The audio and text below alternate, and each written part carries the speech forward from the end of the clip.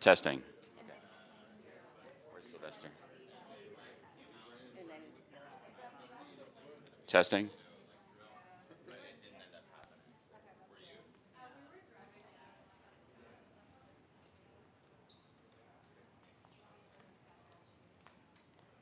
Where is Craig? Oh, Sylvester. This is going to be.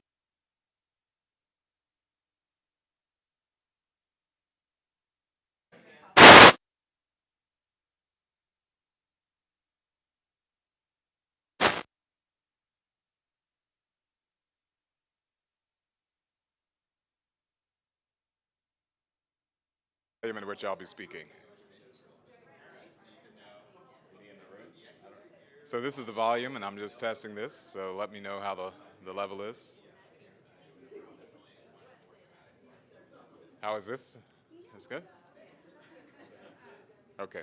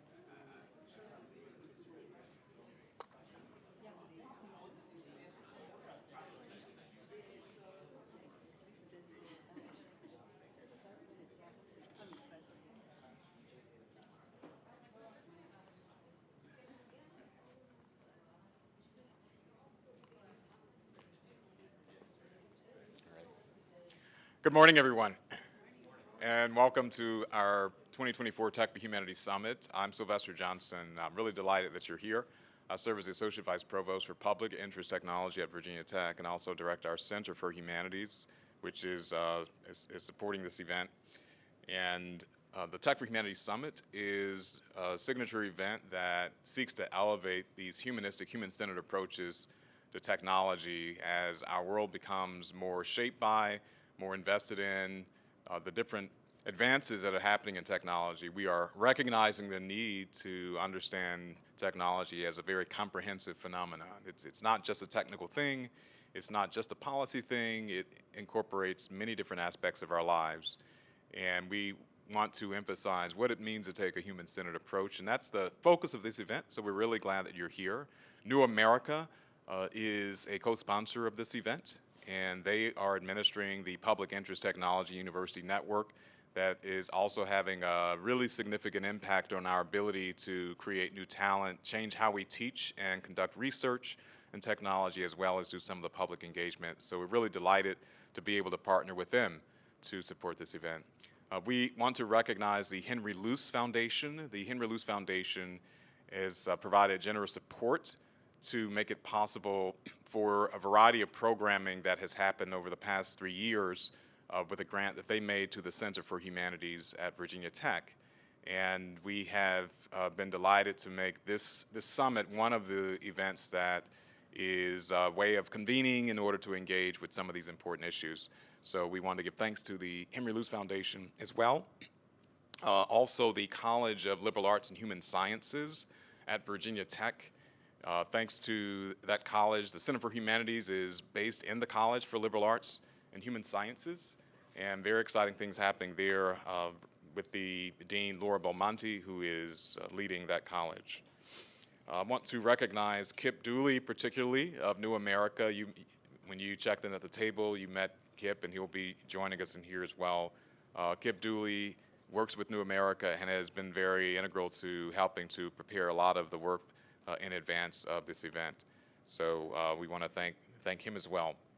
And also Andreen Soley of New America directs the Public Interest Technology University Network. Andreen is not able to be here today, but has been very integral in making this possible. So thank you, Andreen, for your support as well.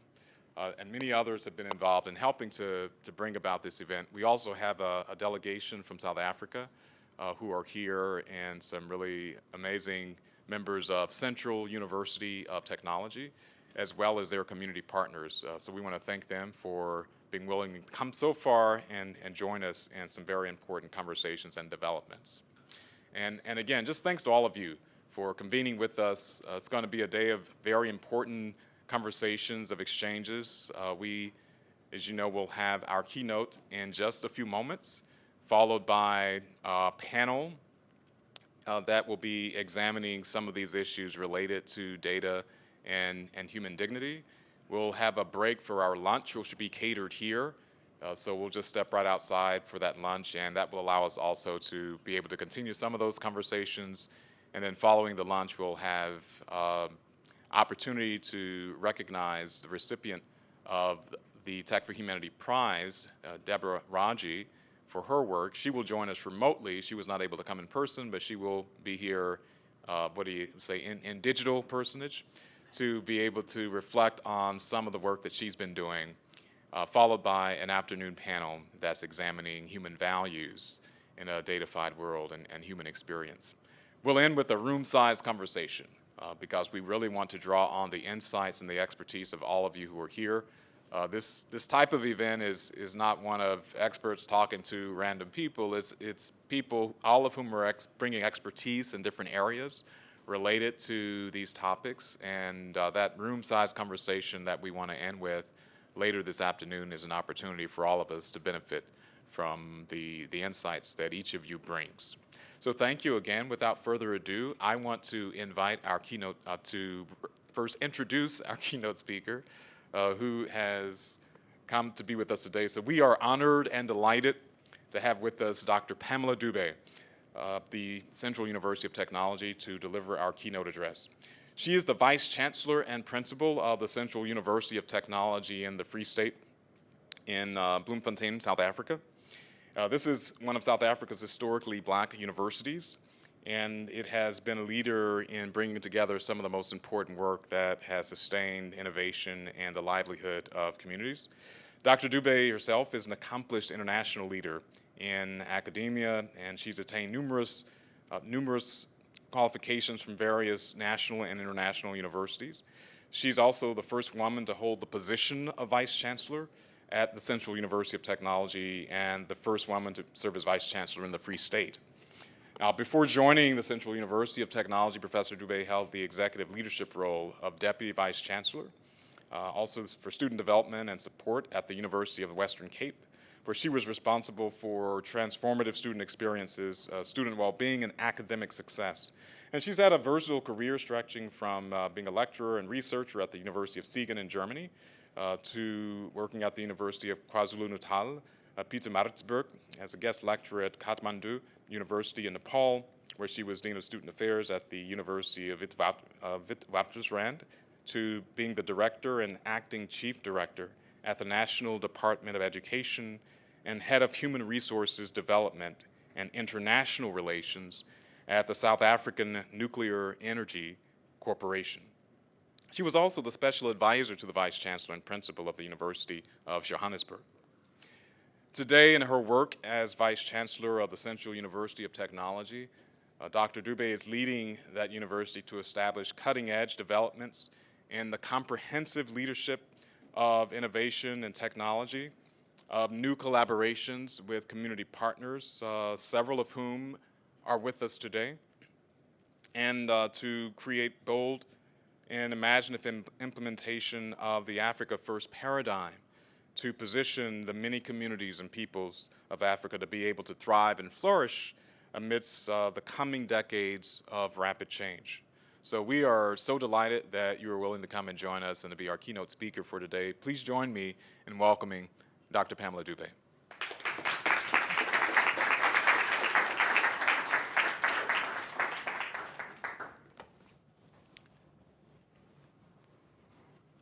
Thank you very much. Thank you very much, Dr. Johnson.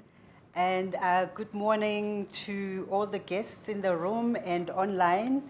I must reiterate my utmost gratitude to Dr. Johnson and Virginia Tech, as well as the sponsors for this event today. And also to Virginia Tech again for extending this kind invitation to me to participate with a delegation from South Africa in this way at the 2024 Tech for Humanity Summit. As I've just indicated, I'm not alone here. I'm with the delegation from South Africa. It's a 10-person delegation that I'm leading, and it's consisting of colleagues from across faculties at my university, the Central University of Technology, Free State, as well as it consists also of our esteemed partners from across industry, provincial government, and civil society. I know that throughout the day you'll be meeting with a number of members of our delegation. The Deputy Vice Chancellor for Research, Innovation and Engagement, Professor Alfred Ngowi, will also form part of one of the panel discussions this afternoon. But do please allow me to acknowledge in particular our Chair of Council or Board of the University, Dr. Charity Mbileni Murema. Thank you, Dr. Murema, for being here. And then there is Her Majesty, the Woman King of the Barolong Boseleka Nation in rural Free State, Hosi Habo Moroka. I think she's with the colleagues that got delayed with transport. But it's important to mention her also because of the partnerships we have with communities, especially rural communities, as a university. And last but not least, we have also our shaker and mover, the first woman in the world to run a major mining operation, Dr. Daphne Mashile Nkosi. She is also our main sponsor for the startup of the Research Center on Human Technology interface that I will be briefly talking about. You will note that I've only picked out some of the leading women members of the delegation. South Africa indeed still has a long way and has come a long way actually in terms of women in leadership.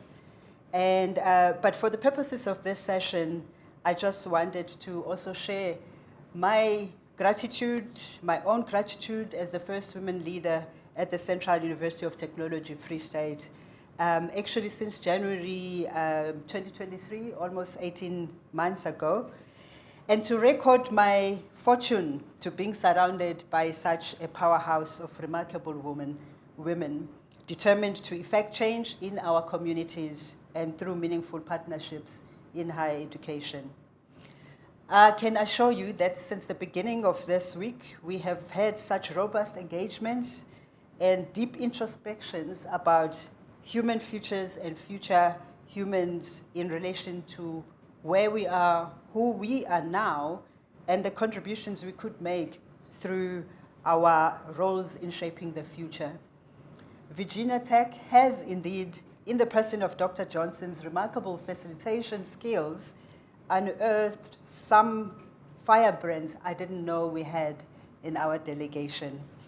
Thank you again for this opportunity. So my presentation will start with a 5-minute video clip just introducing you to the university so that you have a bit of a context, especially also this year as we celebrate our 20 years anniversary of existence as a university of technology.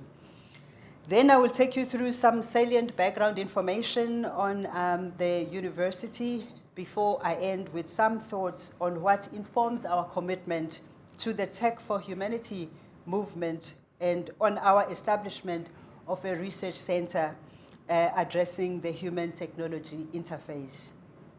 I believe this is a start of a very important conversation which requires our collective wisdom, expertise, and agency as we look to the next 20 years as CUT.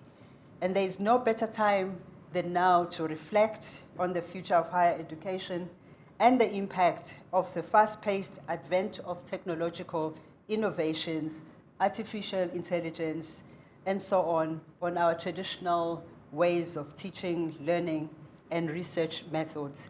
So I'd like to, as I mentioned, start then with taking you through the introductory video.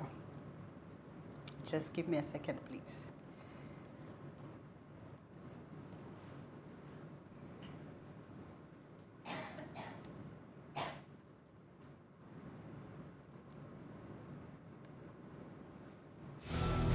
In the tapestry of time, where dreams intertwine. Oops. Sorry, I was trying to.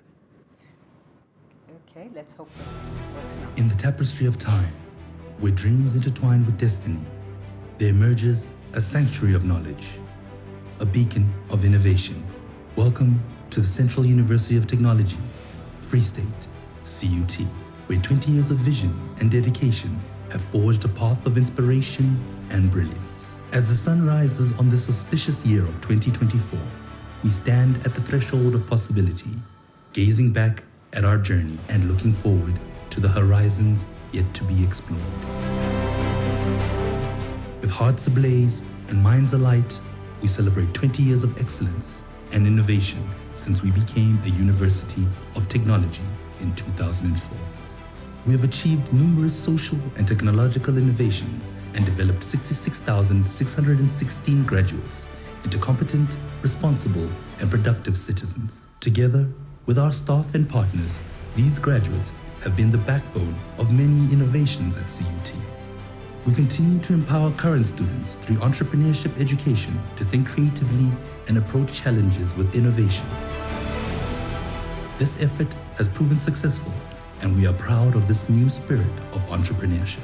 We have utilized our expertise in additive manufacturing, advanced product manufacturing, and food safety to develop a potential sustainable food supply and manufacturing capacity, especially for brewing. Various centers have been established to advance our knowledge in food sustainability, biotechnology, rapid prototyping and manufacturing, and drug discovery. We have a team of academics, including 24 National Research Foundation rated researchers, who are committed to making a difference in these highly specialized fields. As a leading university in 3D printing technology, we have changed the lives of ordinary people by producing customized medical implants. The Medical Device Additive Manufacturing Technology Demonstrator Project is making a significant impact by developing the local medical device industry and reducing the country's reliance on costly imported medical devices. The project has already positively impacted more than 2,500 patients. The project continues to grow. Our pioneering efforts in the medical field are truly inspiring and a testament to the power of innovation. Here are some noteworthy achievements. Our engineering students proved their excellence by winning the 2014 Sasol Baja SAE competition, showcasing their remarkable ability to conceptualize real-world engineering projects. The Unit for Sustainable Water Environment was established in cooperation with local and international partners to address the ongoing water scarcity crisis. A new drug was discovered in 2016 to treat parasite-caused infections in aquatic animals, and the research was published in the prestigious scientific reports. Collaboration with traditional healers in Tabanchu assisted in integrating indigenous knowledge with modern medicine. A precision diesel system was launched to automate farmers' logbooks for tax-related finances. Our students built a solar car that competed globally in the Sasol Solar Car Challenge. Our hotel school and agricultural farm offer top-notch training for our students, enabling them to succeed in their respective fields of hospitality and farming. Essential medical equipment was developed during the COVID-19 pandemic, such as 3D printed masks for non-invasive patient ventilation, hospital equipment, and sanitizers. Our investment in this technology helped us become the first institution in Africa to receive ISO 13485 certification for manufacturing medical devices. We have 12 photovoltaic solar arrays and 153.7 kilowatt peak solar plant, allowing students to learn about solar power terrain. Every thread we weave leaves an indelible mark on history. We celebrate this 20-year milestone and honor those who came before us. We stand on the shoulders of giants and make our mark, determined to pave the way for future generations.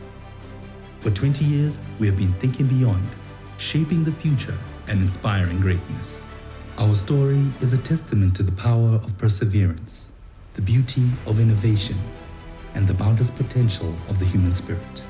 We boldly look towards the future with unyielding confidence, knowing that the best is yet to come.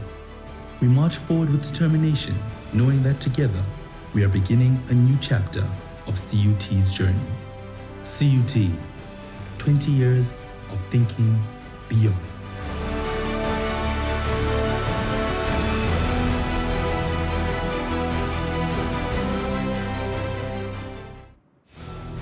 In the tapestry of time, which... Sorry, I'm trying to get out of this to the end of the slide, and it doesn't want to end. Okay.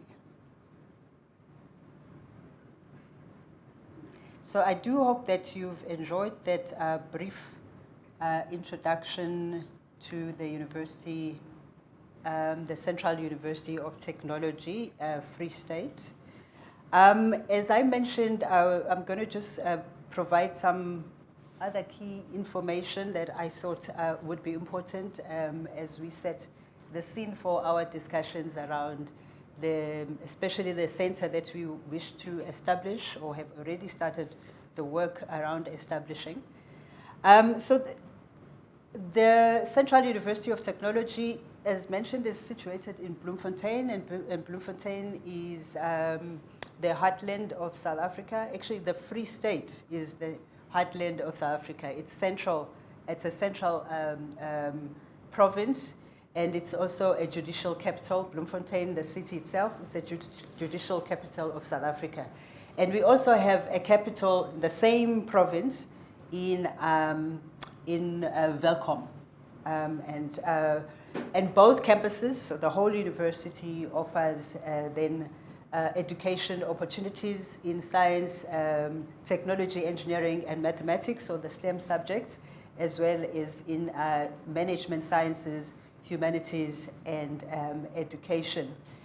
In Welkom campus, you'll see we only have about 4,000 students, so it's a smaller campus, and it's in the mining kind of gold fields.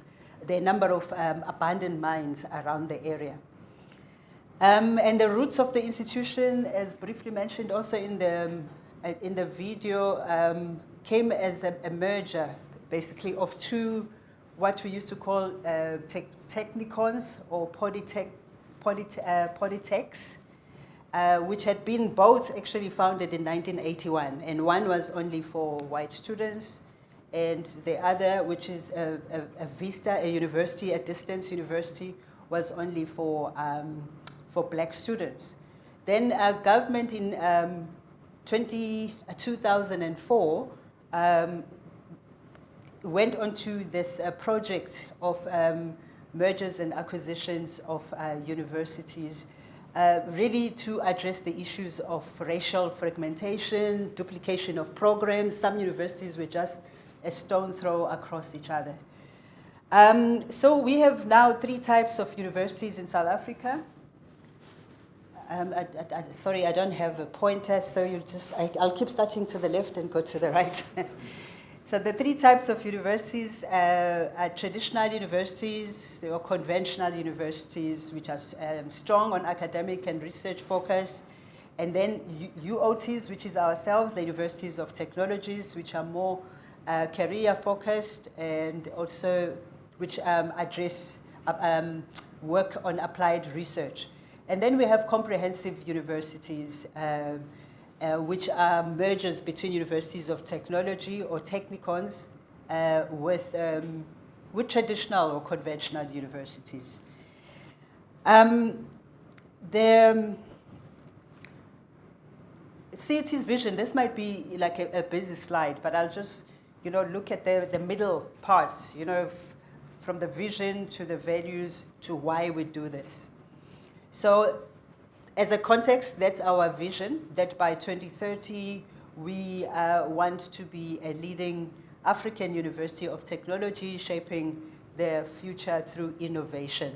I think as we go forward, we're going to even explore more the part on innovation and put in human-centered, innovation, because that's what we want to promote. And then in the middle there, in terms of our values, that's very important. Why I'm mentioning human-centric, because one of our first values is around Ubuntu, and that's an African or a Zulu, Xhosa. Basically, it's a term that basically talks to our humanity and to a human-centered approach to doing things. And basically means, as human beings, we are interconnected. I am because you are. Even in other greetings, like in my mother language, you say, I see you, like sawubona, which means I see you, the human in you. So we work around that value. We've got these 5 values, but the first one is really very much about how do we promote that human-centered kind of approach, even in the way we do our administrative work. We welcome our visitors, our students. From the time they come on campus, there is that invitational kind of approach. And I'm not going to go through all the list of why we do this, but I think it's important really to do note that our main drive is really about producing new knowledge and applying knowledge and solving problems, and engaging in research and innovation to improve the quality of our communities, among all the other things that are listed there. And of course, more importantly, the last point on that list is addressing the national social justice agenda through research and teaching. All universities in South Africa are always really engaged with issues of what we call transformation. There's a whole transformation agenda from the time of the new democracy. And when we talk about transformation, it's transformation in terms of gender, religion, and of course, at the time when the mergers were happening, it was also about locations where our universities are, our programs, duplication of programs. So we also look at the curriculum. The decolonization agenda also links to these issues of transformation. We constantly reflect on whether we're on the right track or do we really understand what we mean when we say we are a university of technology.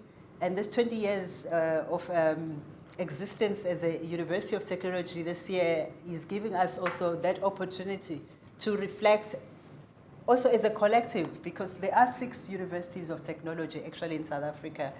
And so we're going to have a symposium where we will be exploring our progress since the 20 years of being defined as universities of technology. But basically, we are all the same as the 6 universities in terms of what we focus on, the workplace focus programs, the science, technology, engineering, and mathematics subjects. Innovation, there's our partner, they call it now STEMI, they include I in the work that we do with one of our partners who's here in the room. And also, since we want to infuse the arts, so you'll find that sometimes it will be called STEAMY, or STEAM, or STEMI, or STEAMY, but really the main thing is just making sure that we infuse, even in innovation, the whole human-centered approach. Work-integrated learning, over 90% of our students always get workplace placements and tend to be taken also by the same industry role players that are our partners into the world of work. I'm not going to go through everything in detail here, but because some of it kind of repeats itself. Applied research is very important. Entrepreneurial focus is very important. And of course, we constantly want to engage with our national and international partners and also track our footprint and impact and recognition in terms of the work we do through partnerships for research and even teaching and learning and outreach. We have 4 faculties. The Faculty of Engineering, Built Environment and Information Technology, which has got 6 different departments. And then we have the Faculty of Humanities, also with 6 different departments. It was actually one of the last faculties to be considered. Humanities, it was seen by the universities, especially at the turn, when the University of Technology was coming on board, there wasn't a Faculty of Humanities, and that was promoted later, just to make sure that we do have that humanities aspect in everything that we do. Then there's the Faculty of Health and Environmental Sciences, and the 4 departments listed there, and the Faculty of Management Sciences, and the 7 departments that are listed there. And all of these departments have got some, niche programs that they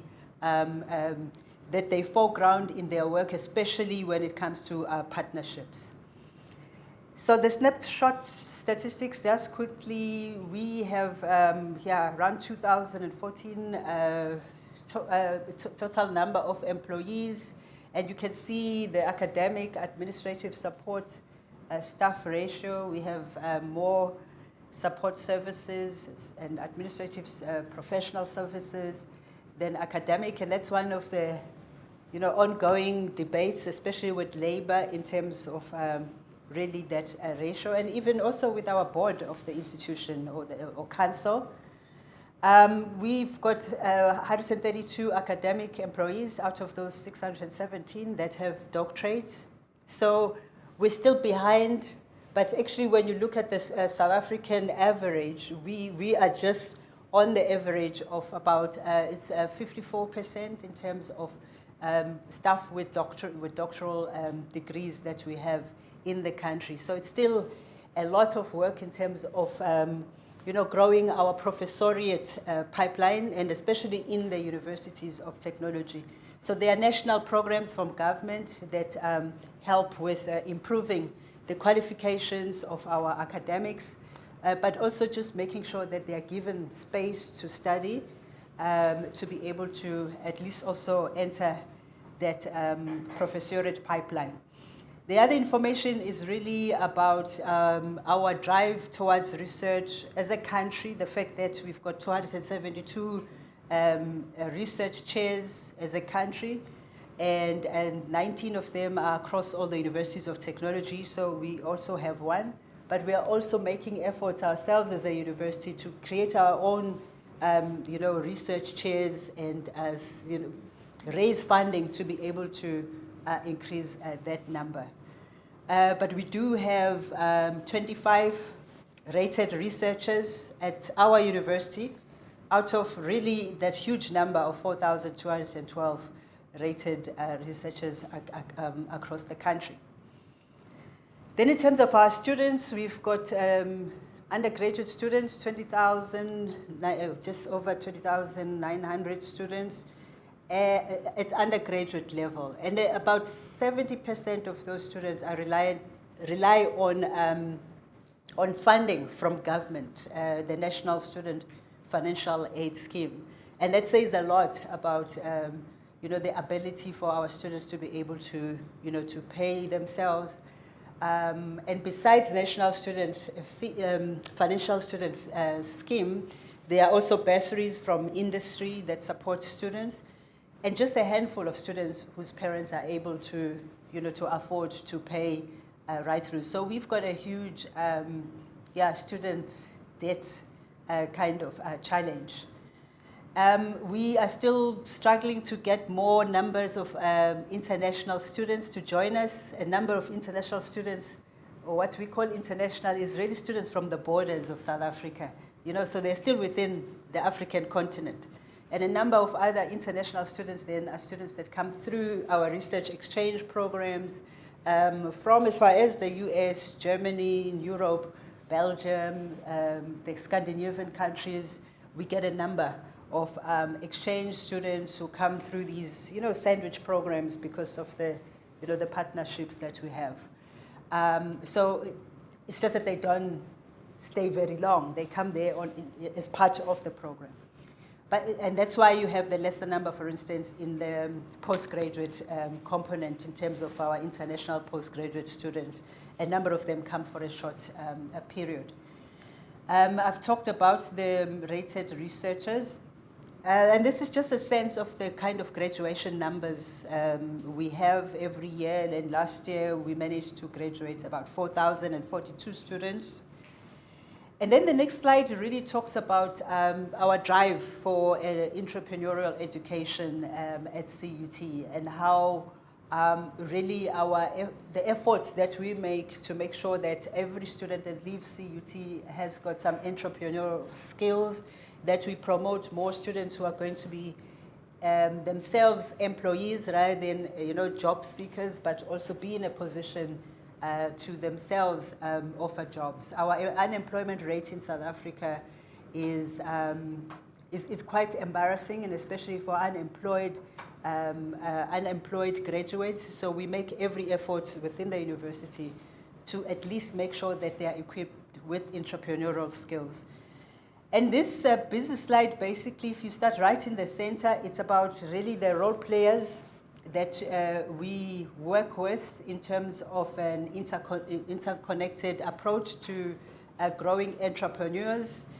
If you look anti-clockwise, starting with the community members, we work with community members, and the community members also include industry, where we develop industry products that they would come with, or community members would come with ideas that they want to put through our system as incubation, as part of incubation. But sometimes they already come with an idea at an advanced stage, and then in this ecosystem, then we know where to peg them. If it's community members, they could be in any of these units, the units that are on the outer circles, Some of these units have to do with, like for instance, we have one that's called the iGEM. There are Fab Labs, so there are different units. While some might seem like they're just only for school learners, because we have also outreach programs with schools, you might find that the school learner actually will progress and be able to access other units as they develop their idea further. So we work with committee members, our own support staff and academics, as well as our students and as school learners. So the outer circles really are the units through which they go, depending at which level of development their idea is. Then the next slide is really about our advanced manufacturing ecosystem. Some of the pictures were shown on the video around really, and these also are available for the community members, students, our staff, industry role players, as part of those units that would assist in terms of the innovation kind of ecosystem that we have. So there's the product development technology station. I'm not going to go through all the examples of what they do there, but key to note, and it was shown also on the video, is that facility that we have, the medical device additive manufacturing demonstrator, which is funded by a national government. And it's really put CUT on the map in terms of the contribution to society with the medical devices that we are able to produce. Working together with the one right, the extreme right, the Center for Rapid Prototyping and Manufacturing.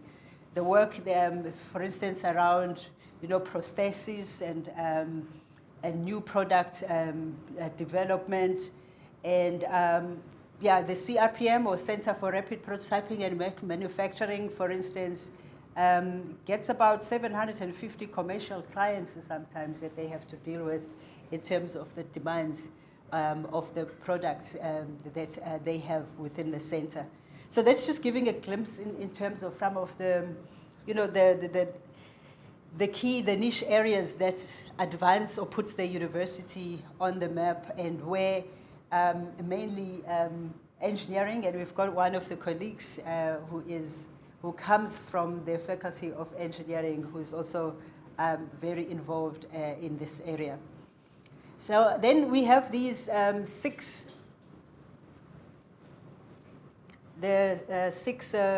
research centers at the institution, and we're going to be talking about the seventh one that we've just established. But the six existing research centers, are multidisciplinary centers. They work among each other with the faculties, and they're faculty linked. And in the center that we are establishing around the interface between human technology interface, there's going to be also a lot of cross functions and work done together with these existing centers. I'm not going to go into detail in terms of those, but you'll see that a lot of them are technology and innovation driven. I think only in the Center for Diversity in Higher Education Research, and one of the colleagues is also here who works within, in link, Dr. Modise, link with the Center for Diversity in Higher Education Research. I think we can discuss those more because there's a lot of detail about each one of them, but a number of their products were already shown here. Like, for instance, the Center for Sustainable Smart Cities, that solar car competition that was shown here is part of the work that's been done there, and the outreach also that happens with schools in making sure that students, school learners also have access to developments or are aware of developments that are happening around sustainable smart cities. And that means also working with government, provincial and local government in terms of the concept of sustainable smart cities. The next slide then just basically gives a picture of our international footprint. I talked about how when it comes to student exchange, we're still making, more efforts in trying to get more students to even on, transdisciplinary programs and so on.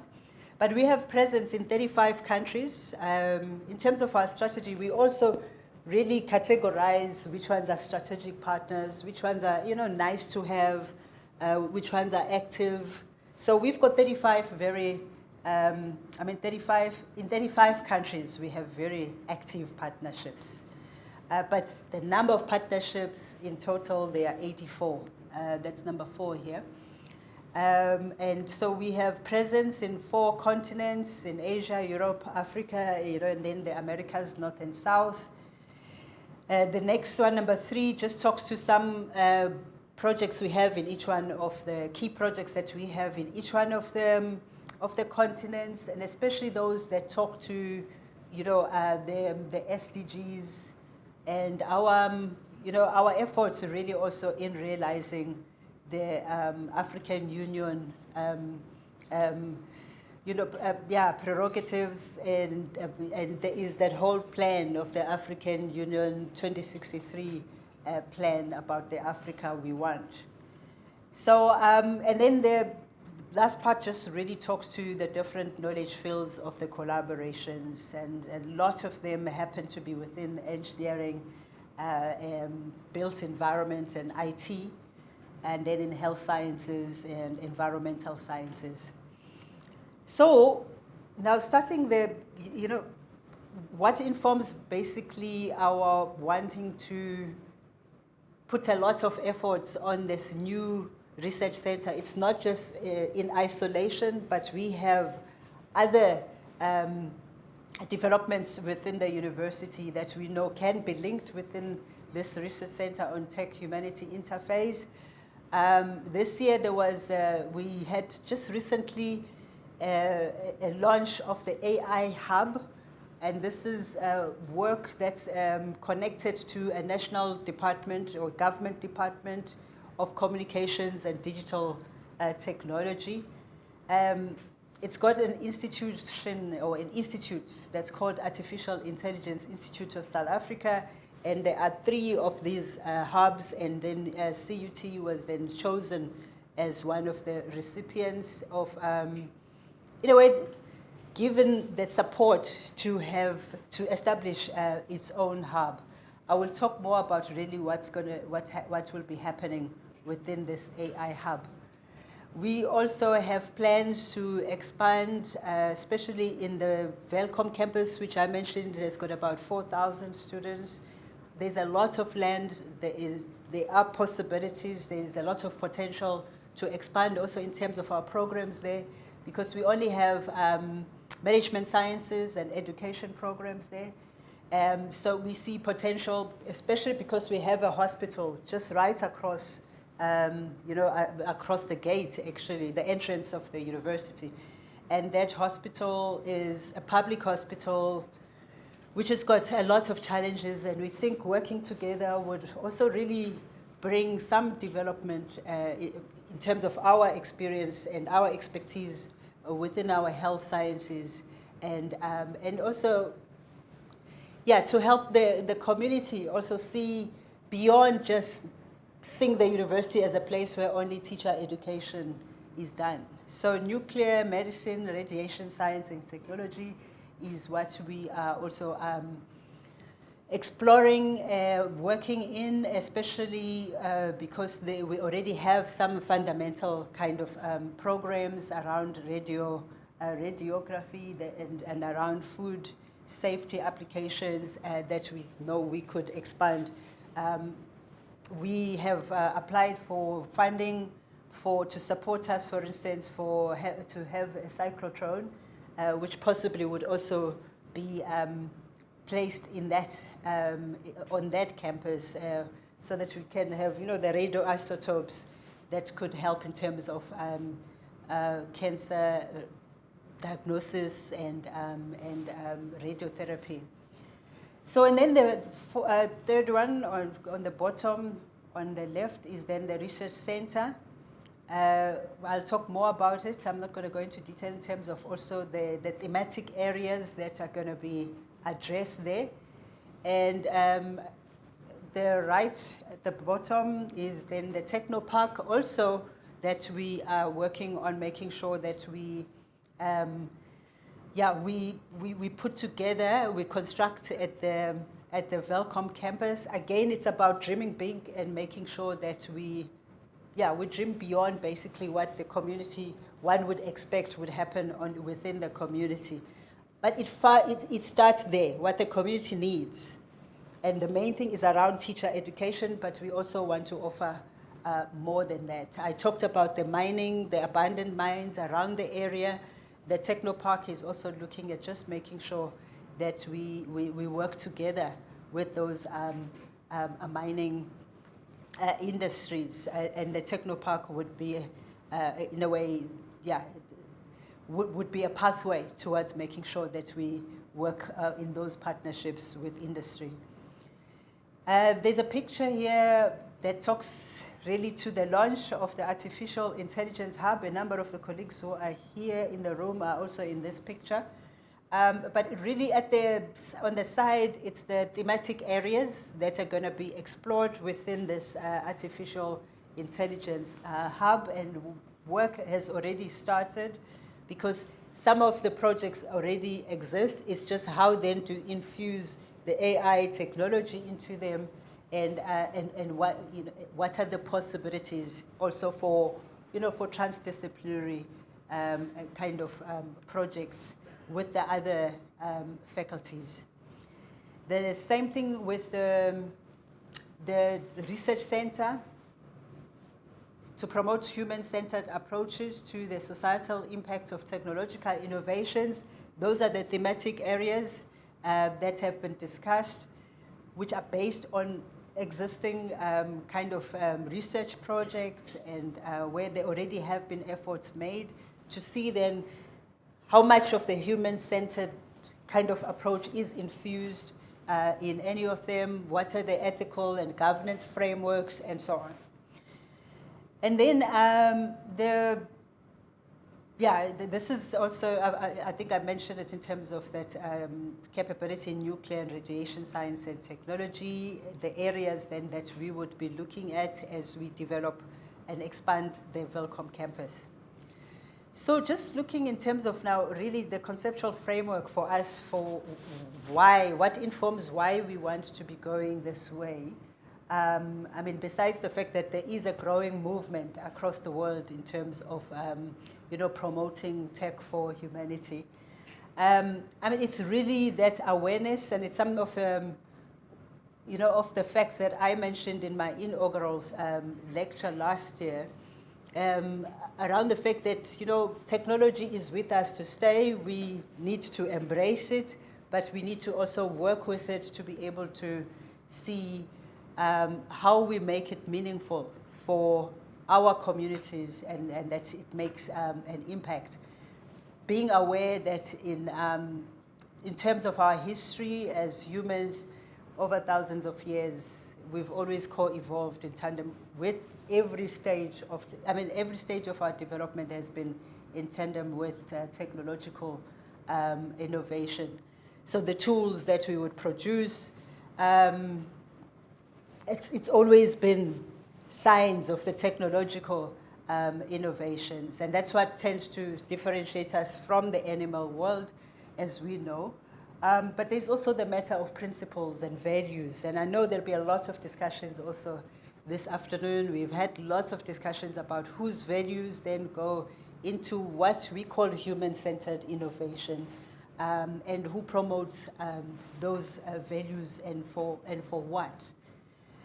So it's been also that awareness that, in the whole history of human development or human catastrophe, there's always been technology somewhere at the center of it. So we've got, on one hand, we've got, a lot of progress in terms of drone technology delivering medicine in Africa, especially in rural areas and so on. On the other hand, you look at drone technology and it's become so militarized and it's doing so, those contradictions is what we're looking at. And then the fact that, I mean, we all know about climate change and how humans have been really responsible for fundamentally altering their planetary conditions. And there's been a lot of talk around, are we in the Anthropocene stage? But it has already, I mean, the Anthropocene era is something that started quite a long time, and it's like it keeps, coming back. But actually, we haven't escaped it. Maybe we need to find another terminology for it as these new geological states keep occurring. The fires that are not explainable. Basically, everything to do with climate change, for example. The fact that, we are aware that the global shifts from feudalism to slavery and to industrial production of the 19th century still has their repercussions even now. I mean, beyond the times of the colonization of Africa, Asia, and Latin America, which were brought about by those global shifts. And in the 20th century, we know about the communication technologies that basically altered the conditions of racial and ethnic subjection, leading actually to the devastating kind of results of the First World War. But there were also other, outcomes of the First World War. You remember the Atlantic, the Black Atlantics and the work, that how they made use of the communication technologies that came out around that time. So there's been like positives and negatives, and we're looking at that. We've got our own history in South Africa in terms of the rise of apartheid in 1948 and how a model of technological revolution in automated machines also resulted in devastating racial and ethnic experiments in population control, among other things. I mean, we could talk the whole day about the use of technology on the black body, especially in South African context. I know there are also lots of stories also even in this context. But I also want to note that this debate is not over. I mean, not long ago there was an article that was written about Dr. Timnit Gebru, who was born in Ethiopia and who was a researcher at Google, and really whose drive has been how to make AI, work for Africa, and also to expose some of the ethical issues that have come really with certain algorithms and their profiling, and which tends to be exclusionary of or discriminatory of some either races over others or gender over others. There's a good example of that. Well, even with AI, I mean, open AI, where it was prompted to, give a picture of a CEO, and then the CEO was a nice, slim, fit white man, and not even one picture was of any other race. Also, other issues around profiling of women, if you're talking about air hostesses or hairdressers and so on, that it's only women pictures that will be put there. And then there's the whole issue of, data mining. Who actually mines this data? The exploitation of labor. A lot of this data mining comes from places like, in Kenya, Venezuela, Colombia, where this data mining is also done by people who wouldn't be getting the same kind of salaries that you'd be getting from Silicon Valley. And that says something about the potential to repeat or to continue perpetuating the injustices that come on one hand with the good excitement about the development of technology to fast track and be efficient and so on, but on the other hand, leaving some of the people behind because of the kind of profiling that some of these algorithms come up with. But I know this afternoon, from talks we've had with colleagues, there'll be a lot of discussion around that and Data-fied and so on, so I won't go much into detail on that one. But there's a lot of good work that's happening. Timnit, or Dr. Gebru, has also started some kind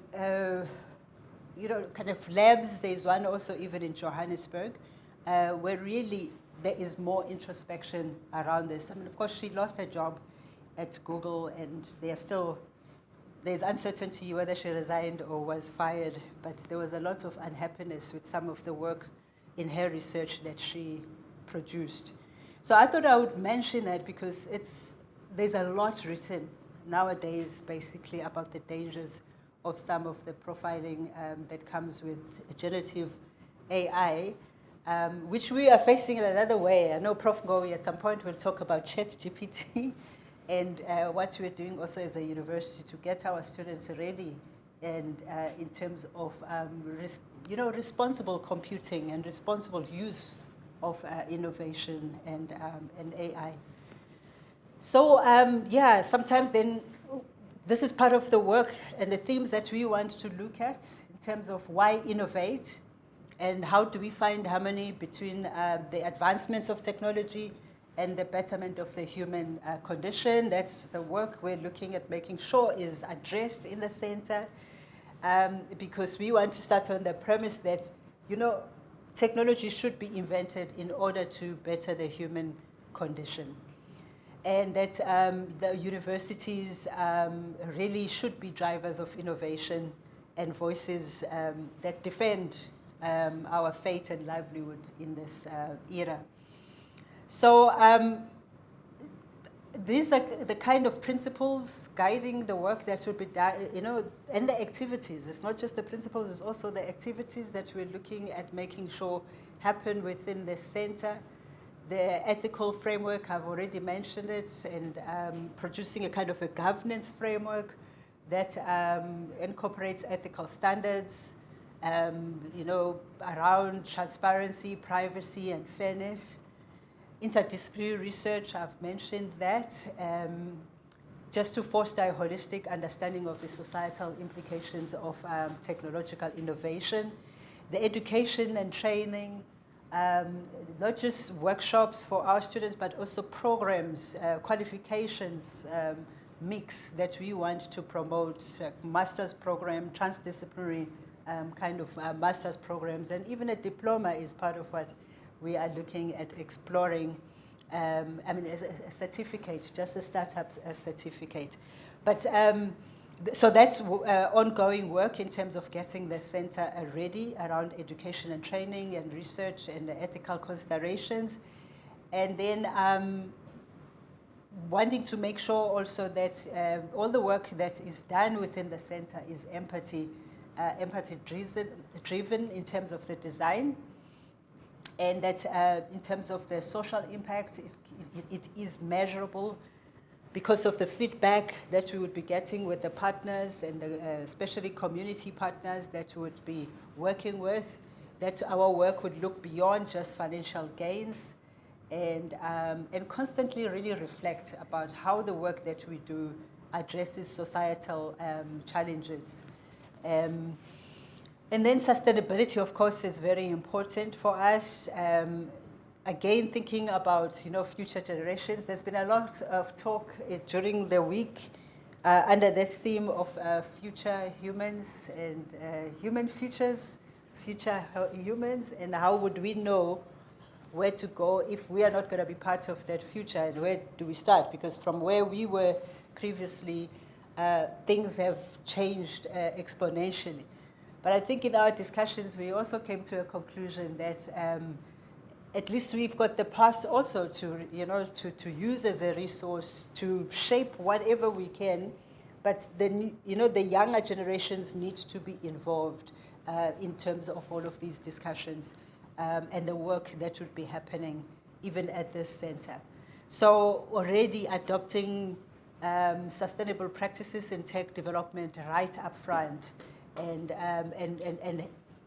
infusing also that consciousness in terms of the relationship with the environment, and making sure that there's a responsible and environmentally conscious approach to innovation. Part of the work also, again, inclusive design. I already talked about making sure we've got also the young people. We look at, marginalized communities, people with physical abilities. There's already also a program that is being shaped within the center and even within the AI hub, really, that looks at the particular needs of students, especially and staff with physical abilities. The issues of language also within the AI hub, and we want to look then at the infusion of the human-centeredness in terms of those areas. And then the co-creation with stakeholders, that's why we are here with all our main partners.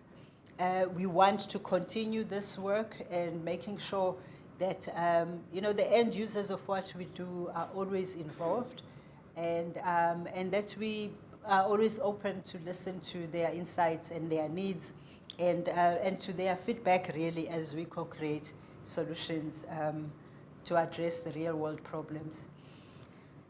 And we are constantly conscious, again, like I said, when it comes to us as a University of Technology, that we've got a very important job in terms of really constantly reminding our communities about the meaning of technology. Because where we come from also in the communities, there's still that skeptic kind of relationship with technology. Sometimes it goes more according to, what generation. Even some of us actually in the delegation, they have stories to tell about how their kids basically show them how certain things have to work, even with simple things as phones.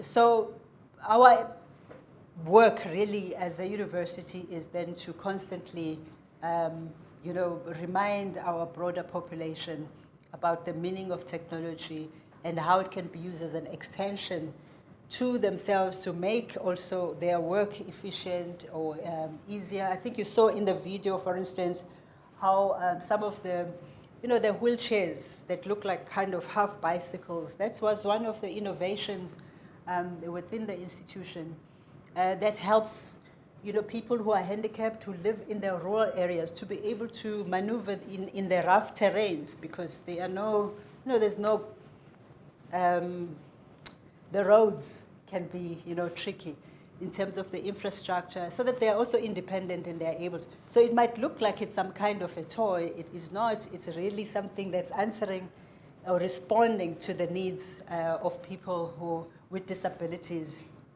in the rural communities especially.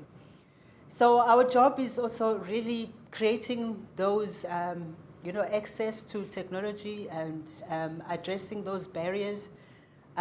There's been lots of discussions, I think, globally really, about how the COVID-19 pandemic exposed us to a lot of inequalities and challenges really around access, not just to the devices, but to connectivity and to data and so on. So we still carry that problem even as universities, but we are more aware of it, and also we are aware also that our students don't necessarily all know how to use a laptop and how to work with,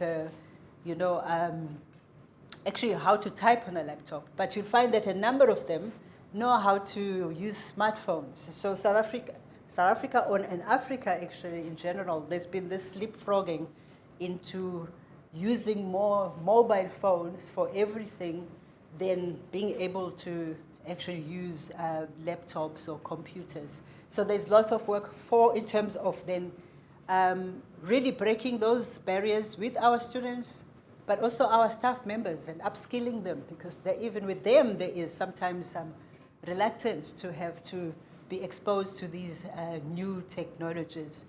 So when talking about ChatGPT and so on, that's like already way far from where some of the of our staff members, for instance, are, and the students are way ahead in terms of how to use generative AI, because of the urgency for them to want to just do whatever assignment, pass, and leave the university and go and work for their families. So we are dealing with those, and also around guidelines in making sure that students, use these generative AI kind of access in a responsible way. And then it's about really, as universities of technology, becoming more and more engaged with the public and sharing our, the technological resources and making it easier in a way for them. But starting internally, when we talk communities, we start internally because we know that even our own internal university communities are not necessarily on the same page about the use of these new fast-paced innovations that we are constantly faced with.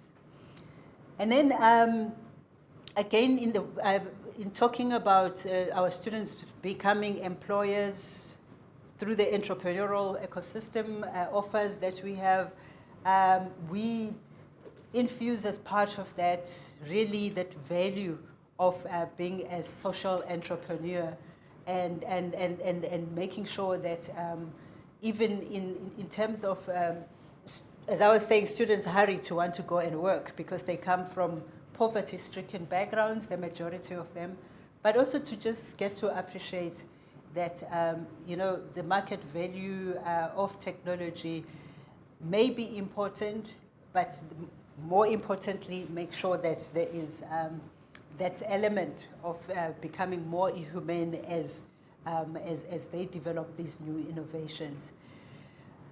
I think I've mentioned a number of these issues around what we seek to cultivate in terms of analytical thinking, being open to multiplicity of perspectives, and just driving more and engage a community-engaged kind of scholarship. Again, we're looking at instilling in our students, avoiding the worship of technology. There's lots of excitement about what people are able to, invent, especially when it comes to apps. I mean, it is amazing what students are able, because they are constantly on their phones, like I said, are able to invent in terms of apps and useful apps. I mean, a number of them are even against, for instance, gender-based violence kind of alerts. If somebody is in danger and there's, you can use a certain app to alert a kind of a group. But really, that's what we would like to see more of in terms of the impact and when looking at issues of such risky, issues, rather than really only looking at how much money is this going to be able to make me. So that's what it's about the social entrepreneurs that are conscious of their human condition and betterment of their societies.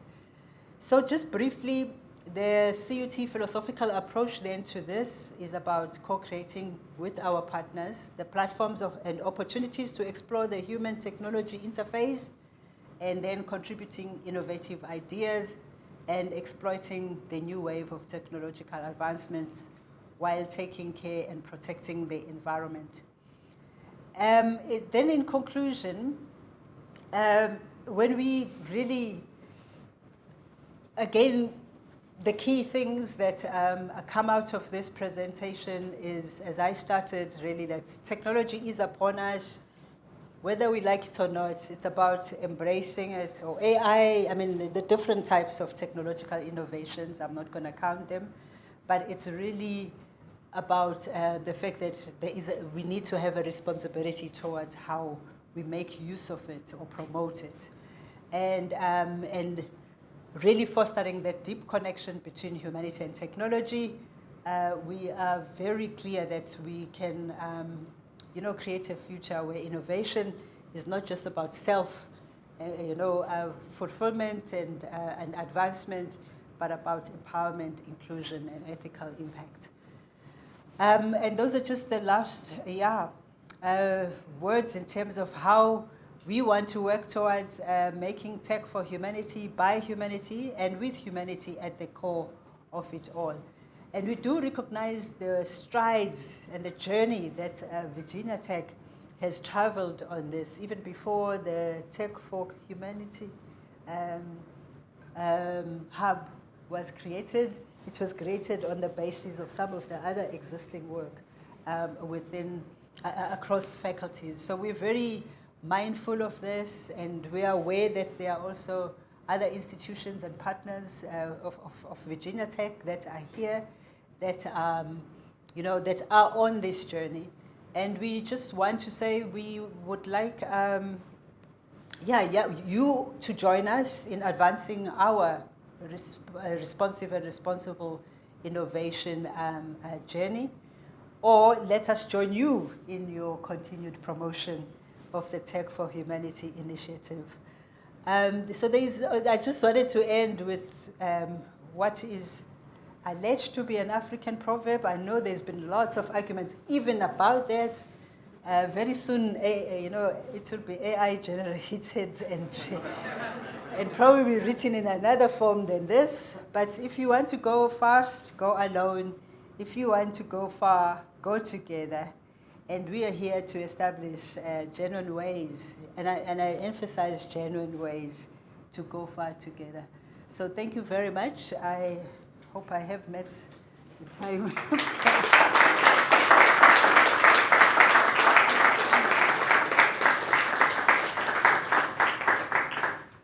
Yeah, thank you very much. And so we have about 15 minutes for Q&A. So we have mics on either side that are standing microphones, and we can also pass these to offer questions.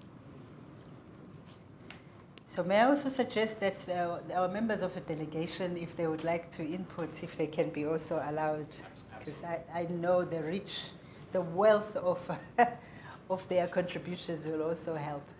Good morning. Thank you for attending and coming all the way from South Africa. My name is Malcolm Westbrook. I'm a social justice entrepreneur building artificial intelligence to help out with affordable housing for marginalized communities.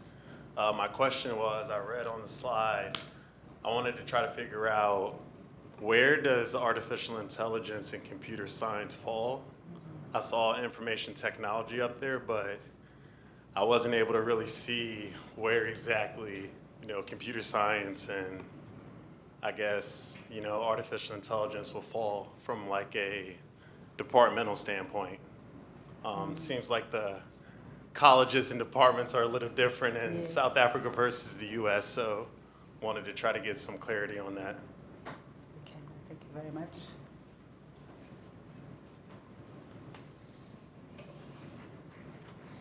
Oh, sorry, am I supposed to answer immediately? I thought you wanted to. We can take a couple. So that's fine, but we can quickly answer that one. It's in the Faculty of Engineering, Information and. Yes, thank you. My name is Inioluwa. I'm from the Faculty of Engineering, Built Environment and Information Technology, and I know you're referring to the departments in the university. So computer science. And AI is within the information technology. We have software engineering,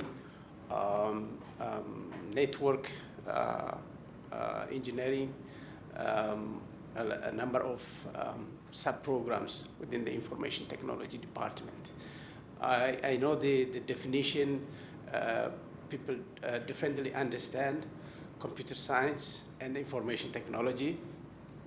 But in our case, we have accommodated it under that, and actually the head of department was a computer scientist who is currently now acting dean of the faculty. And the terminology, as you referred to, right, we call faculty what you call college here, and here you call faculty what we call academic there. Okay, academics. In our case, we call them academics. And you are a faculty member, we say academics.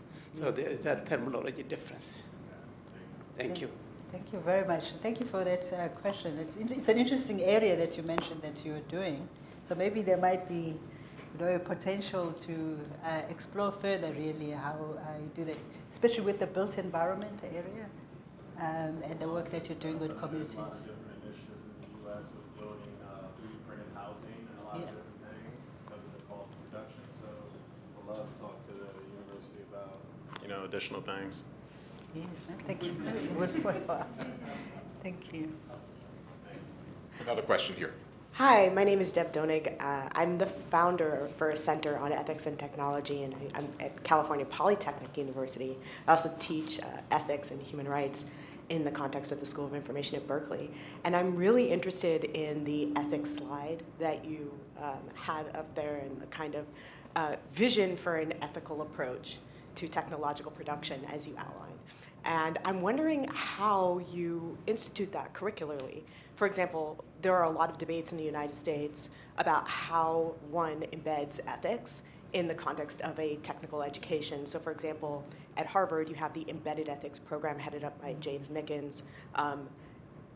In converse to that, you have something like the Science and Technology and Society program at Duke, where they're convening that a little bit differently, focusing on having humanities scholars teach ethics, whereas in the context of Harvard's, you have computer science faculty tasked with that. So I'm wondering, given the faculty that you have and the approaches that you have and the different conventions of schools that you outline, who's teaching those ethics programs? How do you embed them curricularly? And how do you envision technical students engaging with ethics in the context of a curricular approach? Yeah. No, thank you very much. I will also end to Prof. Ngowi, but I know we've been doing a lot of benchmark in terms of that, and we've been engaging even with Mozilla Foundation and their responsive computing, because of some of the programs that have been done by some of their partners in embedding, philosophy, ethics in some technical programs. So for us, it's really how do we work then with within the center itself with the new programs that we want, but we would want to see this infused also across faculties. But we have to start somewhere. And I think in shaping that center, since it already stands for these elements, so we will start there. But Prof. Ngowi, I'm sure you want to add about where else we've been benchmarking to just make sure we've got our plan right. Thank you. Good morning to everyone. My name is Alfred Ngowi. I'm the Deputy Vice Chancellor for Research, Innovation and Engagement. At CUT, we look at ethics in two different ways. Yes. The first one is on teaching and learning. And that one of teaching and learning is focusing mainly on undergraduate students. It's driven by a Center for Innovation in Learning and Teaching. It's called CILT. So this gives guardrails of what can students do in order to abide by ethics, of maybe carrying out their work they do every time, so that they don't violate ethical procedures. And on the other side, we have ethics in research. This is where now we deal with what you call academics. How do you carry out your research in ethical ways? We also have guidelines for doing that, and we have a committee which makes sure that it monitors the ethical behavior and the reports or any kind of violations. Thank you. No, thank you very much for explaining what already exists. And I think that's very useful. Thanks, Prof. Because where we want to strengthen is really then at the innovation start. How do we infuse then that ethical behavior as the inventions come, as the projects that the students come with as part of that entrepreneurial ecosystem or technology innovation system. So the ones that exist really are, faculty specific at undergraduate level and at research postgraduate level. But there is that opportunity now to make sure through the center that we also embed that in terms of the innovations in that entrepreneurial ecosystem and so on. I hope that helps. But we would like to know how you have done it. As somebody who is also in the field of teaching ethics at Berkeley. So thank you very much. Hello, my name is Michaela Henley. I'm the program director at Black Tech Futures Research Institute, and we're housed out of Stillman College, which happens to be an HBCU in Alabama. So we're really excited to learn more about the work that you're doing and would love to be a partner potentially. My question is specifically about the creation of the center, and if I'm remembering correctly from the slide, it seems like you all are going to focus on 4 domains with different areas underneath those domains. The reason I'm asking is my work specifically at Black Tech Futures I'm working with our partner HBCUs on piloting their own public interest technology programming. And that's going to look a variety of ways. Could be that they're making changes to their curricula. A lot of them want to actually create centers. And so with the creation of the center, the new center at CUT, I'm curious how those domains were chosen to focus on rather than building off of one of the existing, I believe, 6. And the reason I ask that is because so much of the work happening at the institution seems very context specific, which is so important. I don't know if you all identify as a rural community. I don't want to make assumptions, but many HBCUs in the US are in rural America, specifically in the rural South, and context really matters there as well. But I don't hear enough of them talking about context, and I know you shared a bit about the Welcome Campus and the proximity to the mining, but I don't remember all of the domains, so I'm curious what is driving the focus of this new center? Is it the expertise that already exists at the universities? Is it what the interests of the staff and the students are? Is it funding? Is it what government wants in the area? Is it all of it? Is it none of it? Is it the needs of the community? So if you could shed any light on any of that, I think that would be really helpful for our HBCU leaders to know what their centers should do, and so they feel empowered to be context specific as well.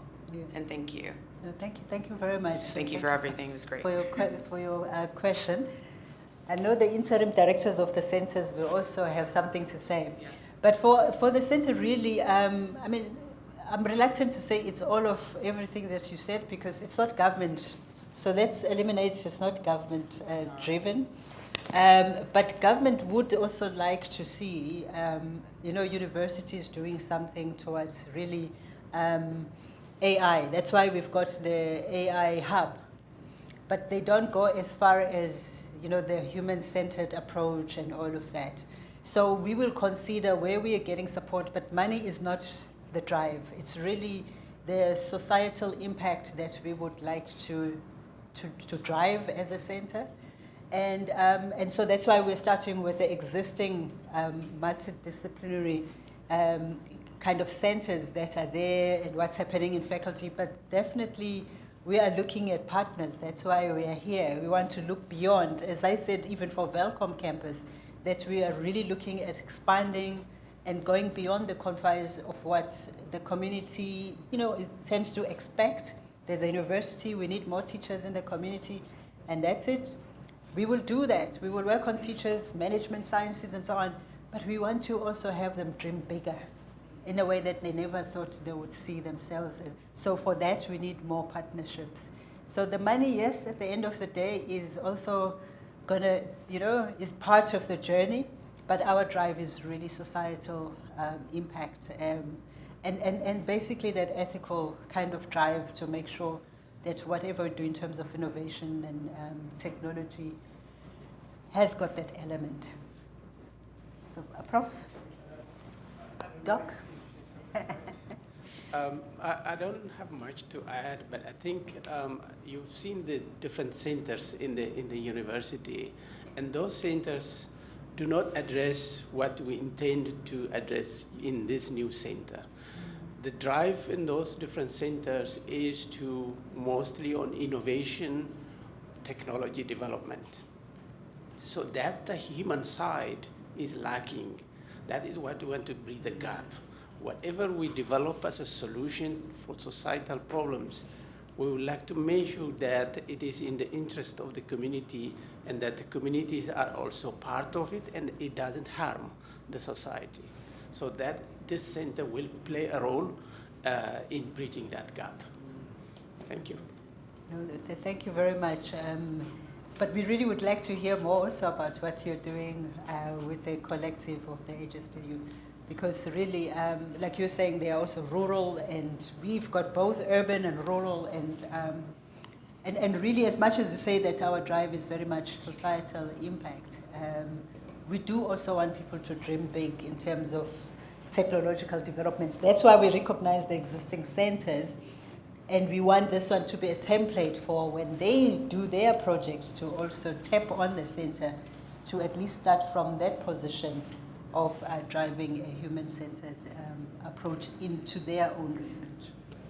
So we have about 4 questions that are queued up now. So I'm going to ask that we have a couple at a time, and then we can answer those 4.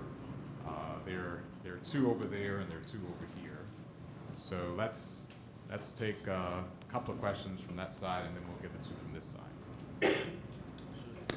Hey, I'm Philip Butler. I'm a professor at ILIF out in Denver. I run their AI lab out there, and so I'm just curious about what the future you guys have in mind. Like, what is the future you all have envisioned as a result of having these hubs, right? And I'm also curious about what is the conversations that these hubs have across the aisle, or are they functioning in silos? And so I'm just wondering about how are you not only cultivating these students, but what kind of future are you projecting? And then what kind of societal impacts are you all looking for, maybe specifically, or if you could just paint a picture? And we have another question on that side. Thank you for your talk. I'm Sareeta. My question is about diversity. So at a moment in which in the American university, diversity is increasingly under attack, I'm wondering what the South African approach is and what diversity means in your context.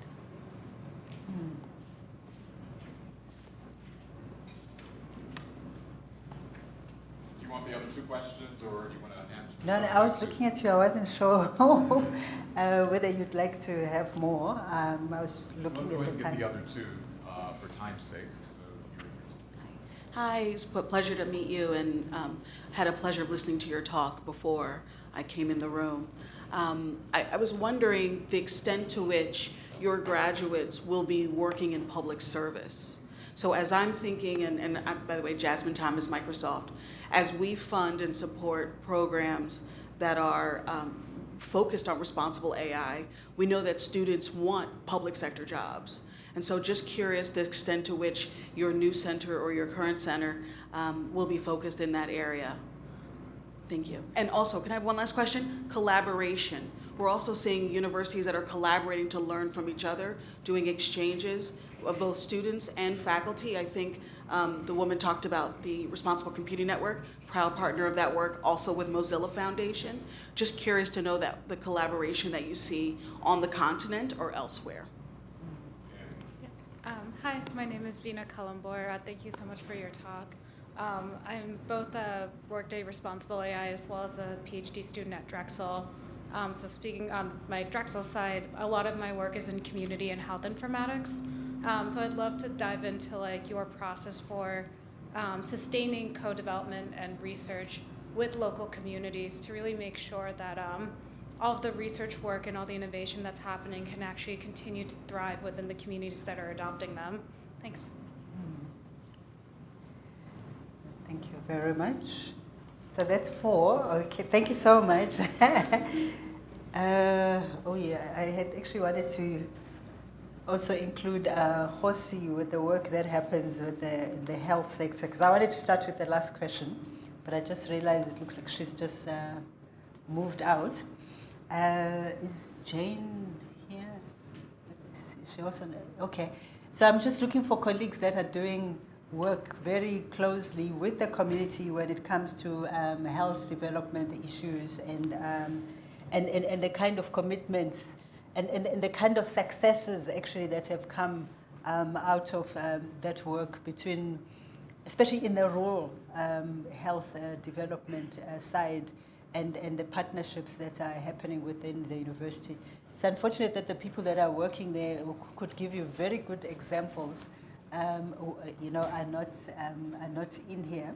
But maybe while Hosi is coming in and trying to work out why she's being mentioned, I can answer Adam. Hosi, the question really relates to the work in the communities around health development. You know, the extent to which that has been, working. In terms of the partnerships, but also for the university, the kind of value add that's been happening in the communities. I think that's more or less what I picked, but if it doesn't address everything, please just, if there's something I've left out, please just.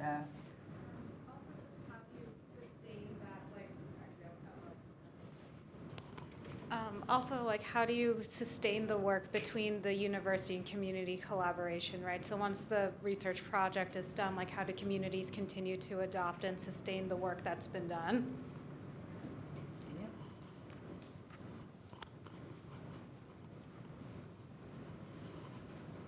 You see, we're on a mission here.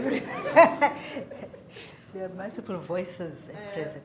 Let me first start. I think it's even taller than me, so it's making me feel otherwise. Thank you. Thank you very much, VC, and greetings to the House at large. My sincere apologies. Even though we are here, one foot is still at home and there are urgent things to address. So it's not that I'm disrespecting the gathering. There are also other issues that we need to attend to. Look, the partnership between communities and institutions of higher learning are very important because it's a two-way approach, because the element of community engagement in the students at higher learning is very important for them to understand the communities that they will serve once they leave that setting, the academic setting. But at a community level, then it's an added benefit for us, because remember, especially we who are custodians of rural communities where we don't really have the resources needed as in the urban areas. So we tap into the resource that the institutions of higher learning offers and the services that are there. And we ensure the sustainability thereof, because you can't just go in and have a research project and then step out, not ensuring that there's sustainability in what we do. So we try to, as in for instance, what the partnership that we have amongst other projects that we are doing, the Smart Village concept that we are doing with the Central University of Technology. And once you say that to create a smart village will definitely not take a year, it's a lifetime commitment that you're embarking on, and that's the approach that we are trying to have. I hope it answers, and I'm sorry I missed the beginning of the question. Thank you very much. I think also the sustainability aspects, I think it's really the continued engagements. I mean, it is part of the follow-up even to this trip, would be followed engagements, seeing where the gaps are, how can we really grow our partnership. So even among ourselves, we've learned a lot more about the different aspects of our work and the gaps, and so how to strengthen those gaps, but maybe even add then our international partners also to the fray. So that's part of it. So sustainability in terms of, longevity, yes, we are looking beyond. I mean, it's an ongoing work. If we say we are we are a socially engaged university or community engaged university, that's part of the projects, to grow together with the communities. We look at health, education. We do a lot of projects that uplift the communities. Then I'm aware of time. Then the question around the extent to which our graduates work in the public sector. I'm not sure if the colleague who asked, oh yes, work in the public sector or are interested in the public sector. I mean, we have health sciences, so radiographers and so on. I mentioned the work integrated learning. And work integrated learning, like I said, we place students, we actively place them, and over 95% of our students get placed. So those relationships that get built there, our students get absorbed this. But our drive, because of the big faculties like engineering and management sciences and so on, there's a lot of drive to go to industry, which is actually also good, because then if we're doing this human-centered approach, we want those students to also it shouldn't be only the students who are doing health sciences that have a sense of service. you know, but that sense of service should be at least across all our students. So yeah, it's almost basically equal. Even our students in teacher education, they are short of jobs. Yeah. Students, yes. Teachers of education,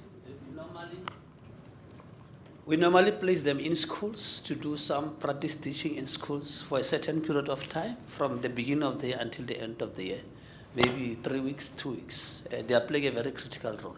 And they are also, you know, our faculty also play a critical role in terms of teachers development program, whereby we take our teachers and then we take them to school and support the school.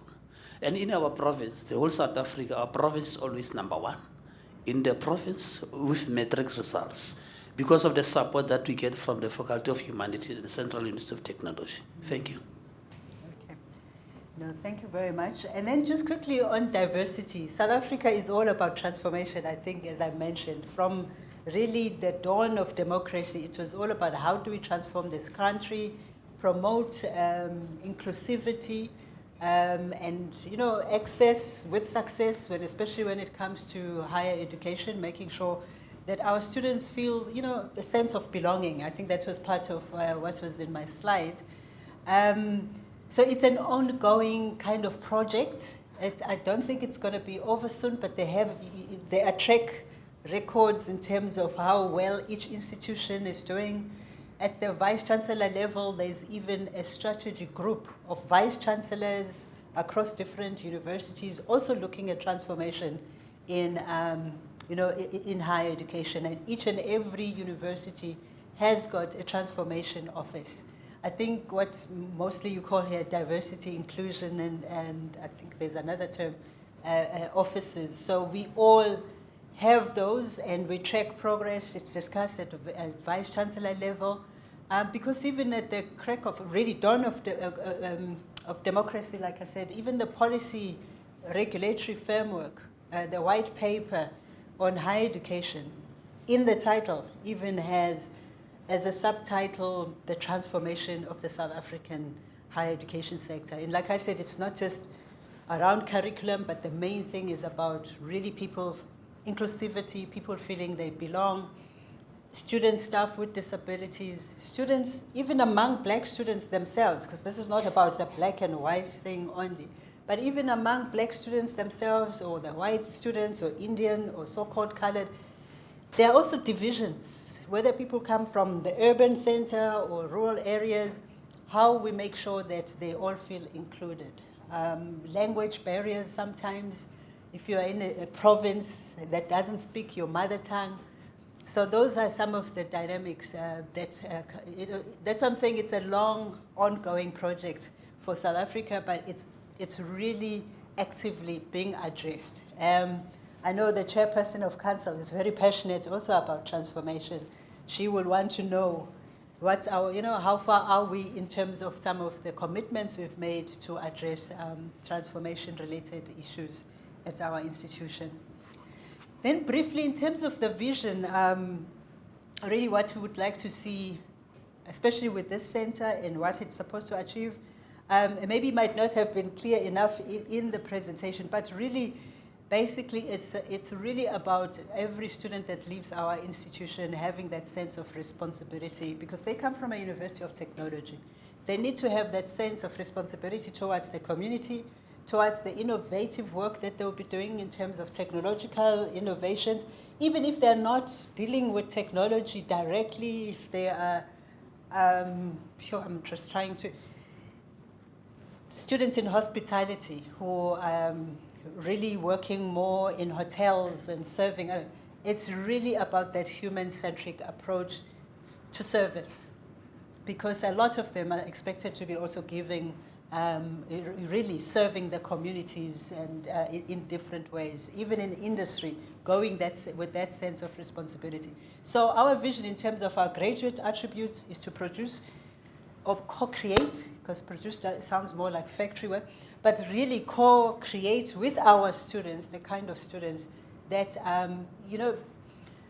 that are basically going to be part of the solutions rather than the problems, and responsive and responsible citizens. I think that, in a nutshell, that's That's the vision.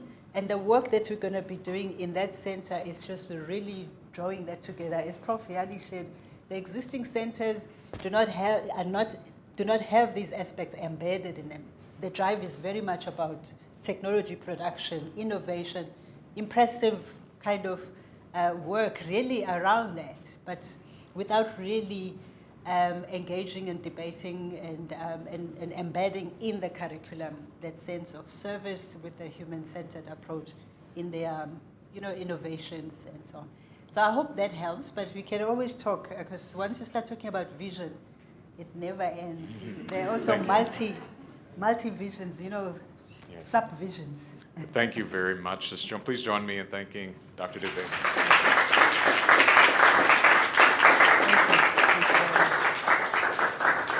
And our first panel will start in just a moment, so we'll get people set up for our panels. Thank you. Thank you. And thank you to the delegation.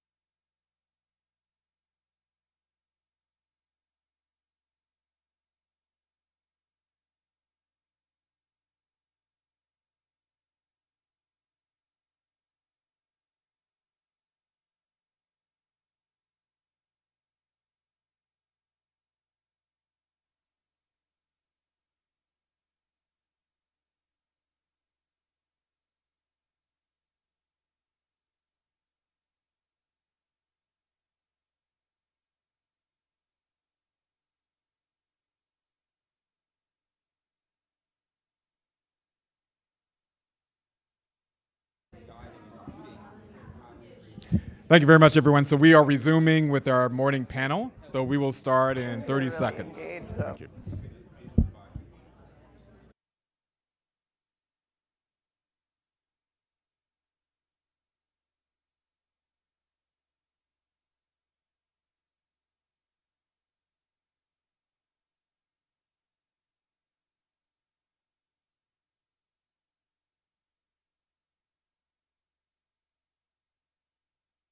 Really?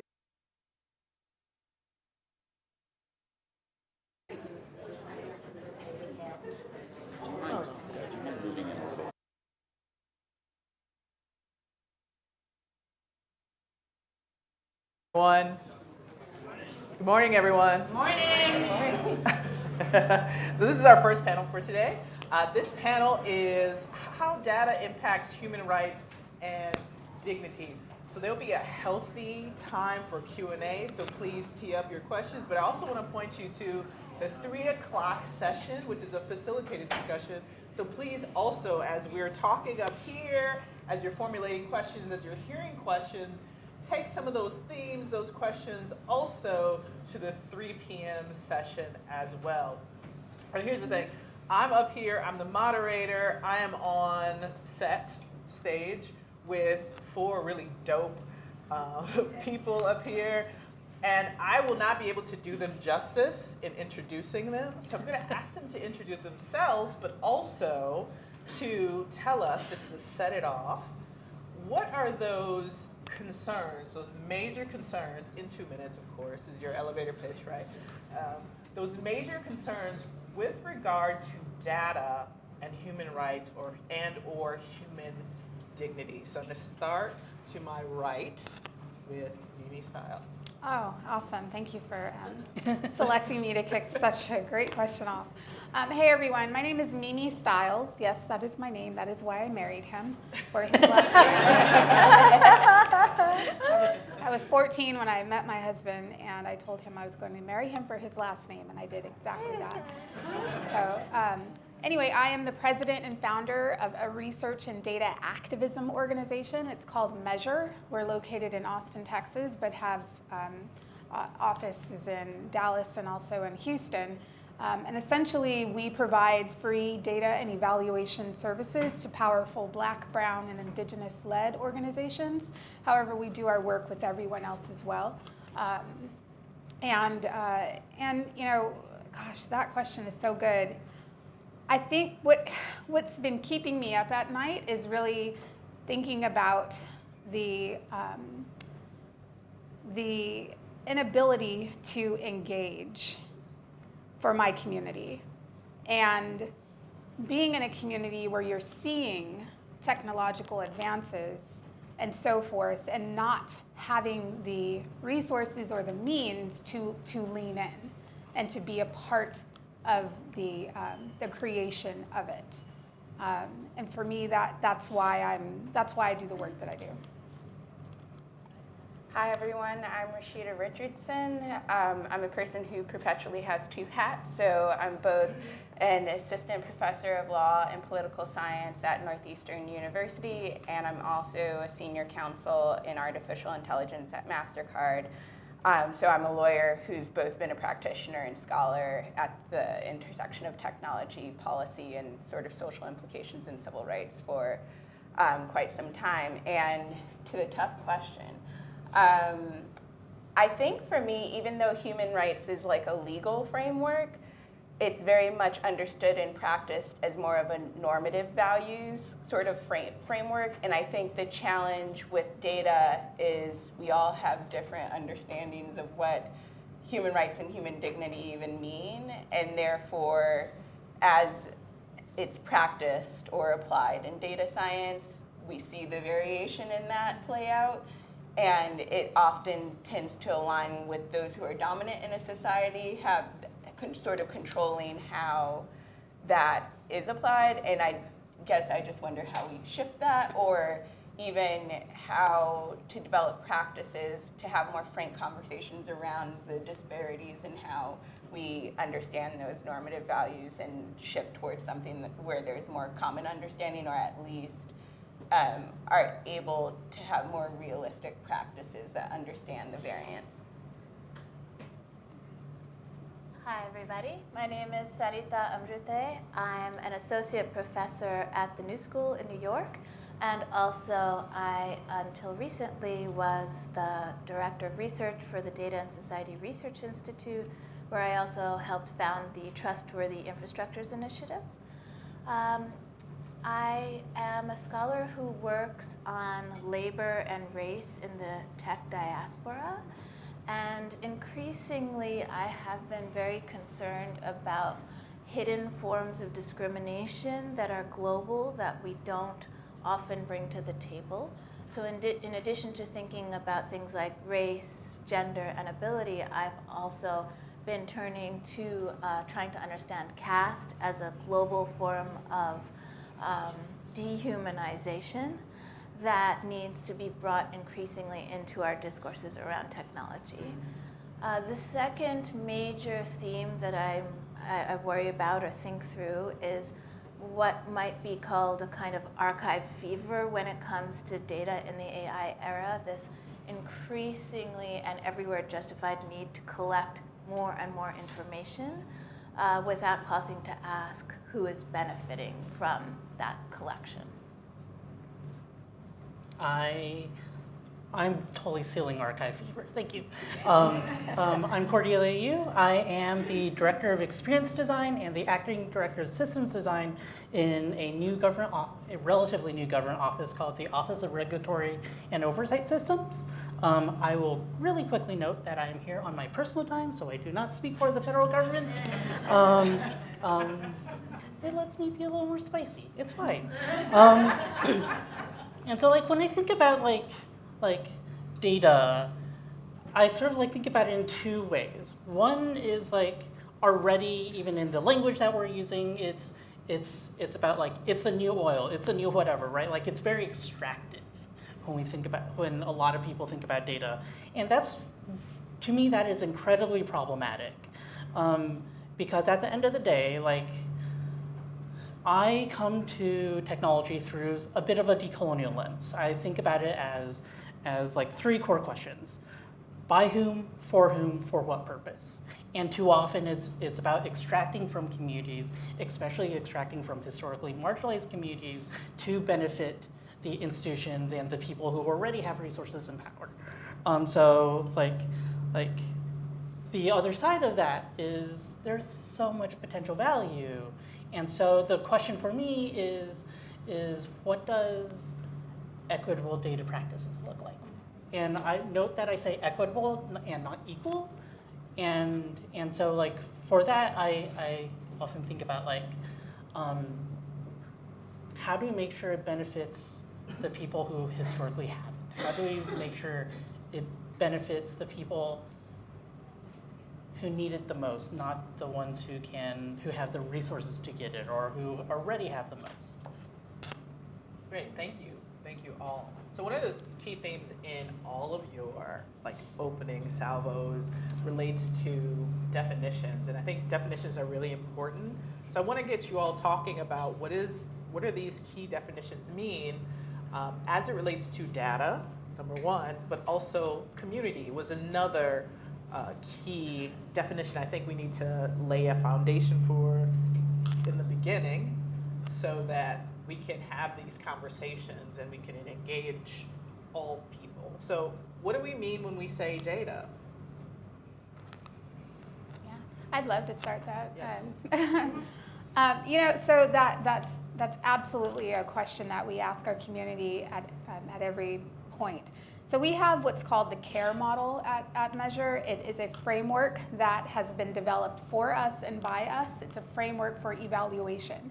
So essentially we train and equip our community members to be in partnership and relationship with other powerful Black, Brown, and Indigenous-led organizations that need to better understand a problem, create a community asset map, create a theory of change with community most impacted by whatever issue it is that they're trying to address, and then actually develop what we call community impact metrics to measure the impact and the change.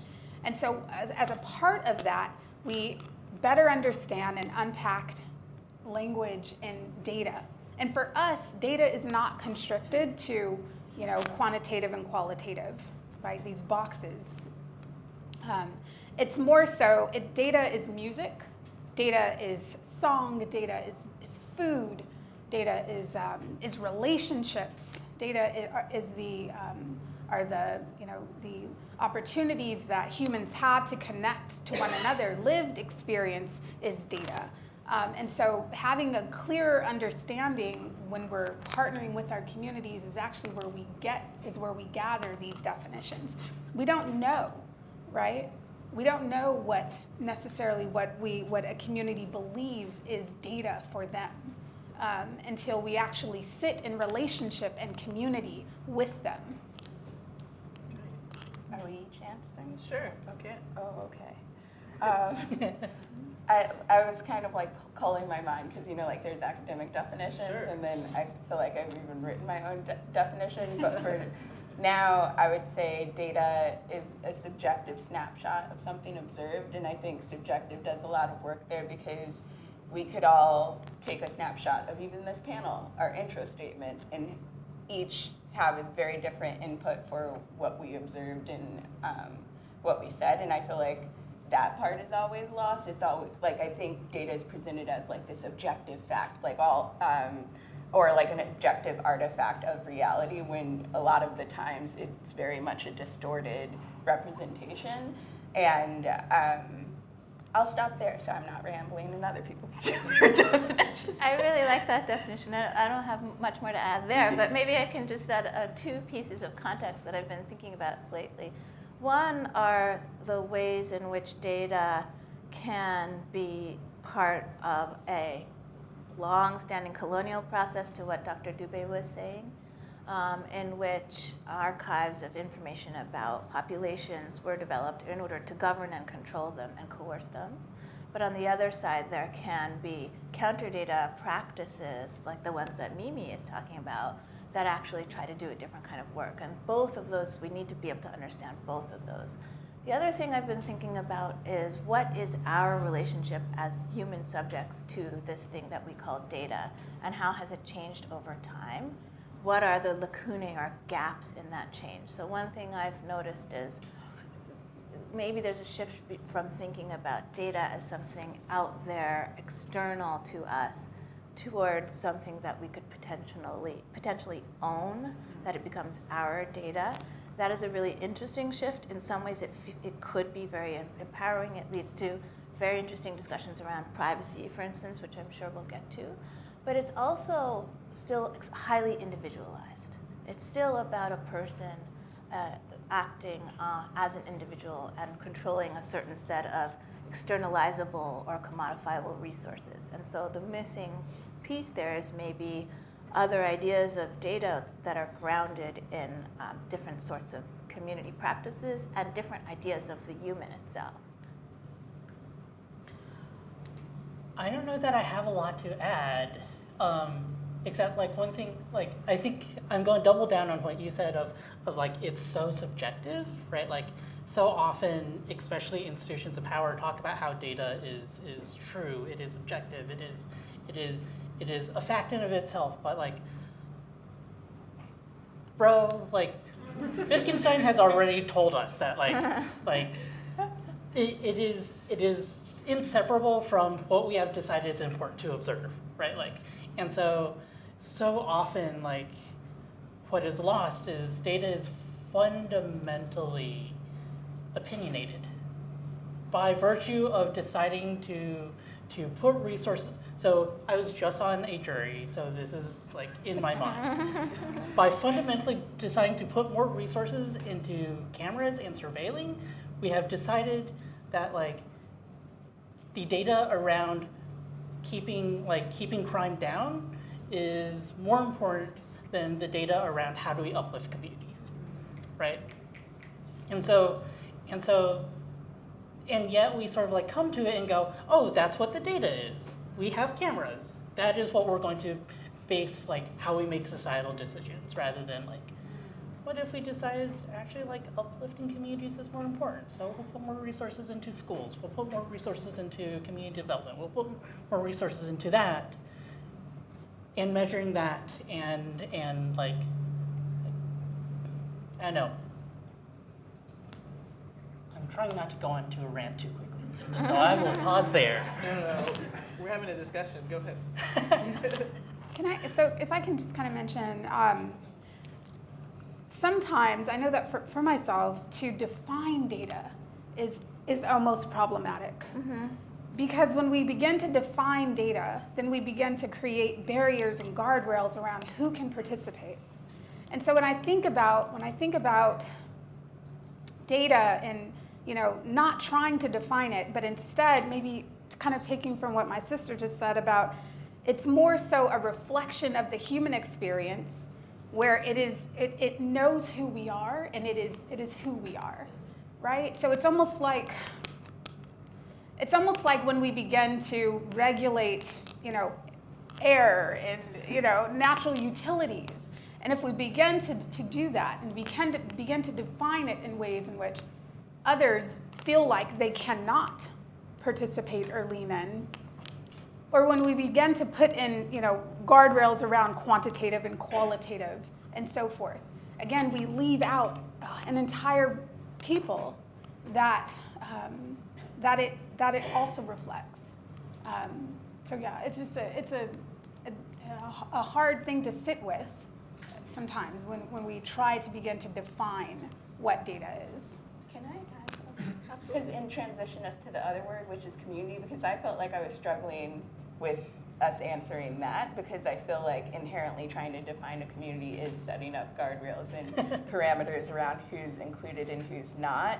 And particularly in the data science context, I feel like trying to create parameters around a community can be a gatekeeping exercise depending on who has the power and authority to do that.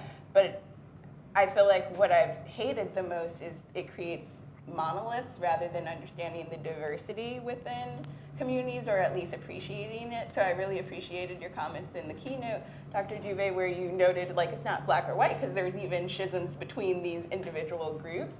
And I feel like that's something that makes both community engagement, but then doing work on behalf of a community challenging and often toxic in how it's applied in sort of AI and the data science sector. And I'd like us to talk more about that. Maybe I can build on both of those, because I think that's a really great place to go. And another thing about creating these guardrails and definitions around data and community is we start creating isomorphism between certain groups and types of data. And I find that incredibly dangerous, so that we are always collecting the same type of data, often about harms. The language of harms can be very limiting, without actually stopping to think through the fullness of people's lives and what really matters to them. So we just continue to reproduce that certain populations that we assume or presume we know already need to have certain kinds of data produced about them. And that actually closes down room for imagining new futures or changing practices in so many ways. A thing I'm noticing is like so often the conversation around data, at least here in the US, right, comes from a very patriarchal context, right? Like, we decide what data is important for a community. We decide what is important to track. We decide, like, who decides? The people who have the power, right? Like, and rather than having the community go, this is what is important to us, we are going to track it for ourselves. We are going to own it, rather than give it to Google, to whoever, right? Like, and oftentimes that's one of my gripes. Gripe is a kinder word than what I was originally going to say, with how we talk about data, especially in the tech context, because like they talk about data ethics as like, how is Google or Amazon or Facebook sort of like securing our data? How are they using it? How are they selling it? Not like, who decided why it was important to collect? Who's deciding what is important to collect? Who's deciding how it can be used, right? Like, and this is one of the things where like working in the government is interesting to me, because the government at least the U.S. government sort of like has what is called the Paperwork Reduction Act that says like, hey, if the government collects data, you have to tell the public how you're going to use it, right? Like, and like, there are trust issues there, 100%. Like, how does a giant institution regulate itself? Also a big question. But then, like, I also don't see any other big institutions doing it well.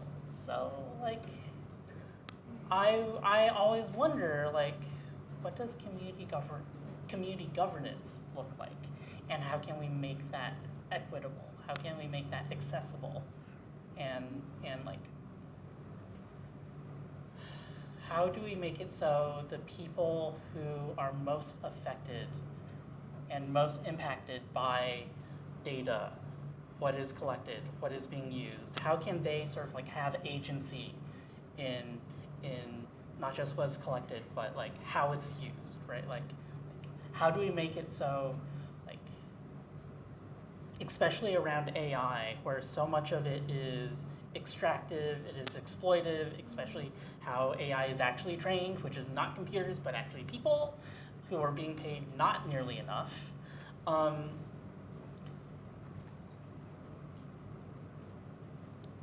Ownership of what is essentially like a public good is not a question that we've talked about. To your point, and to provide some, I guess, again, some work that we've been able to progress is for our community that has kind of developed this model and this framework, the CARE model. For example, your research ethics, we call them our lines in the sand. And so far, we've been able to develop 12 lines in the sand by which we've been able to talk with our community over the last decade or so of what is most important, what does it look like for them to have agency, to have ownership, to have a model that is not embedded in racism, and still trust the outputs of data and solutions. So, what might that look like for everyone? So, I mean, one of the narratives surrounding data and the collection of data and why we want voluminous collection of data is democratization of data. And so anyone can use it, and anyone can use it for empowerment. But we know that there are trade-offs, right? With privacy, with security, with so many other things. So how might it look for there to be true empowerment with the collection of data for community or other purposes? How might we imagine that to look? Maybe I can start there. I wanted to call out a really amazing data project happening in India. It's called the Criminal Justice Police Accountability Project. And I think what they've learned in their work is one of the first steps in envisioning that is actually widening out the aperture. So they work on policing in India, which is a colonial inheritance, very clearly. There are still laws on the books in India that come from the British rule. They've never been abrogated. The city of Delhi, for instance, has more surveillance cameras per square mile than any city on earth. And there are these inherited categories of policing. There's a category called the habitual offender that allows oppressed caste, Dalit, Muslim people to be tracked in the system. So this group is working with those communities to try to really understand what they want. What would safety in their city, this is the city of Hyderabad, look like on the one hand, but on the other hand, really tracing the global connectedness of these data surveillance systems. So one of the articles I shared in the Learn More section is about the Hyderabad Police, which has a partnership with the New York City Police Department. So I think it's really important to keep these two things in mind, both the global interconnections of power and also what's happening on the ground. And that's kind of a starting point to get towards these systems that could look otherwise. I also want to say to Rashida, your point about being realistic. I think it's really important when we're sitting in these rooms that feel somewhat anodyne or digital first, right? We're talking to YouTube right now.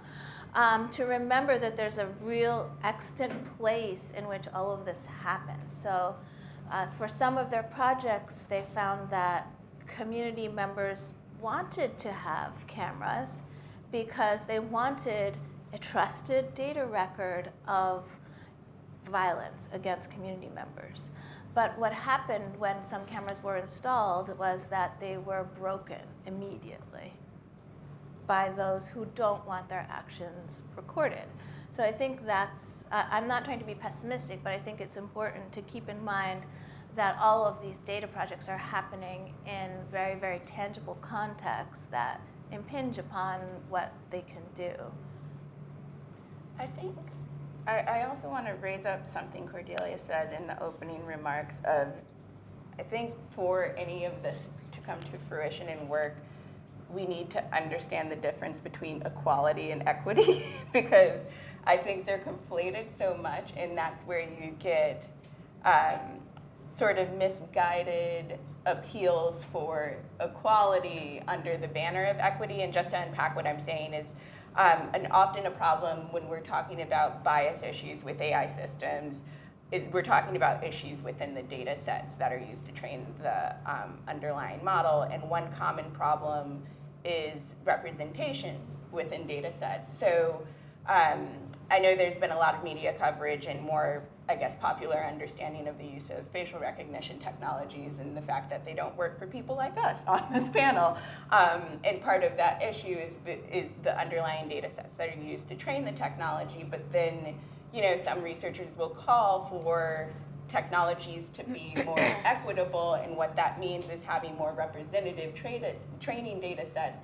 But then in practice, it's like, me as a Black person who may be already disproportionately targeted by, let's say, law enforcement, who is more likely to use that technology, do I really want the technology to work better for me? And that's the issue where it's like you're actually talking about equality, that's not an equitable outcome. And I think that distinction is important, is because if it's equitable, then there's power, or at least a sharing of power in the decisions around how data is being used, which then can intervene on that of like, okay, when we want representative data sets, maybe it's not meant for all technologies. Maybe we're talking about very specific use cases, or at least engaging people in understanding that complexity. So it's kind of like, do I want this technology to work better for me is a question, and what does it mean for a community for certain technologies to work better when it's operating within a system that does not operate equitably? Yeah. And so I know I'm not answering the question, but I do think that's an underlying issue that we do not discuss, and therefore this conflation continues to happen, and then you're kind of hearing some communities ask for things, and I'm like, oh, no, you don't want that, but like we're not even being given the time to help clarify this. Can you give an example of that? So background in wearing multiple hats is I came into doing a lot of AI work from working on privacy and surveillance issues, and specifically working on those issues in New York City, which is where I'm from. And it's used by the NYPD, the largest police department in the world. And in that, I would do community trainings, and I started this partnership with the Brooklyn Public Library to just kind of give an overview on like, here's what we know about the use of surveillance technologies, here's how some operate, these are the ones we know the NYPD has. And inevitably, all those conversations would go to Ring doorbells. And that would become the complicated, intense conversation in a community setting, because I would kind of say like, you know, that's an example where it's a consumer choice, it's a commercial product. But at that time, at least, there were partnerships with local police departments to have access to that data. But it was also a question of like, are you thinking about why you're obtaining this product? Some people were like, my packages are getting stolen. I need a means of addressing or at least understanding what the problem is. And then But then I would also push back and be like, but are you also thinking about what that presents to your community and sort of like how you feel about your neighborhood? And I say that because I'm a Brooklynite. I live in a highly gentrified area, and it's like I have a different understanding of what it means when someone has one of those doorbells versus otherwise. But it's not an easy answer because sometimes like there are safety or other concerns that people genuinely have, and relevant government agencies are not being responsive to it. So it's also not my position to tell someone or try to suggest it's a bad decision for them to obtain something I personally wouldn't want. And so I think that's where having these more complicated conversations allows us to even air that out. There may not be a right answer, but at least like let's have the conversation so people can feel informed in making those decisions, or at least talking to one another about why we make certain decisions and feel comfortable with the outcomes. I have 2 examples sort of like come to my mind. The second, or I guess the first, is so there is an example in how Taiwan, which is a relatively young democracy, about 35 years, 35 years. Back in, I think, the late aughts, they were trying to update their national healthcare laws. And what they did was they got together academics, public health experts, doctors. They collected all the data about how their health insurance system was being used in communities, and then they went into communities and went, here is how your community and all of Taiwan uses healthcare, right? Like here's what is used. And they go into all the, I'm not saying this was perfect, because it was not, but they went into all the communities and taught them how to read the data, right? Like education became a core part of engaging with the community, and they used those community discussions to actually write the first drafts of like their updated healthcare laws. And like there are a lot of other reasons, like it is a relatively wealthy country, it is a relatively small country, but also they have what is now thought of as one of the best healthcare systems in the world, right? And to me, like that, like community engagement, not just in sort of like going and talking to people, but actually going, hey, like let's do education. Let's actually talk about how, like what we see in the data, and also how do you feel in how you use the healthcare system? What does it feel like when you go to the doctors, right? Like having both of those together is fundamentally important to how we talk about like what equitable data looks like, what equitable data usage and collection looks like. The other is an organization called Digital Democracy, which does a lot of partnerships with indigenous communities in South America, built a tool called Mapio. And so they started building this because there were indigenous communities who were sort of like trying to fight industry wanting to go into their lands for resource extraction. And like the governments and the industry were saying, hey, there isn't like anything protected here, so it is safe to mine, it is safe to log. And so what Digital Democracy did was they built tools that the communities themselves could use, where they owned the tools, they owned the data they generated in the tools, to go to actually map, hey, here's how this land is actually important to us. Here is what like these hectares actually mean when we say it is special, it is sacred. And that is, they use that to like that, because they owned the data, it meant that like it was never sort of like given over to a major corporation. They used offline first tools, which means that like, I mean, you don't need the internet to do this thing, right? And then they could use that to go to the government and advocate and say, hey, this place should be protected. This is our home. This is biologically diverse. Because so many of the tools that we build and use sort of like prescribe a certain way of using it. And so if what your community finds important is not important to the people who built the tool, that data set just doesn't exist and doesn't matter to capitalism. Something that I tend to say in regards to equity versus equality is kind of using this idea of a measure of equity is the absence of pain, a measure of equity is the absence of fear, and a measure of equity is the presence of joy. And that came on a mountaintop experience. I'm a fellow with the Social Science Research Council, part of their inaugural Just Tech cohort. And I was placed on this mountain before embarking on my project, in which I've been able to advance over the last 2 years. And really trying to understand equity versus equality and what does that mean. And for me, it's really about, can I drive down the street and not be afraid of a police officer behind me? And how less fear do I have today versus 2 years from today, right? Mm-hmm. I am a mother of an incarcerated young man, right? Having the possible joy that one day he'll see outside of the prison walls. That for me is equity. When I think about futuring, as an Afrofuturist, when I think about futuring and what does the democratization of data look like, it looks like, honestly, what I see every day in my community. It looks like the progression of what I see in my community every single day. It looks like research is not rigorous unless community is creating the research protocol.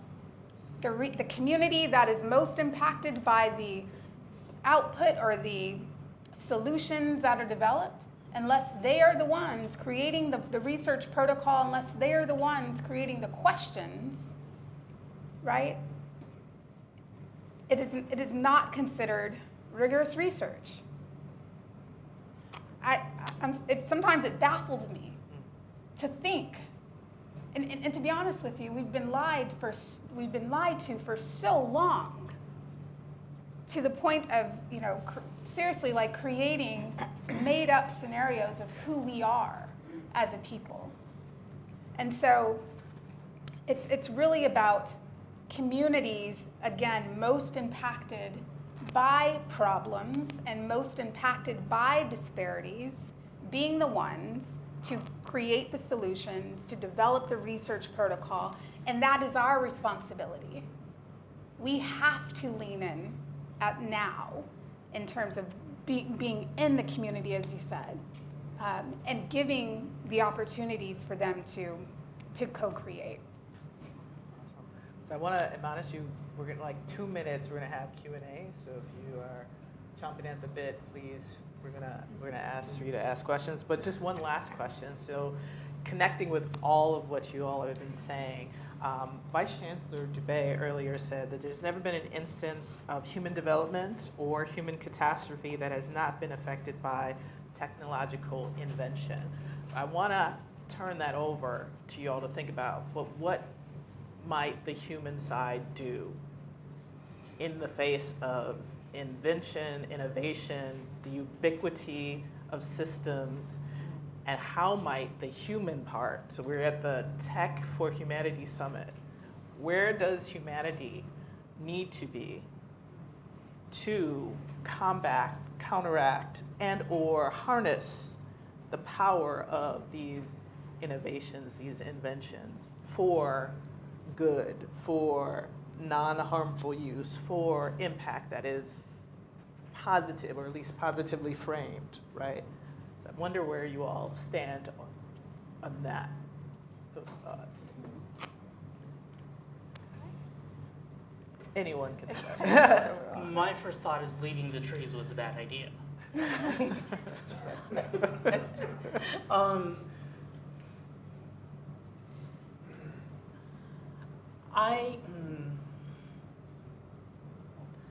I don't know that this is a good answer, but it is the answer that I sort of have at the moment, which is there's so much that we can do, and we don't know, like equity and improving things, like none of this is a perfect, right? It's a practice.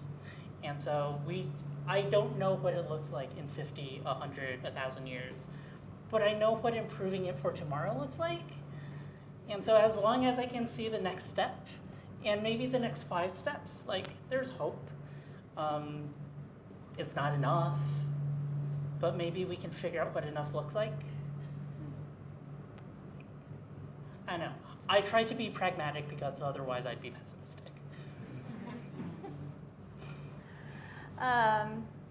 The phrase that came to mind is a very well-known phrase by Antonio Gramsci, which is simply to say that hegemony is never complete.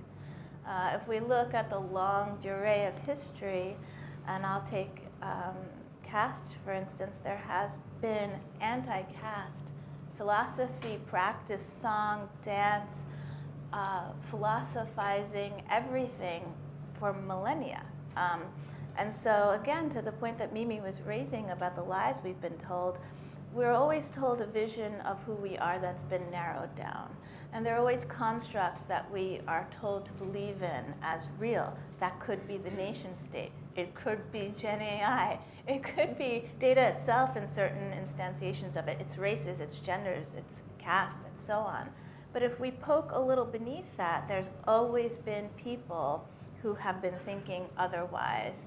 And so to me, the humanity, the humanism, the human dignity is all about doing that thinking otherwise. And in some way, we need to get beyond what we've been told what the human is in order to move there. That was beautiful. When you asked the question, I immediately thought, I think understanding history and appreciating more about context matters, because that can lead to what you more eloquently said. And I also think it helps intervene on what I see as a major problem in hubris driving so much of innovation, because that's what leads to one believing they know enough about a sector to develop an intervention, even though they've never even worked or experienced that, and or even understanding what perspectives are not part of the sort of problem formulation process. I'll frame it that way, which is even broader because it would include research protocols and even more. And I also feel like when I've been in development spaces or even like interdisciplinary research teams, not even that like I'm a history expert, even though my brother is, so I feel like by proxy I absorb some. But I'm always just like baffled at like how uninformed people are in spaces, particularly about the history of the problem that we're seeking to use technology to solve. And I feel like just forcing that a little bit more could help with injecting humanity, which would therefore hopefully break up a little bit of the hubris that I feel like as like the constraint on the innovative process. Ooh, I have so much to say. It's just not enough time. You know, I work along with a young lady named Rua who always talks about the intersections of like technology and humanity and how we are all cyborgs and we are all in some way dependent on devices and technology. So it's hard after sitting with a person like Rua Williams to kind of break this apart, technology and humanity. In my mind, relationship is one of the greatest technologies. In my mind, community, as one of the organizations in my hometown called DAWA, they say community is the best technology. And so, you know, in trying to kind of separate the two is incredibly difficult. However, understanding that we need to, right, to create, you know, but I also think about how do we in the design process, ensure that our communities remain curious enough to participate along with us. Even when we kind of put the parameters around design and say who is the designer, I think what we do, again, is that we create the them versus us. We are fixing a problem for them. And so I just kind of continue to come back to this idea of technology and humanity. There's some form of happy medium and relationship. It all comes back to relationship for me. Cool. So I think you can agree there's a lot to talk about. So if you have questions, there are both microphones that stand up, but also there will be microphones that will be passed around. So if you can queue up if you have questions, or raise your hand and we can pass a mic to you if you'd rather sit. Please. Good morning. I have a ton of questions. I'll stick with two. And so the first one is, just got finished putting together this piece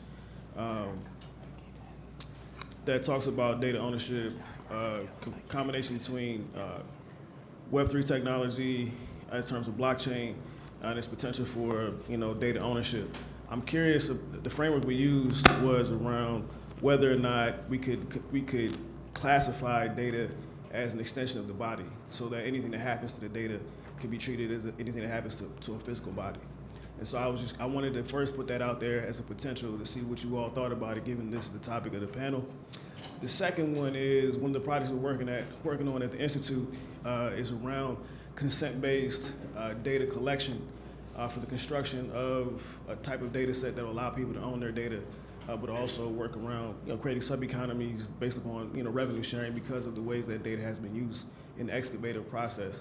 And so I'm also curious about what you all think about this kind of precision-based. And one of the use cases we're thinking about, I think, came from thinking about the precision that it requires to use this for darker skinned communities who have been targeted by surveillance. And so what does it mean then to have these kind of geo stamps around the data that I submit? So if I know that if somebody that looks like me that steals a Amazon card or something is in a different state, and so if my picture gets flagged, the likelihood of me being kind of extradited from my state to the next one becomes lessened because I have this type of protection. And so I'm curious about how we can move towards the equity that you are describing, while also creating the type of safety nets that I think become necessary when we start asking for innovation to be created in these communities who have historically been targeted and marginalized. Anyone like to? Anyone like to jump in? You're all looking Good. It's a legal question. Would you like? Yes. No, if you want to collect more, because actually one of mine does build on him, Carolina Rossini, co-founder of the Datasphere Initiative and incoming director for PIT programs at UMass. Many things. So first, actually, I want to say thank you, PIT UN, for having incredible women's only panel. I've been this for almost 30 years, and I still can count on two hands, if much, that type of panel. So thank you for that. But the question, lots of questions. One is in synthetic data, right? We are talking a lot about how data is and should be an expression of the community, right? I loved your quote around what means to be rigorous research. I love your quote about capitalism. I already made note of it. Being from Brazil, right? We are all about colonization. But anyway, so the issue here is healthcare nowadays and health research is more and more based on synthetic data. And that terrifies me, right? If you see advertisements in LinkedIn, you're gonna see, come test your AI in this limited amount, forever amount of synthetic data. And I said, but that doesn't really represent us. What is the type of research result we're gonna have here? Not even counting representation. So because I always also try to be practical, right? That's where healthcare is going. And the other question is on ownership. I have a lot of background on IP as a lawyer, and I'm terrified of the idea of ownership because we saw so much abuse, right, historically, of I'm gonna sell for $50 and then what happens with my data? So I would love to hear you guys talking about the difference between ownership and control. So thank you. I can just start for 1 second. So, and I'm not going to be able to answer all the questions whatsoever, but for 2 minutes, and I'll pass it on to you. Number one, in terms of data being an extension of our body, right? Yes, absolutely. And I say that with such assurance because, to be honest with you, it is. Data, in many cases, and again, without trying to define it, is absolutely a reflection of the human experience. It's a reflection of our curiosities. It's a reflection of everything that we do and who we are. And so having it more so thought of as, and I heard a speaker say the other day, you know, even AI is looking as if it's a species, right? Don't want to go there, but absolutely having, you know, I never thought about it like that, to be honest with you, when you said it, but you know, I do recall sitting on that mountaintop that I told you that I was on before, and looking at the trees and the mountains and seeing how expansive they were and how no one told them to grow or no one told them to expand, yet they do. And I don't believe that we, you know, humanity can say, again, what data is and how it can be used or understood by the communities that are using it. So if that is what your community says, that it, you know, how it wants to define it, then I say yes, right? And I think the other question is a little bit more maybe in your realm around regulatory and so forth. So I'll kind of pass it on to you. I'm still chewing, and so I think like it is. So this is me as like I work in government, but I'm professionally a designer, but I came from political science and philosophy, so apologies. Data lives in this interesting, really messy, beautifully messy space that is the individual and the social, right? And like the problem is, one of the problems I think we're facing is that like Western idealism sort of like breaks it down to a individual being the atomic unit of society. But the reality is we aren't. We are social beings, right? Like, so yes, my data belongs to me, but also like in many ways, data about me belongs to my community. And we need, I don't have one, but I feel like we need a framework that sort of like goes, oh, actually like, I individually will never be able to govern all the data about me, but I, along with my community, will be able to, right? Like, and I think that is why sort of like, as I've matured as a designer, like more and more of my work has gone into facilitation and community building and like helping communities make decisions, helping groups make decisions, because together we're going to be smarter if done well. We're going to be smarter than any individual to solve problems, to solve societal issues. Like you said, technology, like every human catastrophe has been associated with technological development, but also like so much human flourishing is the same thing. Like, yeah, it's. I'm getting a little too philosophical. The CARE model is one of those Yes. solutions that you could use as that framework. Exactly. But being very clear and honest about, you know, to the lady's point about who owns what, and you know, is how do we ensure that the data that we provide is also available to others that need it? Can I just answer part of the ownership Sure. question? Yeah. Because I agree with you. I'm inherently uncomfortable with it, and I think it's because our current legal, political, and economic institutions and structures are built in a way that do not value people equally. So I don't have faith in our systems as currently constituted and constructed being able to facilitate a system of data ownership that does not reflect the inherent inequities that exist in our society.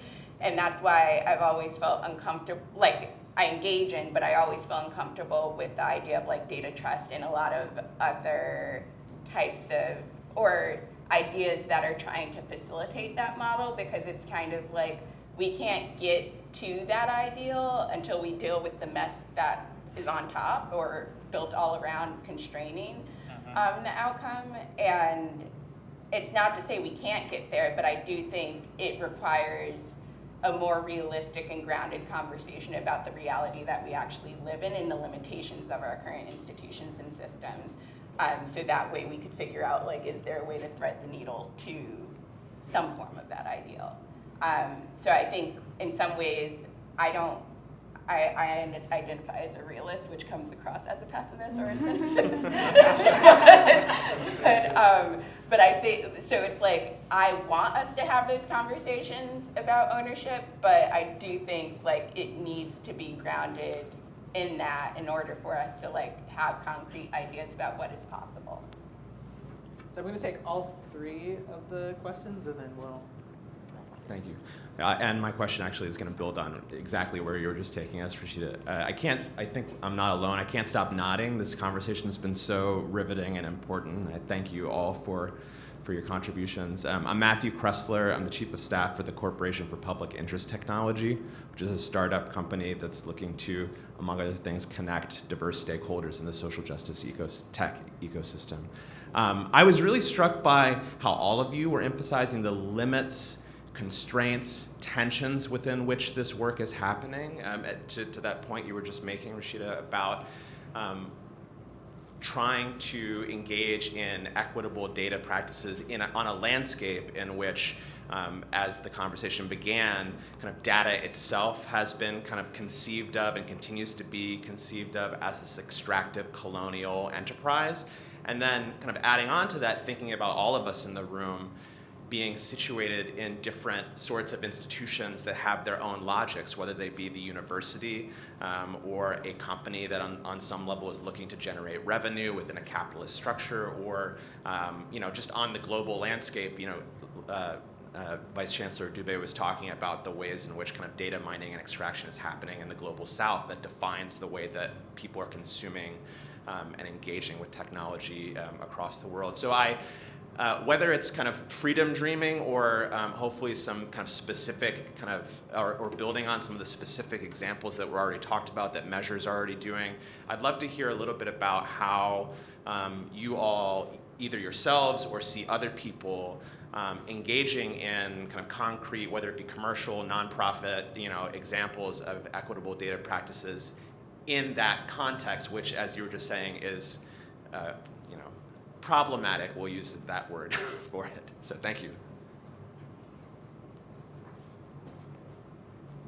Hi. So I'm Jumana Musa. I am the director of the Fourth Amendment Center at the National Association of Criminal Defense Lawyers. So basically, we live at the intersection of technology and the criminal legal system. I just want to echo first, I sent Sylvester an email saying, a room full, so far we've only heard from not just women, but women of color at a tech conference, and I find that so phenomenal. So let that be part of the record. But aside from that, I was just with a group of people having a conversation of like, is there a tech justice sector? And are we the lefties in the tech movement, or are we leftists with some tech, expertise? I will say I'm a leftist with some liberatory dreams and a little bit of tech expertise. So in that context, when I think about these things and the conversation about what do people want versus what are the harms, and the question, Rashida, you were going towards, which is when you have a super problematic system, which I think is really the foundation versus laid over, right?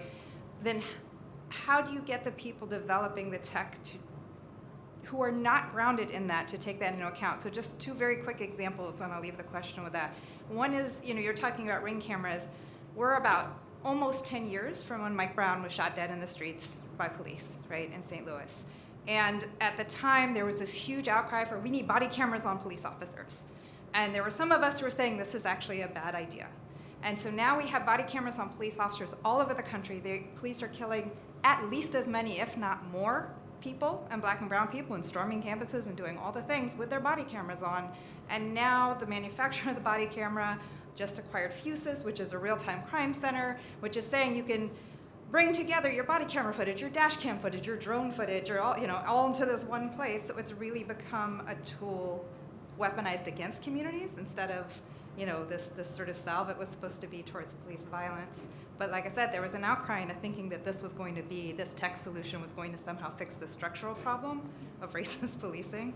And I think the other piece, you could bring up the question of face recognition technology and what is equitable versus equality, and if you put more people in the database, but there's still this step removed where most of the people in my experience developing tech and tech solutions have no experience with the criminal legal system, what it's like to have someone in the system, how does the system operate? And so from our perspective, eyewitness testimony is already deeply flawed in terms of a way of identifying people. And it gets worse if there's more time in between when the thing happened and the person makes that eyewitness ID, which fundamentally happens with face recognition technology, which is now giving you a doppelganger of who you're looking for, and it gets even worse when you're talking about cross-racial identifications, right?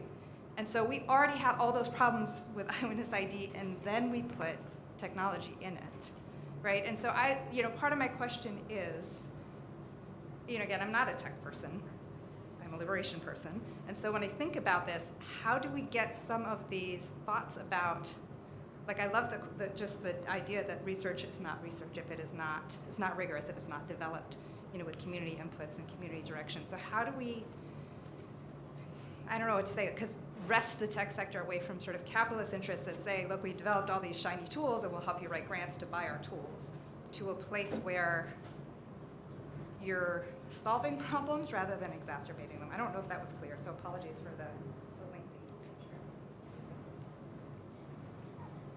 Hi, Michaela Henley again, Black Tech Futures. Thank you all. I was really trying to synthesize this question while I was online. I was shocked. I think it was when you were talking, Rashida, and it could be because I'm originally from New York. When the conversation came up around data ownership, it might have just been the general conversation around data and defining it. It was so interesting to me. The example that came to my mind was a few years ago, the New York Times and a lot of other local news organizations highlighted the increase in deed theft in Brooklyn. And I was like, why is that example coming in my head right now? But I think about the complexity of everything we're talking about. I think about how I get overwhelmed in these conversations. And I'm a little bit more qualified, if you will, to be having them, and I always leave with more questions than answers. So I think about the people I serve and how complicated all of this is. So the example of the deed theft in housing is, how is that happening? Folks who have aged and they've inherited the home, maybe there's some liens on the property, not paying for sewage, taxes, whatever, unaware that there are liens on their home, that's public record. Someone figures out that it's public record, they con them into signing over their home, right? I feel like that's what's happening with a lot of our data right now. And excuse the metaphor if it's not perfect, right? But that complexity for some of us who have no idea what's happening behind the scenes, but we're participating already, and sooner or later, it's gonna reveal how much we gave away. So my question to all of you, and I'm glad that while we seem to all have very similar synergies, that you all come from different backgrounds, how are you helping the people you serve understand? Maybe I want to hone in on ownership to try and make it a little less complex.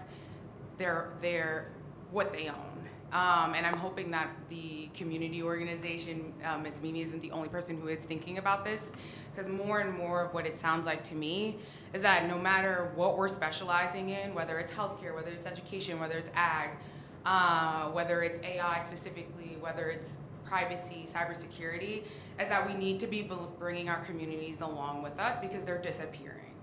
So how is it that you are helping your communities or your stakeholders that you serve, say however you want, understand the nuances of what's going on, and if anything else,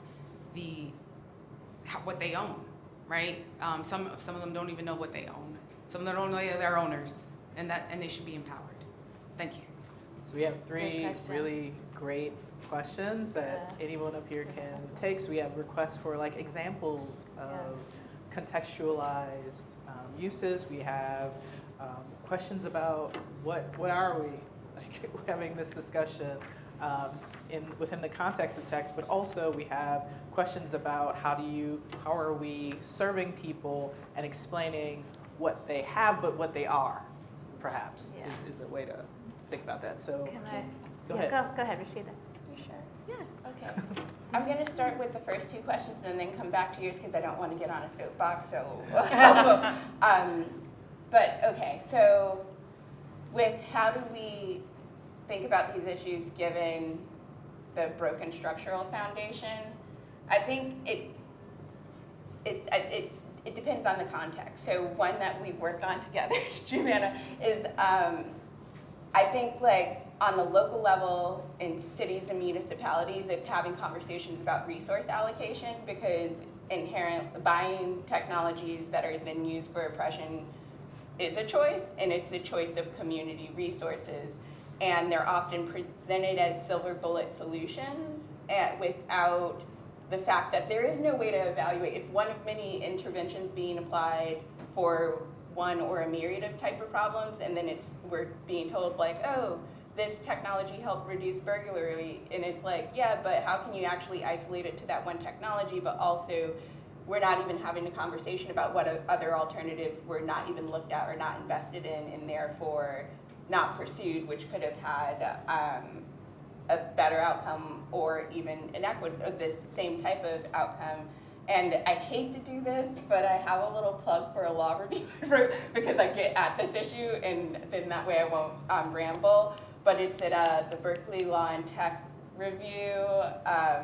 Sadly, I'm blanking on the name, but I'll send it so it's part of the resources. But it's about race and segregation in technology development. And I'm really mad I don't remember the name of my own article. Something really cool. Yeah, but sure. Look up my name in Berkeley and it will come up on Google. But then to a more concrete example, one fortunate thing is I've worked at this intersection in every sector. And I know this is like very academic of me, but I'm obsessed with definitions, so I'm really happy we started there. I have like a law review on definitions, and it's the thing that I'm always like, let's focus in on this.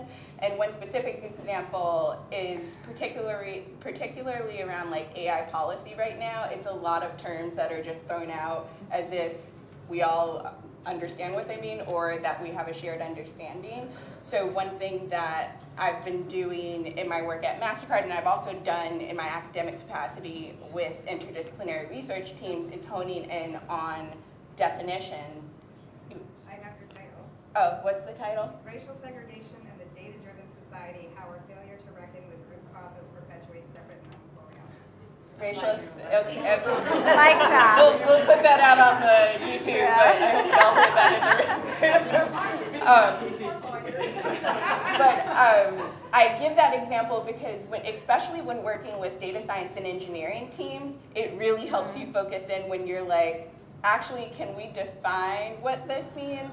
And just to give an example, in a lot of AI policy proposals right now, there's a lot of discussion about developers versus deployers. So who developed the tool versus who is using it is the most simple way of defining those, but it's not actually an accurate representation. And getting teams to actually focus on that and the fact that they aren't distinct ideas and that you can be a developer and a deployer, so then that leads to the question of, well, what's that threshold? How do you shift from one to the other? And I feel like getting into definitions is a way to then at least, it's not a full intervention, but it allows you to have more complex conversations about what are we even talking about, which is often missing from the discussions in innovation rooms. And I'll stop there so others can talk.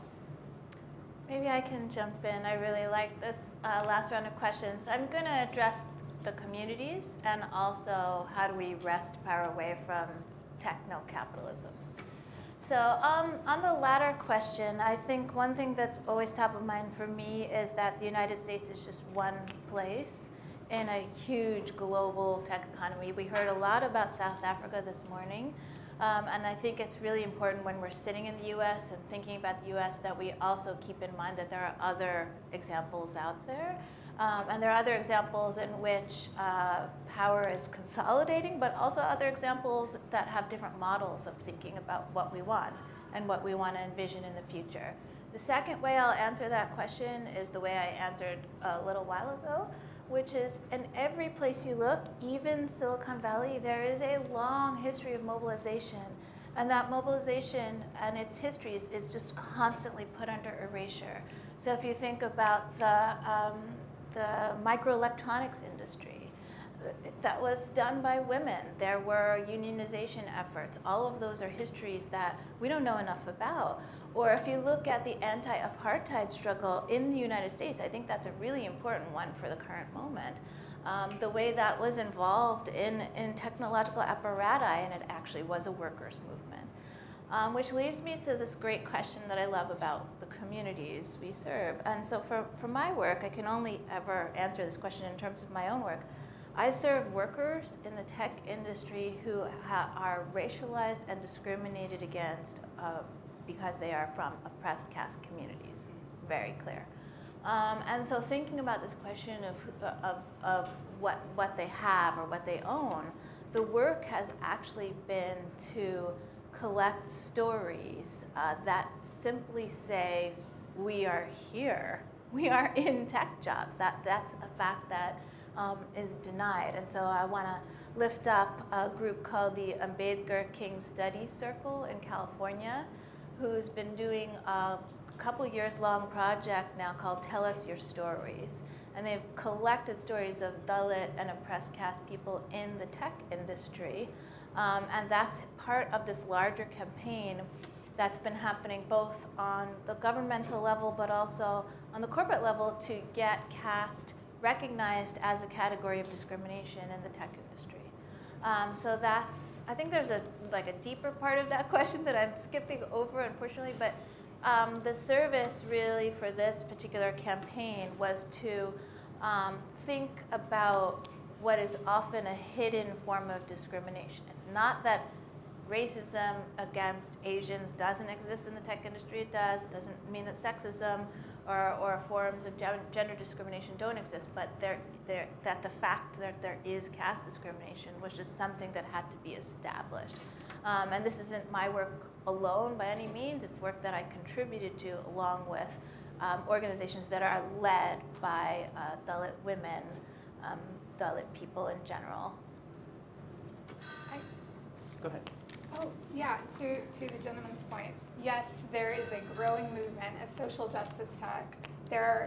We are organizing, we are mobilizing around the uses of artificial intelligence and developing new technologies that work for us as a part of the work that we're doing, at our organization. The next step, in which we just launched for beta last week, is a system called Ignite, where we already explained to the organizations that we've supported through our evaluation that, yes, we're going to work with you to create community impact metrics, that is data, but you will place that data into this system called Ignite as sustenance for the village, right? Our solution is a village. And so having that clarity, and then not only that, but these community impact metrics are also, they've been aligned to the Sustainable Development Goals, the SDGs, and so we're at some point going to be able to quantify and say this is the work that BIPOC-led organizations in Austin around that are working to disrupt policing, or bad policing. This is how they've accelerated X SDG. So that's a yes. And I've worked with several organizations that are also doing the same things. There's a group of incarcerated women that are literally right now incarcerated, but still developing technology from inside, right?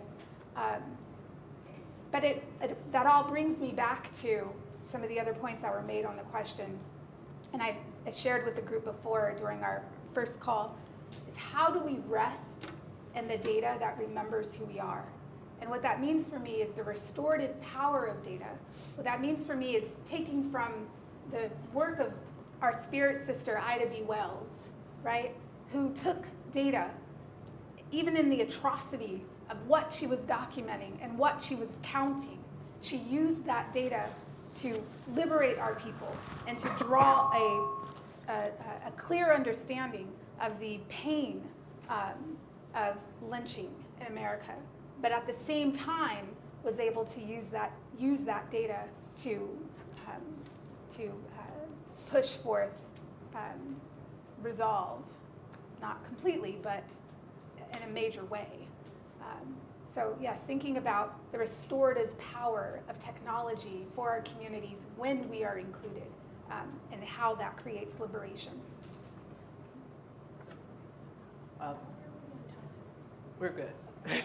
We have a few more questions. Thank you. I'm grateful for this panel. I have a question maybe that asks to bring some of these concepts down to a more technical level. I teach a class on human rights and human values in the context of data science in the School of Information. And for the last couple of years, there have been two major themes that I've seen kind of proliferate in my students who are mostly building technical projects. And the first is a question about open source, because on the one hand, I would say debates about open source range from saying that the open source will democratize the ability for people to negotiate data. On the other hand, open source oftentimes builds models or collects data in ways that are lacking guardrails or protections or corrections. So I'm wondering how you're thinking about open source. The second question is around a kind of legal and human rights approach to thinking about data, particularly data modeling. And I'm seeing a lot of this as I'm building, and as I've just built my first own large language model. And the approach really takes the point of view that on the one hand, law is predicated on case law, the idea of amassing the past and how things have been decided in the past, and the kind of data of the past in order to accumulate that data to decide any case in the present. And then the other idea comes from human rights thinking, which says that actually law doesn't just draw from the past, it tracks forward the human spirit of progress.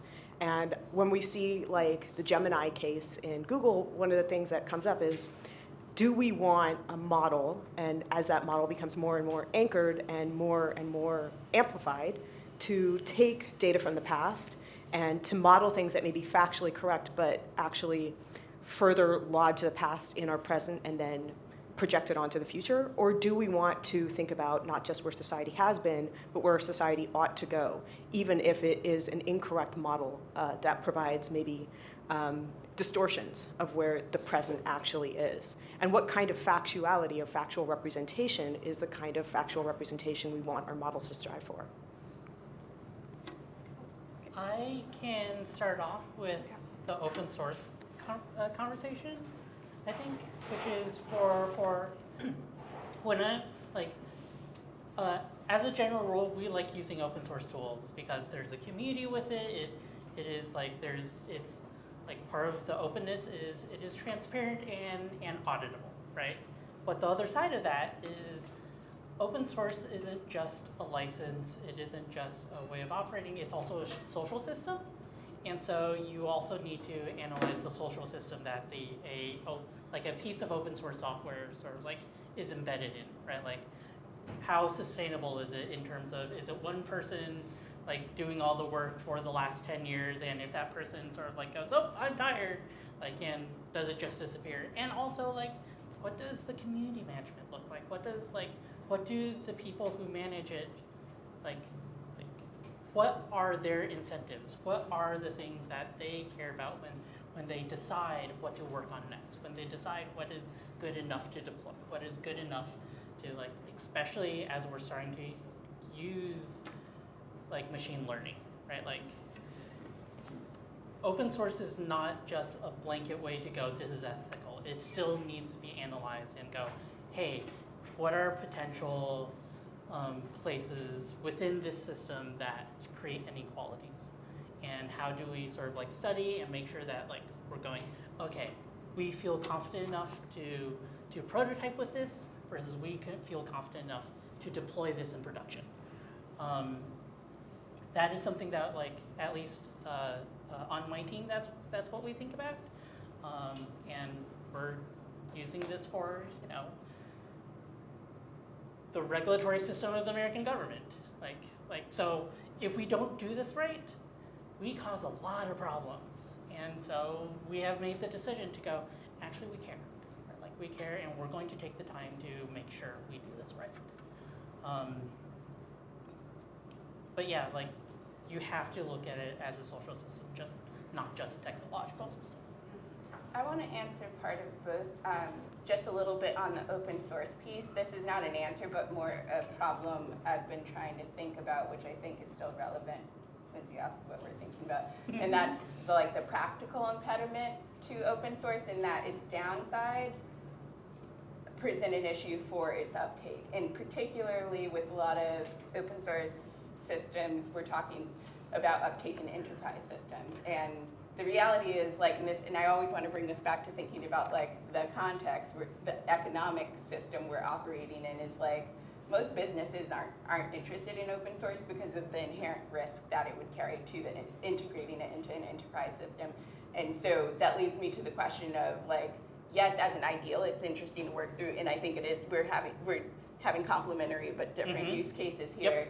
But also, what's the reality if there is a real risk to it that can't be intervened, and therefore would stop those who we would hope would use it for the beneficial outcomes from using it? And I don't have an answer, but I do think we need to talk about that more, because I think that practical reality of why and why not someone would want to use an alternative is important to whether it's a realistic alternative. And then to the other question, while you were talking, and this is maybe the law professor in me, I was bothered because I was like, actually, I think precedent is an interpretation of the past rather than a fact about it. And that distinction is really important, because that's how we end up with so much problematic precedent and how it morphs over time to our current political environment. I'm not going to say much more about that. But it also helps bring me back to the last question, which I punted on because I was trying to think of how to land the plane and not get on a soapbox. But it actually made me think of an example of some advocacy work I did a few years ago in New York City, in that there was an algorithmic task force that was looking at how the city was using algorithmic systems or data-driven technologies, AI, whatever we want to call it, because it has evolved. And from the beginning, because I had done this work for a while, I was like, oh, this is going to be a mess. So let's build an advocacy community, which included researchers, organizers, legal advocates, a variety of people to just monitor the task force for a period of time. And in the end, we ended up developing a shadow report, which typically shadow reports are written after a process is done, but we did this real time, and it was kind of and we actually surprised the city, because we put someone leaked, so then the city ended up putting out its report early, so then knowing that we were going to release on the same exact day as the city, so our report came out a week later, but kind of provided a counter narrative, because I knew the process was going to end with, we did it, we won, we did a great job, and that was going to be the narrative in New York City, which then tons of other cities would see this model as an approach to accountability and transparency, when it was a farce. And so what the shadow report did is, one, documented, we had citations, I took notes at every public meeting that just showed the alternatives, or at least what was missing from the actual public record. But then also we worked with community members and other organizations to come up with counter proposals, because at the end of that process, it led to what a lot of government tech policy processes end in, is this is too big of a problem for us to tackle, so we couldn't really come up with good recommendations. And it was a 14-page report where half of it was the biographies of the people on the task force. And then the shadow report, I think, was 50, 60 pages of concrete, we had to use really tiny footnotes because we had so many concrete recommendations that were built on actually working in community, working in different sectors, some were data-based and some had nothing to do with big data, getting back to my answer before of like, maybe it's just about budgeting or something else. And so it's not a direct answer on how do we get communities to understand, but I think it's an alternative process that allows for an intervention, which was a counter-narrative to be like, what was published is not actually true, but also allows for different possibilities of, you know, New York City ignored all of the recommendations we have, but I constantly meet people from other cities that are like, oh, we use your shadow report all the time. Like, these recommendations we're having in conversations with this department. So I think it provides an alternative where, at least, and this is where the realist in me, I knew we were going to fail. I knew the output could be generative in other spaces, and that in itself was useful. So I think it's also being creative outside of one's own context of like, okay, if I'm being realist about what's going to happen here, like maybe others can use this and run with it, and I think that's also valuable. Go ahead. I'm just glad that she brought in LLMs at the end of our and AI generative.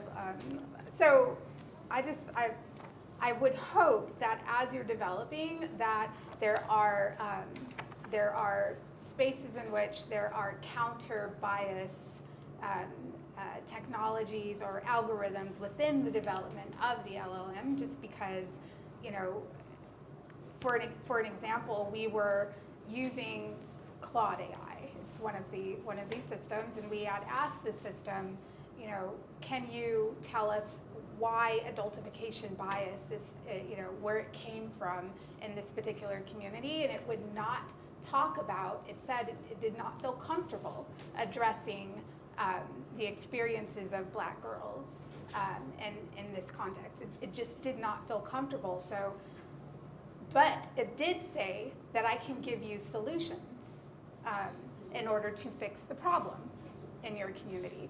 So if you're telling me that, right? Like, if you're telling me that, you know, that generative AI can not see us, yet predict a solution to fix the problem, I can't trust that system.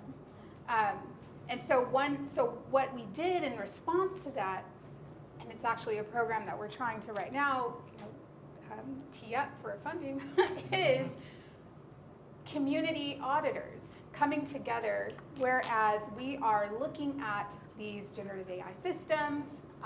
We just partnered with a large one, Bottle Box AI, and asking it questions, and then being able to gather community feedback on the output, and actually going in and saying, yeah, you got that right, but this is how you should have said this, or this actually is pretty offensive when you say it in this way, but we're doing it as a community. I would love to see systems like that set up everywhere, where it is not just, you know, just us, the one user, being dependent on us, the one user, making a correction or an audit on a generative AI output, but instead us coming together as a community saying this worked, this did not work, this is how it can be better.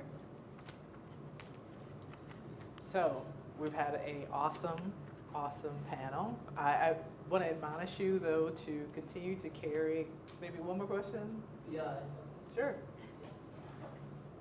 You know, I was thinking about technology, and you know, I was asking myself, there is a psychological effect of technology, and what kind of support are you going to give to ordinary people? And we also have the addiction to technology, and how do you address that also? Lastly, we have higher, middle, and the lower class. And how do you assist the lower class in your community in terms of the technology? Sometimes we forget about the lower class. We only think about the higher, the middle, but we forget about the middle class in terms of the technology. And how do you assist them in terms of that? Yeah, I mean, we have to design better, right? Like those that are kind of creating these systems, even, you know, we're creating this social storytelling, sort of social media-like design. it's not going to allow folks, I mean, it holds for youth under the age of 18 because I believe that it perpetuates all the issues and so forth. I know my son personally was impacted. His schizophrenia was exacerbated by social media. And so knowing that there are those problems within the design and creating space for communities to tell us what they are and co-design together, I think is the answer. And I think also not seeing technology as kind of a solution to everything, because like to your question about class differences, like often you'll see a foundation or organization say like, oh, here, let's give tablets to poor kids and that will be the intervention. And it's like, well, that doesn't really help the fact that they don't have food, a home to go to, and other resources that are necessary to use the technology, access to the internet. So I think it's like also about repositioning technology as an intervention. Like it can be a tool, but it's not a tool to structural inequality or structural concern. And I feel like that's often a problem with how like it's framed, but also understanding where people are at, because also someone like me versus my daughter are going to be very different in how we relate to technology because she's the digital native and I'm not. So also thinking about the tool in relation to the demographic that's using it, because also in the keynote it was interesting hearing Vice Chancellor Dube talk about the use of tablets and phones being more accessible and the use of computers sort of not being as upticked as much. Whereas like I remember growing up and doing MavisSpeak and then learning how to type and do all of those things. But you know, like so an intervention for me in an educational setting, let's even qualify it as that, is going to be much different because my relationship in how I grew up with technology is much different. And I feel like that's often not appreciated. But then also ChatGPT blew all of this up, so it's a whole different conversation now too of like understanding technology as a tool rather than a shortcut is a different conversation. Maybe I can just add one thing that I think we have to be mindful of is a certain phenomenon in the developmental space, the development industry, in which the upper classes of a country like South Africa or India get jobs in the US in the tech industry, and then they decide they want to give back. And when they return, they essentially port a bunch of assumptions about what poor community needs that don't match conditions on the ground in any way. And so this question about class is very, very important. I think it comes from the processes we've been talking about, these community-led processes from the ground up. But unfortunately, I don't think most of what comes under the rubric of development initiatives is that. Most of it is people who are already elite trying to return home and do something. And most of the time it doesn't work, or it doesn't work for the people it's supposed to serve. So that's an area of real concern. The other one, now that we're in large language model area, that hasn't come up yet is, of course, the energy use and environmental costs of all of this. This is an underpinning of this whole conversation, and clearly all of our communities are affected. And to work through that model of justice as well is going to be really important. So I know you're hungry, but we've had a great panel. So give it up for Mimi, Rashida, Sareeta, and Cordelia. I just want to admonish you again that after lunch we have another panel, and then at 3 p.m. we have a kind of discussion and facilitated working session. So please be aware of that. Thank you.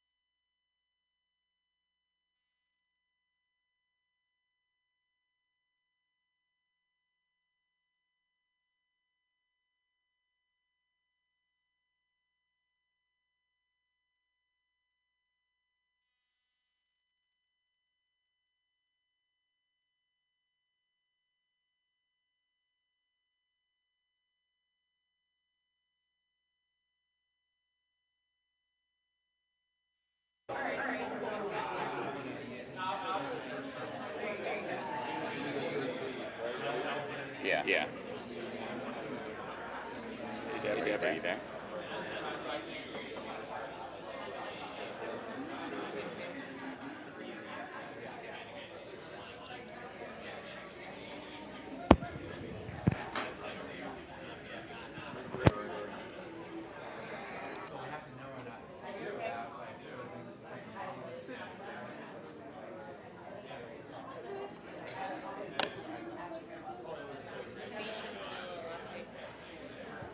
Are you hearing me?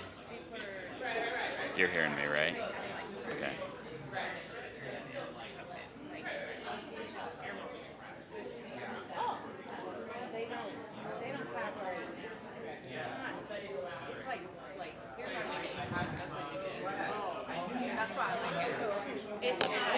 Why am I getting that delay? Yeah, I really like that. It's like plain, simple. They're really nice. It's right around the corner from the hotel we stayed in.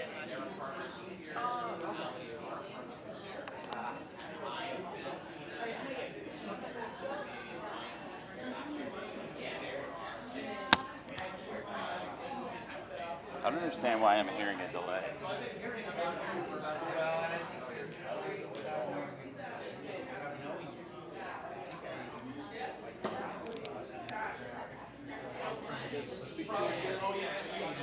You got her up in the room?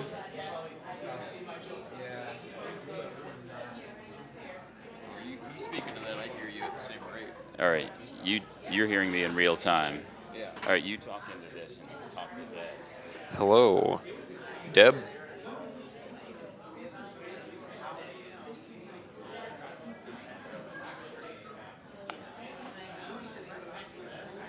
Hello, Deb, are you there?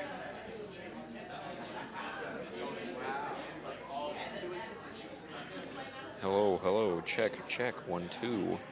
Check, hello. Hello. Hello? Hello.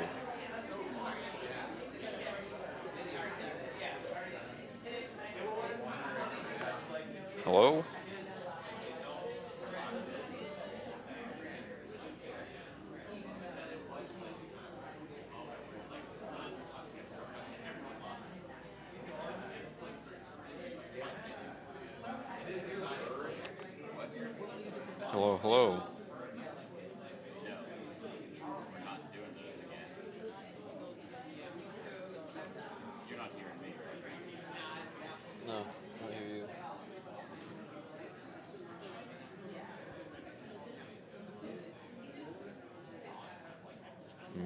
Check, hello, 1, 2.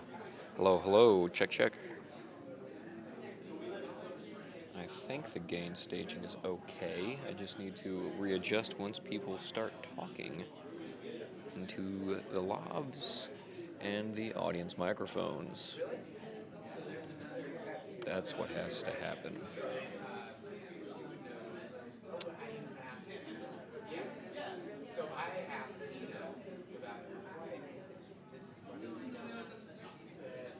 Deborah Raji? Or is it Raji? Raji. I think Raji is correct. How'd you pronounce this last name? Huh? That's okay. Yeah, Raji. That's what I was thinking. Like Raji, but like Raji? I don't know. I like Raji. Hey, Deb, I'm trying to figure out how to pronounce your last name. Do you mind letting me? I don't even think he's here right now. That's the thing. I don't know. I think it's Rashida. It's like Yeah, that's what I'm thinking, but I also don't want to assume because, you know. hard to ask either. Are you talking to her? Her, no. I think she's muted. I don't know, or I don't know if she's even there or not.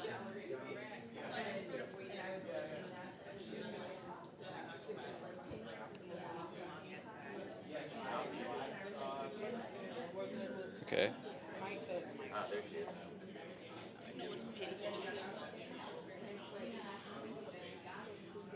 Hello? Hello. Hey, how are you?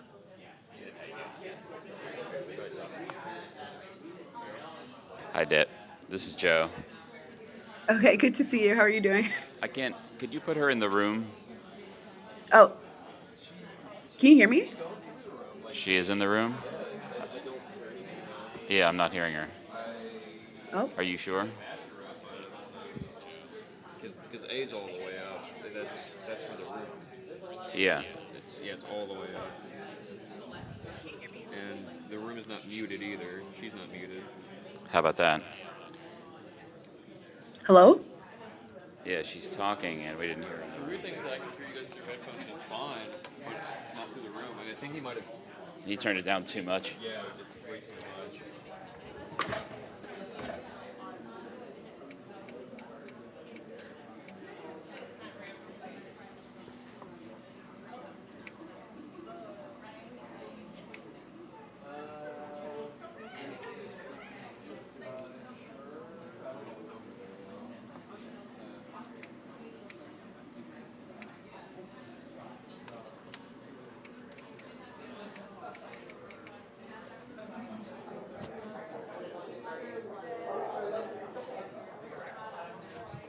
I'm sorry, we have a problem with the room audio system. Well, it's going to take us a second to work it out. Yeah, no worries. Oh, you can hear it? Yeah, it's subtle, but it's there. Well, I can't seem to adjust the room. Are you hearing me? I'm not hearing me. Hello, hello. Yeah. I can hear. Let's listen to her. Could you speak for us, Deb? Hello, hello, hello, hello, hello, hello. She's right in the yellow. Okay. We'll just have to adjust that on the fly as may be necessary. Yeah. The biggest problem with this whole thing has been the people in the panels with the laws and then the mic being passed around because they're right under the speakers. So that's been the problem with this whole thing. Just feedback. Could you, on this one, hide non-video participants? Hide non-video participants.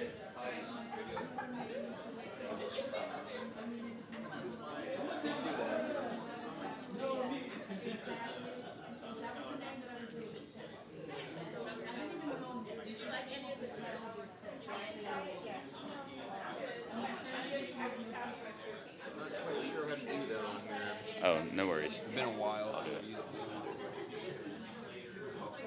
apologies. Actually, I think it's fine for you right there.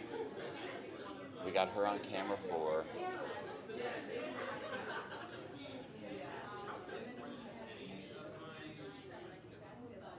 And,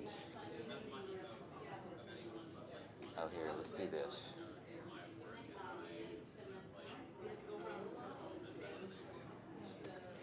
Deb, you see that Tech for Humanity 2024 sign? Do I see it? Yeah. Yeah, that's going to be the video feed from the room. You'll be able to see Okay, our camera selection of Sylvester when he's introducing you, and Okay, then the great. audience. I'll probably show you the audience there while you're speaking. Does that sound good Okay. to you? Yeah, and also to clarify, am I supposed to speak for 20 minutes and then I have questions after, or is there a different arrangement than that? I actually not sure. Sylvester's going to Okay. introduce you, right? And then you'll say a few words, and probably there'll be Q&A. There has been for everything else today. Okay, am I supposed to present, am I supposed to give a presentation or just? No, I don't think so. Oh. Do you Oh, have okay. like just remarks prepared? Oh, yeah, but I guess I assumed there was like a longer presentation, but I wanted to confirm. No. Okay, This so is just only literally, 15 like- minutes like a allotted thank for the whole you thing, I think. comment. Okay. How long is it slotted for the whole thing? What did she say? I can't hear. What'd you say? Oh, I said how much time is slotted for the whole thing? How much time is slotted for the whole thing? Hang on. Please hold. Like how long are my remarks supposed to be, I think is what I'm asking. Just to confirm. It was scheduled 1 to 1:15, but it's now going to be like 1:20 or 1:30 to 1:40 or 1:45. So 15 minutes total, including Sylvester's Okay. remarks and yours. Okay. So actually, there probably won't be a Q&A of any kind, I would think, but you never know. You'll be able to hear the audience. They're mic'd. You'll be able to hear Sylvester. So if something does, back and forth is possible. If it happens, it should be fine for you, I think. Okay, that sounds good. Thank you. All right, I'm going to turn this mic off. So we're going to go quiet for a bit, and I think sometime close to 1:25 or something like that, Sylvester will probably begin talking. Okay, And, sounds good. And at that time, you'll see the Tech for Humanity disappear, and Sylvester will be visible. Okay, sounds good. And I don't need to, it's just going to show my face, It's I just guess. going to show your image here in to the do anything room, on my end or like show but you'll slide see it, the whole Zoom meeting. You're frozen now. Can you still hear me? Oh.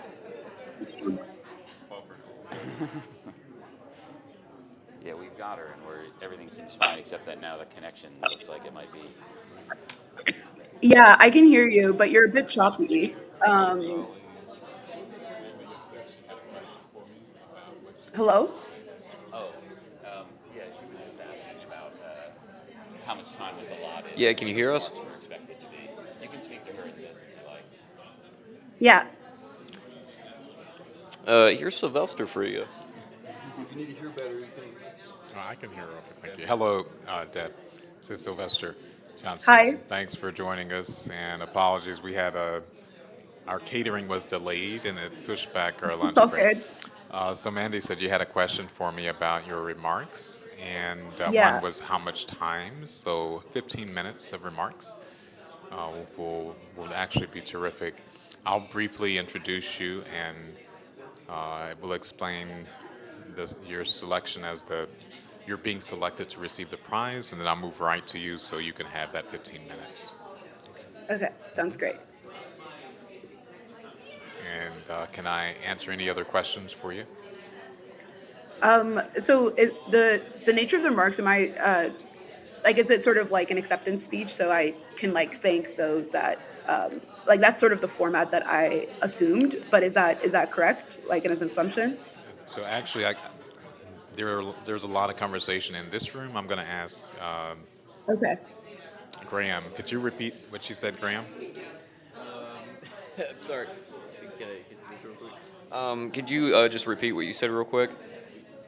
Oh, I was just asking, so I was saying, I have like a version of prepared remarks that's more of like an acceptance speech, and then one that's a little bit more like a short talk. I was curious which of those options they were expecting. She's curious of, she has a couple of prepared remarks. One's more like an acceptance speech. So like what? So Graham said he was just trying to relay your question to me because there's so much talking in this room. It makes it hard for me to hear. Sounds like you're saying you prepared two different sets of remarks, and that one of them is an acceptance speech and the other is something else. The other is sort of like a short research talk, like a survey of the work that I did. I would say either would be fine. Go with what you would like to do. If you have a preference, we're just trying to recognize you and show appreciation for the work that you've done. You should be able to speak based on how you want to speak to people. So whichever you would prefer. If you can't decide, I can say one or the other for you, but I think you should just decide the way that you would like to engage with people. All right, sounds good. Sounds good. Thank you. Okay. Can I answer anything else for you?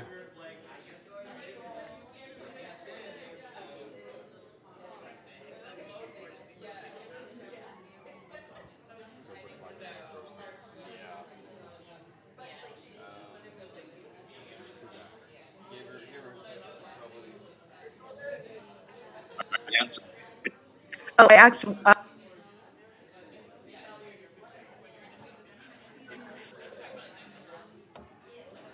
asked a question. Can you hear me? We can hear you now. The video froze for about half a minute. I was just asking you if you had any other questions for me. Yeah, I asked, when are we starting now? 1:30 p.m. Eastern Time. So does that work for you? Okay. Okay. So about 15 minutes? So in about 16 minutes. Okay, all right, great. All right, thank you very much. Yeah, no worries, thanks.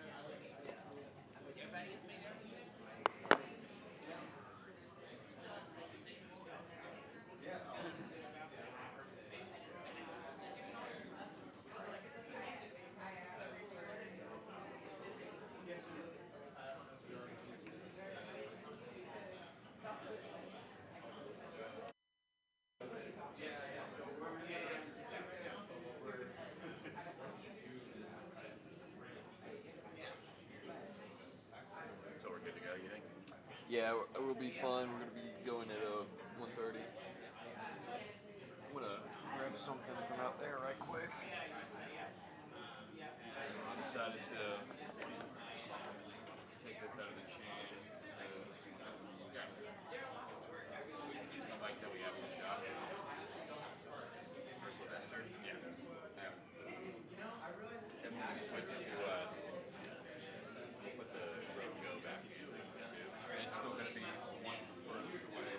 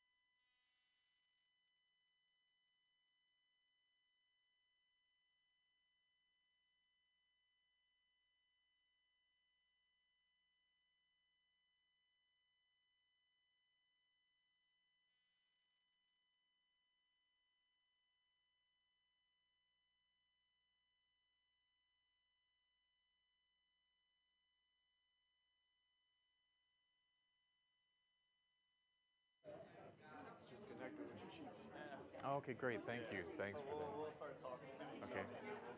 All right. Appreciate it. Thank you again. I appreciate that. Thank you, everyone. We are ready to begin our afternoon sessions. Oh, no mic. No mic. Okay. So we're ready to begin our afternoon sessions, and thank you again for participating in a really rich set of conversations earlier with our morning panel.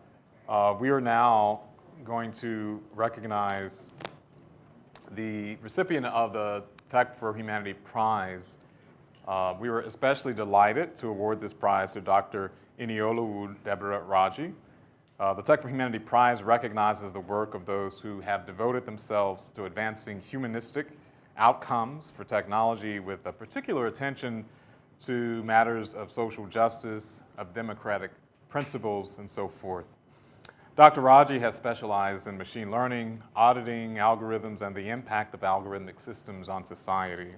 And at a time that these algorithmic systems are having such an outsized effect on human society at an unprecedented scale, Dr. Raji is working to create methods of accountability to ensure that these technologies become responsibly applied and are in service to the public interest.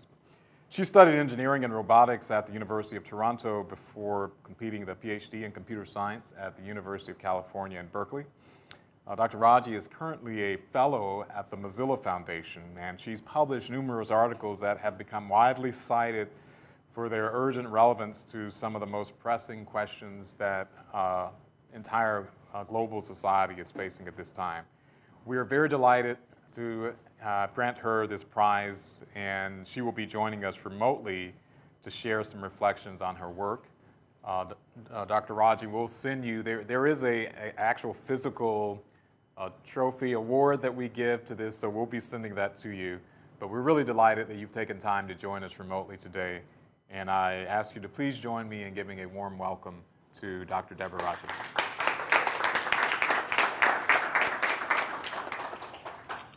Hi, thank you so much for the honor. I feel so honored and so thrilled to receive this award. I feel like I'm receiving it on behalf of not just myself, but so many collaborators, so many co-conspirators that have been supporting me, teaching me, guiding me, mentoring me in this work for many, many years. I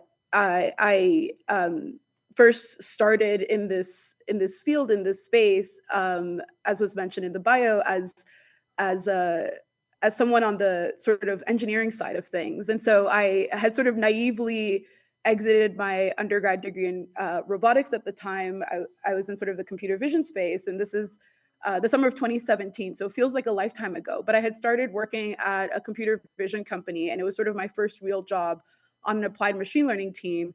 And I remember that the entire time I was working at this company and I had sort of started in the field, I never stopped looking for myself.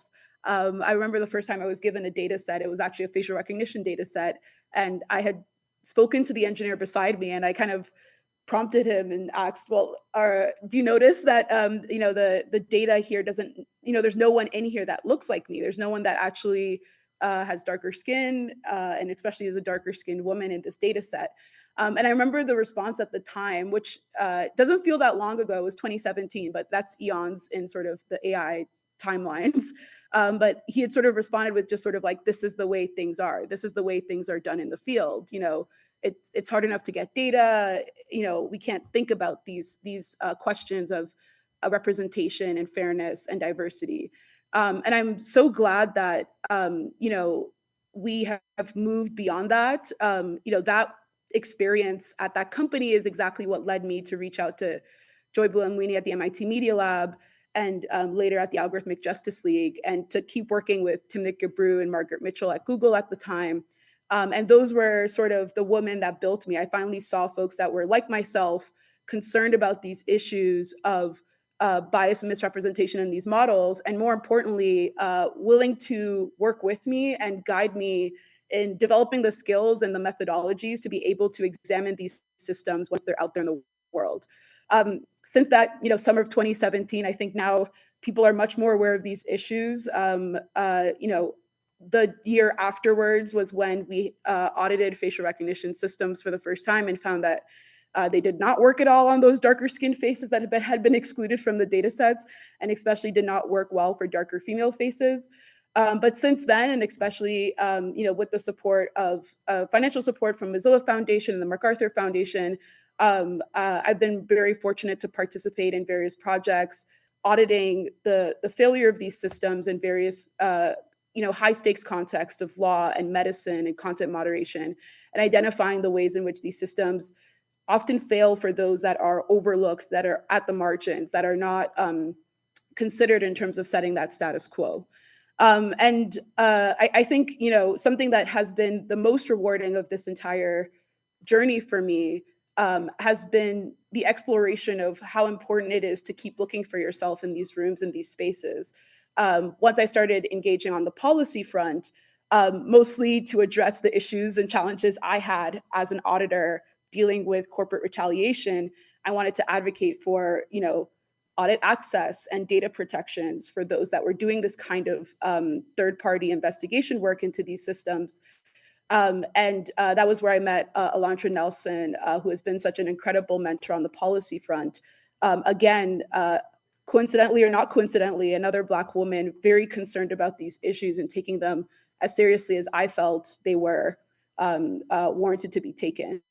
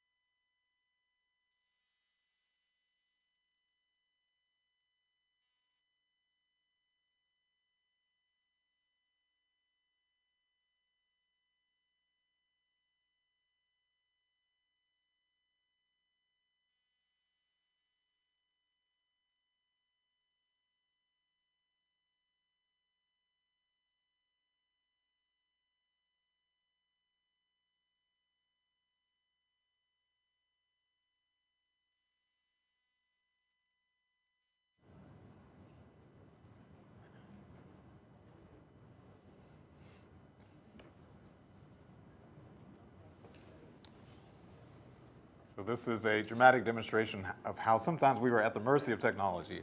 Here we go.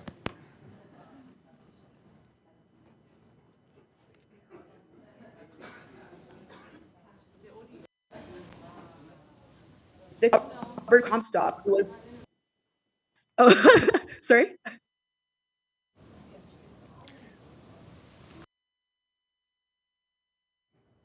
A pause in the video freezing, but it seems to be working now, so please continue. Oh, okay. Yeah, I hope you can all hear me. Am I still live, or should I continue? Yes, please continue. You're live. Okay. Yeah, I was just sort of sharing the story of Ralph Nader when he wrote about early car crashes because of the lack of regulation and control around the types of products that were being put on the road. And he shares stories of individuals that have had their lives sort of irrevocably impacted by these systems. So another story he shared, for example, was Ralph Comstock, who was a veteran garage mechanic whose leg was amputated after he was run over by a Buick that had been released without brakes. And whenever I talk about AI systems, and especially over the years, I've come to actually interact with and recognize that when these systems fail and they collapse, they continue to collapse on the most vulnerable. And we have our own stories of people whose lives have been irrevocably damaged by these systems. So I've interacted with Robert Williams, who's a Black man wrongfully arrested due to an incorrect facial recognition match.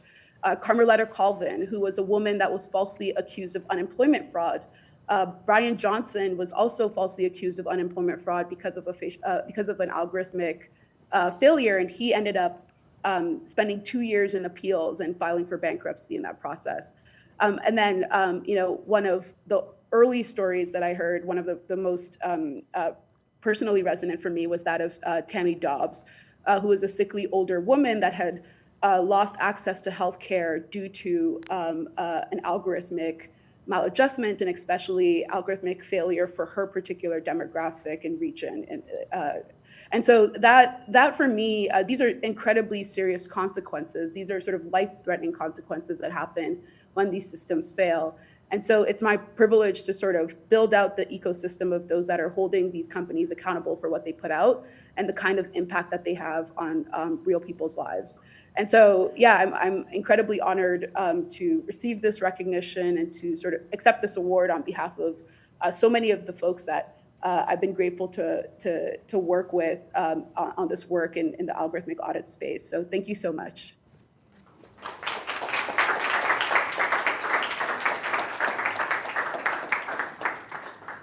Thank you, Dr. Raji, for joining us. And again, congratulations on being the second recipient of this award. We look forward to the continuing work that you're going to do to positively impact our world, and we're excited and honored to be able to recognize you. So thank you. Thank you so much. All right, thanks.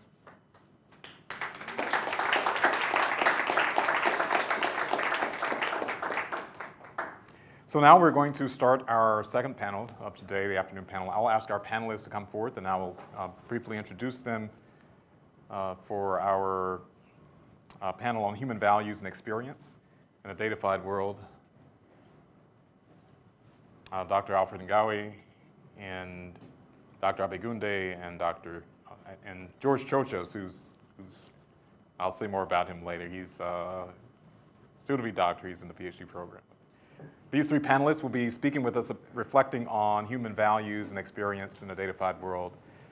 This panel is examining the question of values, given all of the things that are happening, and particularly as technology significantly shapes the way we live and the way we experience our humanity. Dr. Alfred Ngowi is the Deputy Vice Chancellor for Research, Innovation, and Engagement at the Central University of Technology in Free State.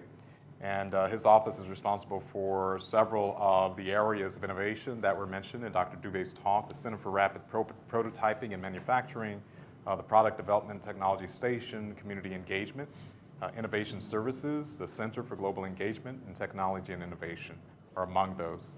Also, we have with us George Chochos. We have with us George Chochos, who is a Senior Program Officer at the Vera Institute. He is a PhD candidate in Theological and Religious Studies at Georgetown University and holds a BA in Social Studies from Bard College through the Bard Prison Initiative. He has an MPS in Urban Ministry from the York Theological Seminary and an MDiv and STM in Theology from Yale Divinity School. In his role at the Vera Institute, he provides technical assistance to college and prison programs, and he joined that institute in 2020 as a Senior Federal Policy Associate to work on the Pell reinstatement for incarcerated students. It is worth recognizing that effort in which he played a very important role was successful. And as of July 1 of this year, it will be 1 year that Pell has been reinstated and made available to incarcerated students. So thank you for that. And also we have Dr. Abegunde, who is a memory keeper, poet, and ancestral priest in the Yoruba Orisha tradition, healing facilitator, a doula, and the Reiki master. Dr. Abegunde's work, research, and creative work are grounded in contemplative and ritual practices and respectfully approaching the earth and human bodies as sites of memory. And always with the understanding that memory never dies, that memory is subversive, and that memory can be recovered to be transformative for transgenerational trauma and pain, and made into a source of peace and power. She's the inaugural recipient of the PhD in the African American African Diaspora Studies program at Indiana University, and she's authored 3 poetry chapbooks, including Wishful Thinking about the 2001 disappearance of Tionda and Diamond Bradley in Chicago. So please join me in welcoming again these 3 panelists. And I want to start by asking the 3 of you to just give us your sense of what are 1 or 2 compelling examples of human values that might be articulated in a in a religious or theological or spiritual context. It could be a secular context. It could be a policy context. But what do you think of as one or two very important human values that really should be elevated at this time in our world, given the nature of technological developments, the continuing challenges of the societal nature, and the many different ways that the data and data systems and technology more broadly are impacting our world? And we can begin with any of the three of you to take the lead on that. Okay, let me start. Good afternoon once again. The two values which I think are important, one is the human dignity, the ability for people to enjoy respect and self-actuation. And when we use data, for example, or machine learning, we must make sure that we train the machine learning to respect this human dignity. Then the second one, which I think is important, is justice and equity. Because often we do things which infringe on other people's rights. So in terms of justice, we have to make sure that the rights of people are always observed. And equity means that people must be given the same opportunity. So when we train machine learning, they must make sure that they observe these values. Thank you. Great. Thank you. Well, since he stole my two values, human dignity and justice. I'm at the Vera Institute of Justice, right? But as I was thinking about it, one is that no one in society is expendable. No one is too far gone. That everyone has intimate value because of the human dignity that in my theological tradition we say is because everybody's created in the image of God, and that this image centers human dignity. And because of that, anybody has the capacity of because of human plasticity, to be able to change, to be able to transform, and to be able to contribute to society. I think we see that and I think that was recognized in the Pell campaign, that everyone can contribute. And I would say, let me see, as a second thought, I'm going to piggyback on justice, but I'm going to suggest justice in another way, in the sense of removing barriers to human flourishing. In the sense of, what are the barriers to human flourishing? And I think that when we think of human flourishing, we kind of think of like what's at the top, but maybe what if we looked at it from below?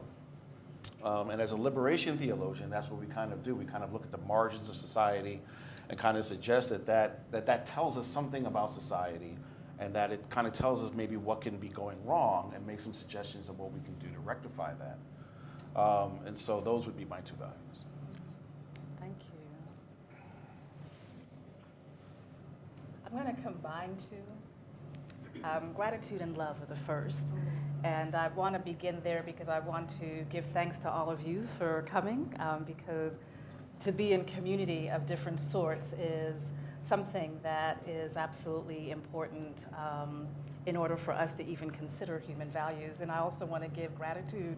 I have been all week with the South African community here, and I want to give them immense gratitude because I have learned so much about the scope of human values, technology, the differences in being human, what it means to have dignity. And so those two combined as one. I don't think that they come separately. And then creativity. As a creative person, as a poet specifically, creativity is so important because, again, we're sitting in a room full of people with ideas, and without that aspect of creativity, none of it gets implemented, right? None of it gets to actually be imagined for the possibilities that are beyond what it is we have been told defines us, right? And so those two things are my top things. That's great. So thank you, the three of you, for those very compelling examples of principles that I think can be described as foundational I'm wondering if you can share with us some ways that you think it's important to translate those values in a way that actually have an effect that get realized in our society, given all of the systemic and structural inequalities and challenges that we see.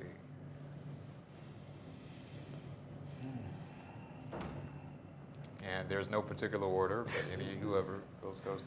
So if I start again to be the trend,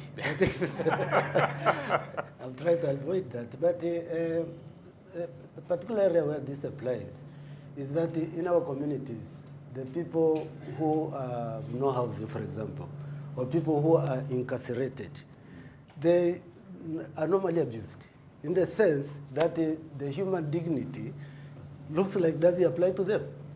So really, this is what we need to safeguard. The vulnerable in our communities are the ones which start applying the human dignity. And if we can do that, it means now the rest of the people in the community can enjoy those values. This goes hand in hand with the justice as well. Because when somebody is incarcerated, we think that this somebody is not part of us. It's almost like it's no longer human. But far from that there was a fault which was done, and the people can be corrected and become normal. So if we infringe on their justice, it means now we are disrupting the society. In my work, I meet many men and women that claim that they're innocent. We know that we have the Innocence Project. Where I am at Georgetown University, they actually teach a class.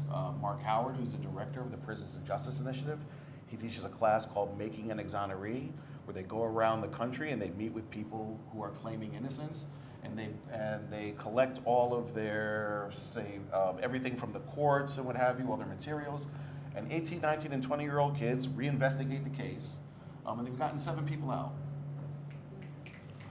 I say that to say that, and especially when it comes to data, is that sometimes you can have the data right in front of you. For example, you can have access to DNA, but because of certain procedural issues, you'll never get a chance to test it. And so what happens when data only justifies the system but doesn't lead to truth or something that's right or just? And so I think those are some of the things we need to think about as we're thinking about justice in a data-fied world. So I am a faculty member in the Department of African American and African Diaspora Studies. My primary areas of study and work relate to trauma, everything from slavery to genocide. And so when I think about this translation into my work, it's very community-centered and community-based. And so for me, before we even get to the discussion about data, before we get to the discussion of technology, I want to engage you in a conversation about love and gratitude in terms of how you actually interact with your own community and yourself, right? How do we do that? And so I want to go back earlier.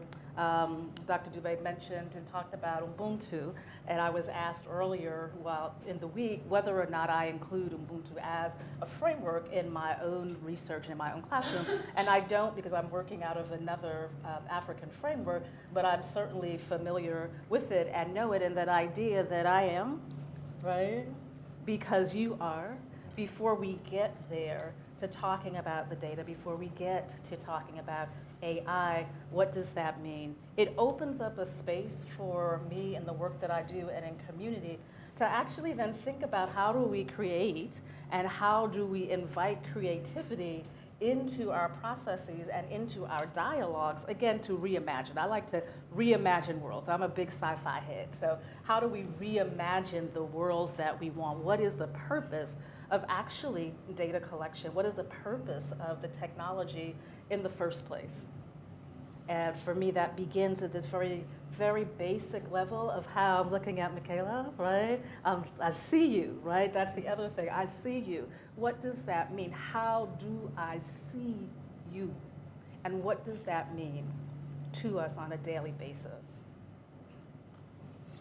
I would love to hear the three of you reflect on how you've either experienced or seen or think about technology and what's often called the datafication or digitalization of our world with respect to what might be conceived as authentic human experience.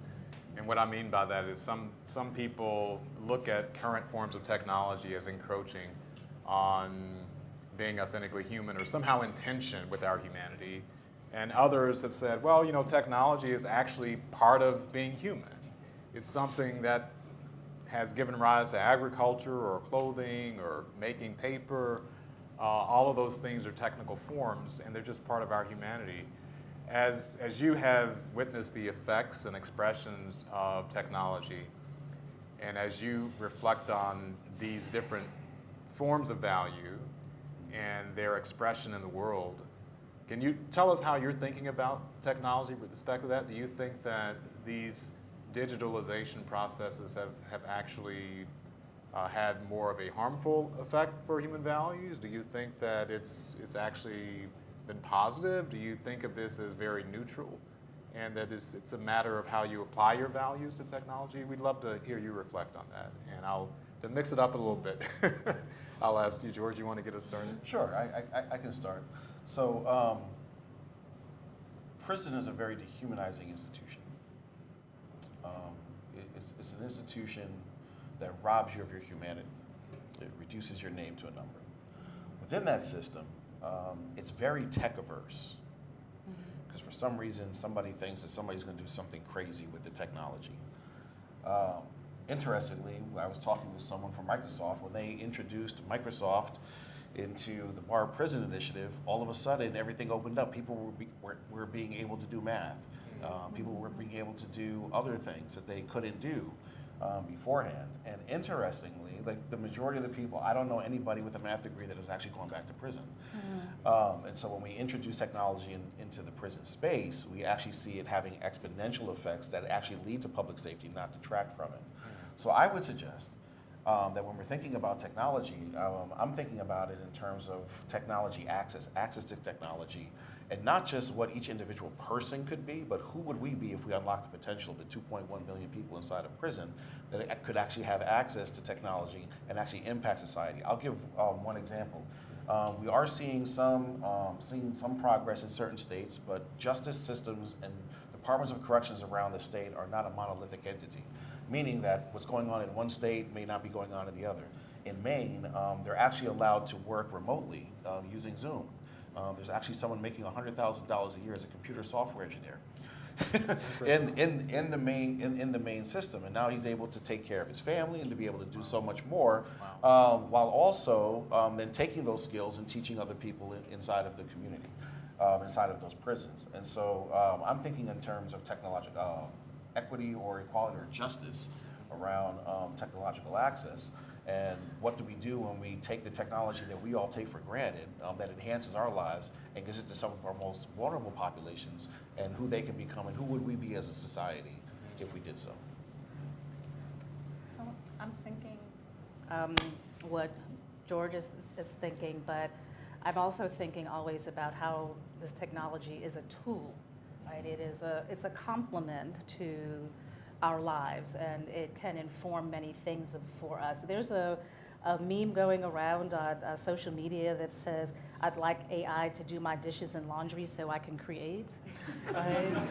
And that's how I feel as a poet, right? What happens when we are free to do what we want to do, but as a tool to actually free us to do the things that we imagine or that may not be possible. And that may come in any number of ways. That may come in the physical for people who need physical assistance. It may come in adaptive technologies for people who need assistance. I think of that in my classroom.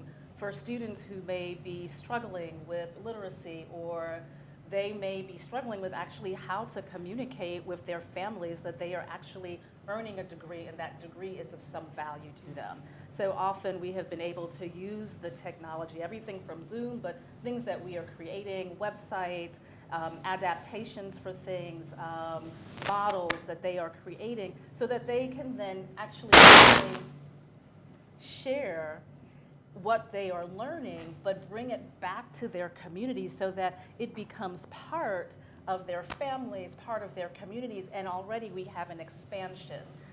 And we don't have to work so hard to convince people who don't have access. And the question becomes then, once people are introduced to it or their communities are introduced to it or families, how then do we make it possible for them to have more access?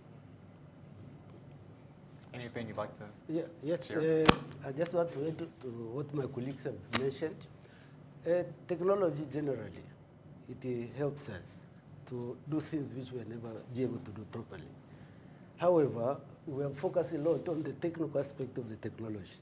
It's a technology, but we look at solving the problem, we start looking at the human aspect. But if we design our technology, taking the human aspect as a forefront, where we look at the needs, we look at the ethics and the capabilities of a human, and develop technology around that one, then I think you are going to score high with humanity. You look at issues like productivity, for example. This is one challenge which humans are going through. But if we have got enough data, you can develop technologies which helps you to increase productivity. This, first of all, save human labor and also save materials which are going to be used in the purpose. There are issues of decision making as well. So humans have difficulty in making decisions, or making decisions at random which are not based on anything. So with technology, you can have data which enable you to make a decision which everybody else can make similar decision because they're based on specific facts. I say that is technology generally, but when they come to digital technology, we have stratification again, issues of data. When we collect data now, it becomes now sometimes we infringe on human rights because there are sometimes data is collected before, without the subject knowing that data is being collected. And then how that data is being used, the subject is not consulted. And it's often, and we see multinationals like Google, like Meta, pretending that they're giving you service, but actually they're taking the data, and then they don't consult with you how they're going to use that data. That's why I say that technology is good, but really we need to have those safeguards. Another question before we go to our Q&A, and this is about the source of ethical values. So in fall of 2023, the U.S. government issued an executive order on AI that was dealing with things like responsible AI, ethical frameworks. And that executive order was trying to articulate very specific requirements and guidelines for how algorithmic systems should be used. And a lot of language about values of ethics and fairness are in there. It did not invent that language, of course. There was, months before that, the White House Office of Science and Technology Policy issued this blueprint for an AI Bill of Rights. And so there's language about human rights and fairness, et cetera. And that, of course, didn't invent that language. My point is that those were things that were coming from governmental sources. There are lots of companies that have responded to the challenge of addressing issues of justice and fairness and being accountable and being responsible by incorporating that into how they are designing their products and how they're structuring their terms of use, et cetera. There's also lots of commercialization opportunities around this as companies fall under the guidelines. Will have to have some way of demonstrating that they are meeting these values. And so there is a part of that is a question about the source of values and who gets to say what fairness means or how justice gets defined, et cetera. So I just named examples of companies and of governmental agencies that are, I would want to say, acting responsibly of trying to address those things. And so I don't want you to think my question is a cynical question, like, the government's trying to take over ethics. That's not what I'm claiming. We should want governments to try to be accountable to those things. The question I'm interested in asking is, because there's so many different communities and institutions that have developed traditions of fairness and justice and accountability, et cetera, but we don't see a lot of different communities that are in a position to structure for a society what it means to govern our technology. How are you thinking about where those values should be sourced from? How are you thinking about the position or relationship that different institutions or communities might have, given the values they have on the one hand and given our need on the other hand to have standards, some of which may be inscribed in law, others might be market-driven.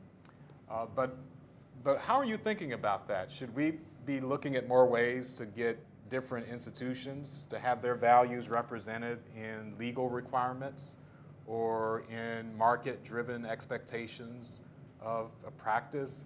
Is that the wrong way to try to approach this question of how we govern technology? Should we be thinking about the relationship between those different communities in a different way rather than trying to assume that all of it is supposed to end up in a law or end up in some kind of market-driven expectation? Tell us what your sense of this is. I'm chuckling to myself here because when I saw some of the questions that Sylvester wanted us to consider, I thought immediately, well, what he's invited us to do is actually think, and to think broadly, that there really is no way within the period of time, even in the week, to answer these questions. So they are invitations to consider things. Relationships, you said relationships. Mm-hmm. And I don't know, as I think about this, I do work in community as well, across the U.S. in different places, and in the classroom, and train and facilitate the types of dialogues for people who come from 10,001 different views and histories to think about this. I'm not sure that source, I know what you mean, but I'm just thinking about language as a poet, that source is the word but I don't know what the word is, right? So not that it's an incorrect word, just that is not the word that I'm immediately thinking about, but I am thinking about relationships, right? Is it possible, and I have a memory of in the earlier panel or conversation about this being lifetime work, right? Maybe it was you, right? That lifetime work, that there must be, for me at least, and in the communities that I'm working with, that there is a commitment to lifetime work of understanding not only who we are, but how the technology, in whatever form it is, from its very basic to its most advanced or elaborate, how it is that we can work in conjunction with it to improve our lives. Right? So my home place, at the moment, we're not in the US, is Brazil.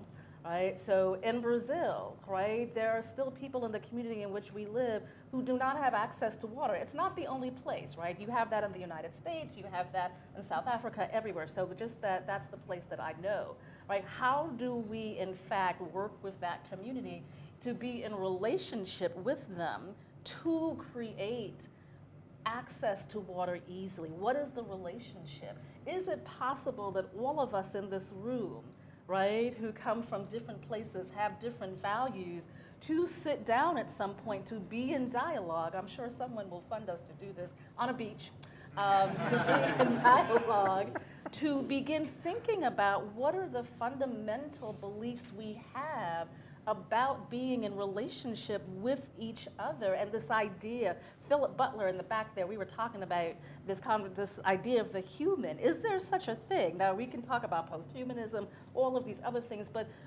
is there a language for it? Can all of us in here, and that's what I think about, like government, civic sector, universities, is there a way for representatives from all of those places to be together, to be in relationship with each other? So I expect to be in relationship with my South African family now, right? Because of the experience that we have had. So I'll stop there. Let me see, I guess you want me to do another dissertation, right? Might need another PhD. Just the abstract. Yeah. So, okay, values. So here's a few things that I would say. There's a story, and I'm not going to get it particularly right, but Van Jones was stopped on the street one day, and I'm not trying to get political or anything like that. He stopped on the street one day, and he's like pressed by this person, and pressed. And he says something to the effect that, and Van, if you're watching, sorry if I get it wrong. He said something that we have our ideals, and then we have our reality. And they seem to be so far from each other. And that every generation, it's their responsibility to move those two closer together. And so I would suggest that we do have a source of values. I would say the problem is, and the challenge is, and even in my own life, that we don't live up to them. When you say all humans, now I understand it says all men, but today we would suggest that man is there for like man in terms of all of humanity. We say all people are created equal, and yet we judge people based on race and our prejudices. And so we have the values, and then we have reality. And it's how do we merge the two to really live up to our values, to where politics doesn't override our values at certain points, where our prejudices don't override our values at certain points, where when it's uncomfortable to do what is right and just doesn't override our values. And so I think we do have a community, at least in this country, that says on the one hand, we believe in freedom, equality, and justice, and on the other hand, we see such great injustice and such great inequality, and that all people aren't looked at as equals. And so I suggest that if we actually lived out our values and let our values drive what we do instead of allowing other things to drive it, then we may have, I think, a more just society. Okay, I just want to take from what George has said. Issue of we know what the ideal is, and the reality is so far apart from what we have. But when you look in societies, then we can categorize people, like you say, there is government. And the government has a role of bringing or enforcing these values through policies, etc. They've got a specific role, and nobody else can do that role. But then it comes to, say, academia. Academia have got the dynamics which they also internalize these values. And if you find a way of then government and academia working together, then there is that collaboration. But the next level is industry and business. Business try to regulate itself. Industry try to regulate itself by creating values and try to live through those values. So that dynamic is different from academia. So if we can bring it to collaborate with academia and the government, then we can go to the next level. And finally, we have civic society. And the civic society also, that's where you have multiple different categories of people. But then, in the civic organization, if we can bring those values together and collaborate with the three others, then at the end of the day, we can talk about living values. We can talk about reducing the gap between reality and the ideal which we have. Well, thank you. Well, let's invite some questions from the room. There are a couple of mics on either side as before, and individual mics that I can pass around.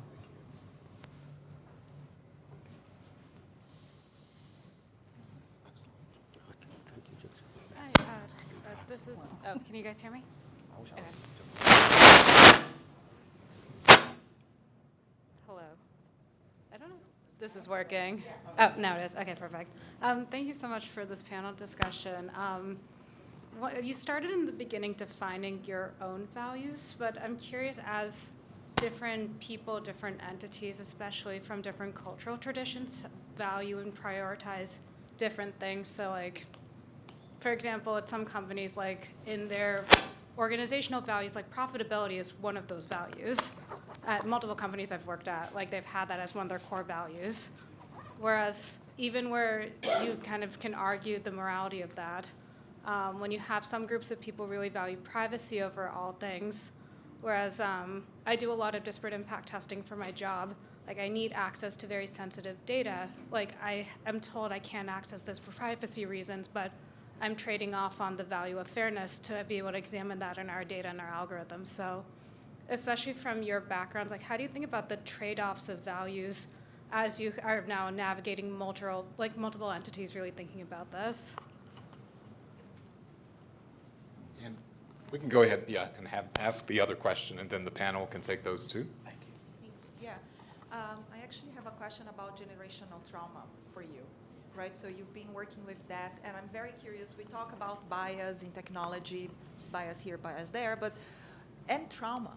Have you seen trauma being expressed through technology, right? I see a lot of trauma and burnout in human rights defenders, communities, and all this. And I never had the discussion, right? How trauma also expresses itself through the technology we are designing.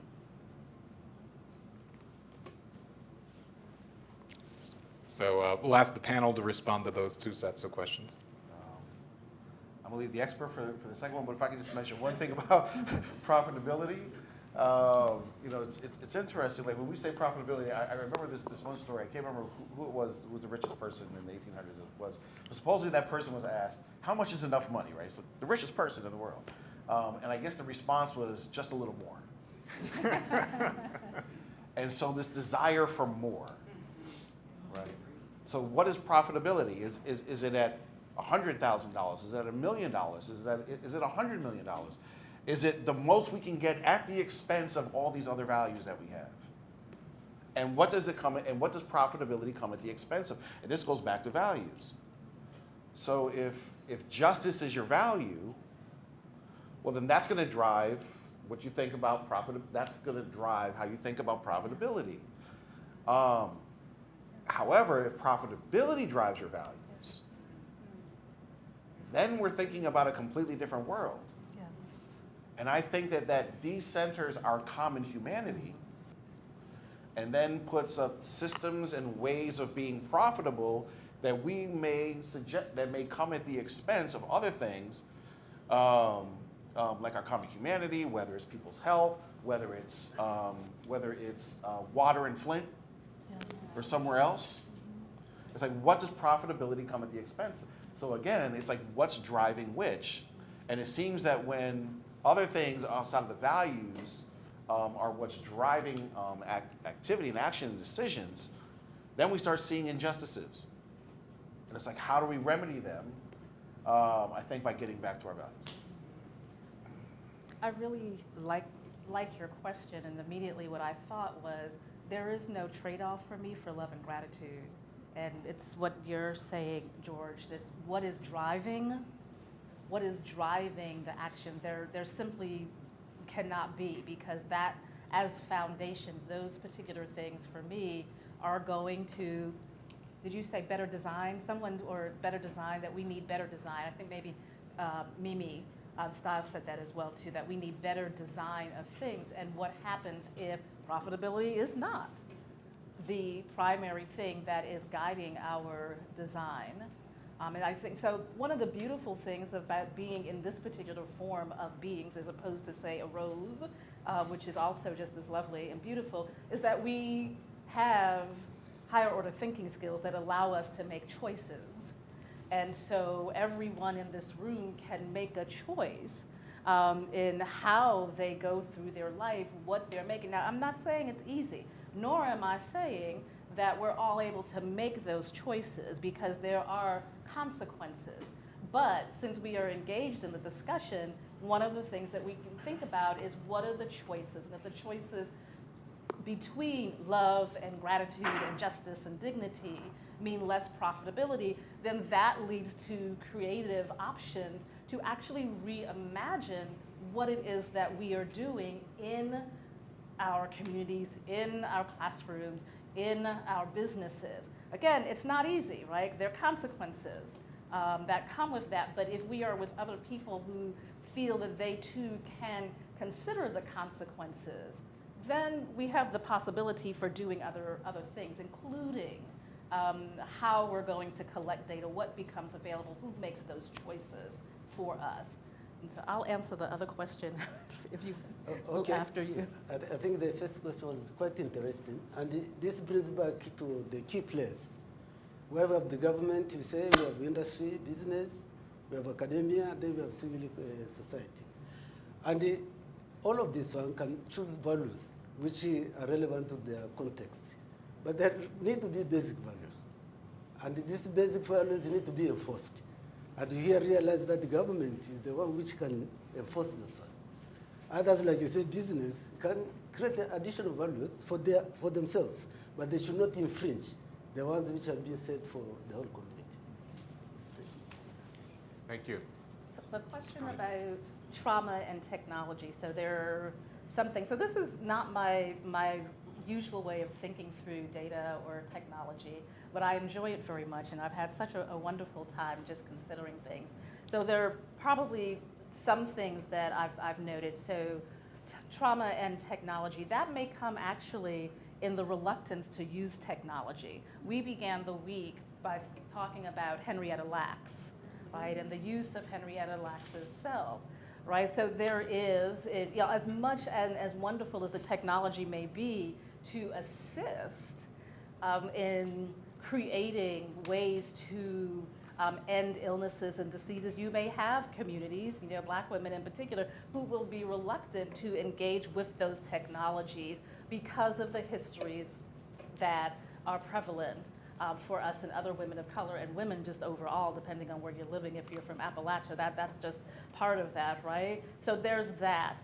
There is also, I think, when we think about archives, right, and the technology of the archives and how we access those things, that what we don't think about, and I'm thinking here in terms of visual archives, I'm thinking about the creating of archives, so that what I have found is that my students, particularly after 2020 and 2021, I am very conscious about, I've always been, but even more so now, about what I show, right? Even if we are going into archives, or if we are looking at digital archives, if we are looking at certain types of data, right, that you have to prepare for that. So if I'm teaching about Rwanda, I'm not going to show what happened, but I will share the stories of survivors, right, which is a different type of thing than engaging that. So it's always a matter of considering, again, that this is a tool, and what is my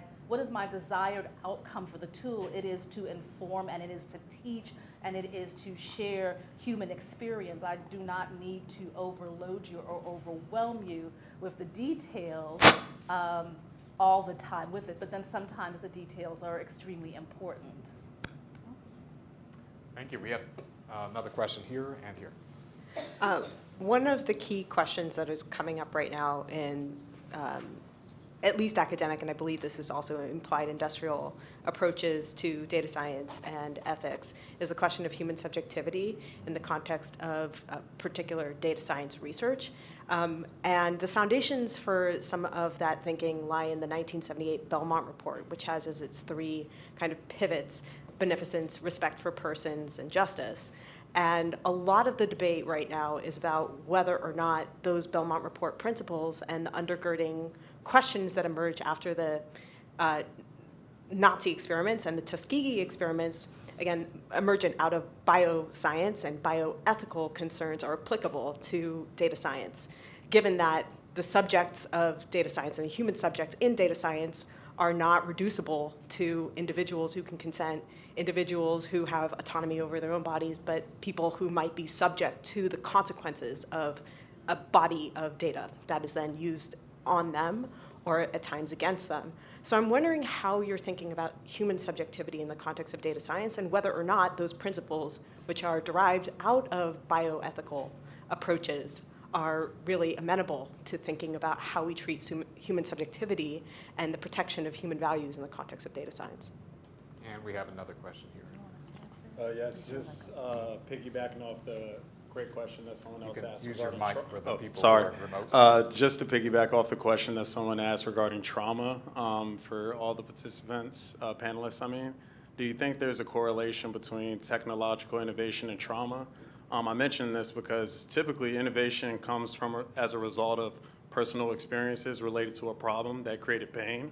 You know, founders and creators of technology, they typically create technology in order to, fix a problem that they're experiencing in their lives. So I see there is a direct correlation between trauma, pain, technological innovation. Do you all see that there's a direct relationship between them? And could you maybe give an example or elaborate a little bit more on that? I think since I started before, I'll start again. Let me see, I lost my, remind me of the first question again. I lost my train of thought. I'm sorry. I'm sorry. Oh, sure. At the very end. Oh, human subjectivity, I'm And sorry. data science. Yeah, human subjectivity and data science. So, I mean, obviously my field is in the criminal legal system. We don't call it the criminal justice system because we don't think there's too much justice in it. But it's interestingly the way that,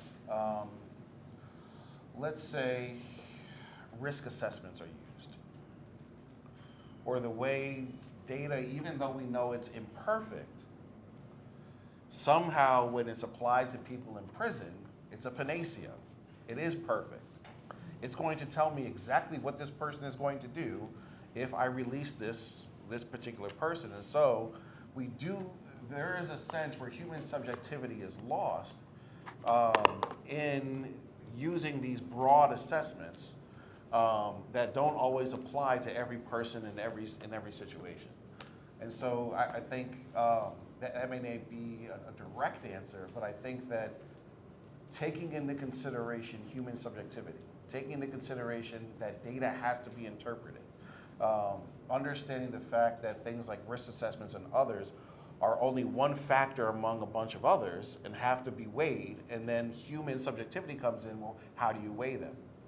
And so in the criminal legal system, it seems to always be weighted in a way against an individual in order to justify why we should continue to keep people in prison. I mentioned freedom as one of the values that I mentioned before. It's funny that in the home of the land of the free and the home of the brave, we have the largest prison system in the world. We have 5% of the world's population, yet we have 25% of the world's prison population. And so I would suggest that as we're using data, especially to assess outcomes that there's no way we can fully assess, that we need to take a step back and realize that some of this data or some of these assessments can actually be flawed, that human subjectivity is at work, and that we should judge each person individually. In terms of trauma, I once heard it, in pain turning into innovation, I once heard it said that the things we create out of the world create the world we live in. And so, if that's the case, I think yes, technology and pain can drive people. I'm thinking like Stephen Hawking and others, right? That drive innovation. However, I would suggest that hopefully we're doing it in a way that actually alleviates future pain and future trauma. Okay, I think you asked a very interesting question of human subjectivity in the data. And often when we collect data, we collect it at individual level. But when we make interpretation, we say we aggregating that data. And when we use that results, we subject the individual. It's no longer aggregate, it's individual. So individuals suffer the consequence of the data which we produced. And there are two problems here. The way we collect data can be biased. And then if it's biased, then the person who's going to suffer consequences is the one where we are subjecting the results of that data. The way we develop algorithms can also be create bias. The algorithm reads something which is actually not the truth of what is supposed to happen. So I agree, at the end of the day, the subjectivity is important at the beginning, and if you have to make any application of the results of algorithm, you must temper it with human intervention. Not just to go random, say, okay, this machine has said this. You have also to weigh in and say, does this make sense really before we subject it to it? I would agree. I also don't think that the reports and the frameworks that we have, that simply because they were developed out of other time frames and epochs, should be removed. That they're still relevant. They're still relevant because I think that there are a number of things that we don't see and that are not available to us in terms of how humans themselves are being treated and being used. So that's just one thing that I thought about as you were saying that. But there's not, for me, in thinking about the work a way to ignore human subjectivity in any part of the process at all, that it's necessary. And then I'm thinking of something that a colleague of mine said on a project, is that sometimes these data sets that we're looking at, however they're being drawn, as traumatic as they are or whatever that they're missing, some of them also open up the space for us to see the things that have been missed or missing, or the injustices that we may not have seen before. So I don't know if that answers your question, but that's what it was in my head thinking about. If I could make one more. I've been thinking of this phrase, erasing ambiguity, and I see it in economics. That somehow, like for example, if say, like the Compass risk assessment says, you know, if you fall within this 75% out of this 100%, right? We know that for some reason this assessment has been working 75% of the time. Then somehow when it comes to the justice system and when it comes time to make decisions, it's looked at as if it works 100% of the time. And so I think there's ways in which sometimes, especially when we're thinking about with statistical data, that sometimes it can erase ambiguity, and that at least centering the fact that there is this other 25%, and that also we're making interpretations and decisions based on this data that is not 100%, that is not foolproof. I think at least centering that can hopefully make better decisions. And your question, Or yes, more I think. decisions. I'm sorry, George. Sorry, no. Yes, that there are links, but that they're related. Technology paying technological innovation. Yes, there are relationships between those things, and it can be, as Dr. Dube demonstrated today, the students, the creation, right, of the wheelchair to get through. That's one thing, and I think all of those things are related. It's the same reason why perhaps we create things out of joy, right, because they are related. And so the pain, the trauma the technological innovation don't always have to come out of that, right? It can come out of other things, but yes, related. We have a couple of questions queued up here with the mic and there, and then I'll get the other two. I think we're at a good time to keep bringing up values that in certain contexts people think are like fluffy, so I love that you said love. So often that goes towards like, it's hippie or Woodstock. So I'd like to make adults uncomfortable by talking about more love, like love me some bell hooks. But I think when I say we're at a good time, maybe if people have kids or they work with youth at all and you're paying attention to a mental health crisis, it feels like there's a lot of lovelessness in the world. And so I want to know if either one of you, and it could be on love, or I don't want it to be on justice because I feel like that's a little easier to track. Maybe human dignity or love or even gratitude. If either one of you have an example of a loving technology or one that is uplifting human dignity or helping make us more grateful. And if you don't know an example of one that exists, is there an example of one you would want to see in your work that we can move towards? Because I think that's really what we should be saying. Mimi Stiles earlier said the word joy. And so the more we can actually make some of these values concrete, I think the better off we'll be. So I'd love to hear what examples y'all have. And another question here. Am I passing it? Oh, you got it. Yeah. So I think Michaela brought up love, or re-upped love, re-upped love in the conversation. And I want to bring up another one of the big ones that maybe we don't talk about in technology conversations, which is death. And so Dr. Abegunde and I were talking a little bit over lunch about this. I've been really preoccupied and thinking a lot about the possibility of what they're calling AI grief chatbots, which are trained on the data of people who've died. And I think these products already exist. They essentially can have some interaction with you that from the persona of the person who has died. George's eyes just got wide. So there's a whole bunch of implications with that. And I guess one place to start is, it seems to me like that technology is created from the viewpoint that like dead people are dead and gone. Like they either don't have a soul, or like they're just gone forever, or like they're no longer part of this realm at all, which ignores the fact that there are religious traditions and cultural traditions from all over the world which see the dead as like still being with us, either in the form of a soul or another spirit or whatever, like an ancestor who's still animate in some way.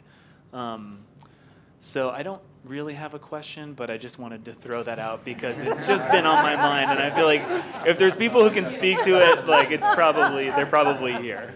Next week. Everyone still be next week. You understand? Was there another question? So, Michaela, I don't have, so this is not particularly my area in terms of the technology or the, coding, like everything like that. Like I think about it in different ways. So I don't have a particular example, but I can tell you how perhaps I work with this in my classroom, for example, and just try to be very brief. Last fall, through a project with the American Library Association, the Civic Imaginations pilot, Civic Imagination Stations pilot, I was invited as the lead artist to work with 2 librarians. And in my class on contemporary social issues, we focused on water. And it required the students to actually learn through the librarians a whole set of technologies that I never knew about, everything from 3D printers, different types of cameras, building out websites, collecting data through those websites. But before we got there, of course, I love to bring love into everything as well, and gratitude and human dignity. We studied the histories of Black communities who were affected by policies and politics and power dynamics to not have access to water.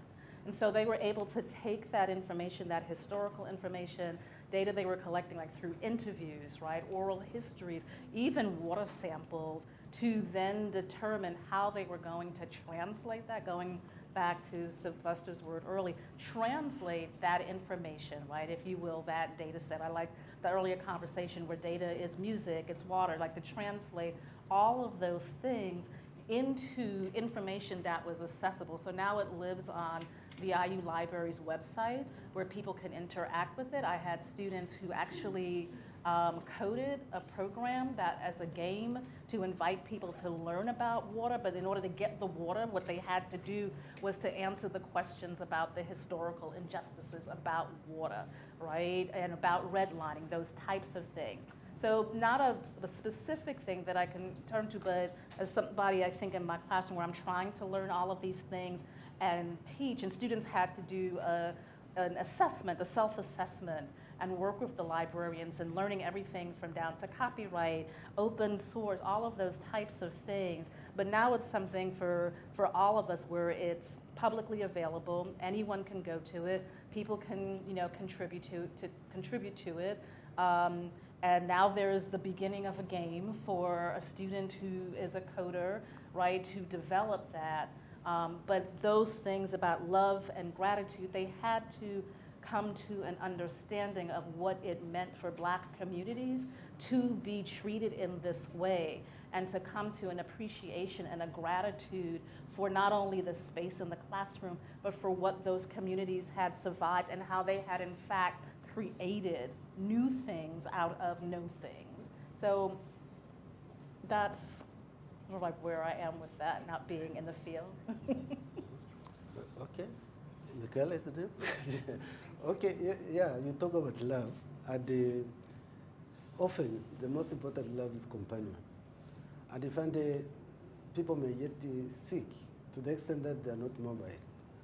And no matter how we want to give company, you cannot give constantly, continuously. You may give company and you go away, and when that person needs that company is not there, because you are not there. So yeah, you can have a robot which is trained to be able to speak, just like the other person who was giving company, and then it is there all the time. And then when the person who is not able to move need that company, he starts chatting with the robot. So I think that is one area where technology has gone to show that you can bring love to where it is needed. And my friend, I think what you raised is very important. The issue of collecting data and being able to use that data to make hologram, for example, where somebody has died, but then you use that the image of the person and the information which he had, and also you train the algorithm to speak with like this person. And then suddenly the person appears who has died and talking to the audience. It is possible, and I think it was done. The first one was here. It's been done at concerts. Yeah, Kanye West and the condition. Yeah, it appears there. Yeah, the problem here is not the issue where you give authorization from the family of the dead for the person to come back. The problem is when that information is used without the consent.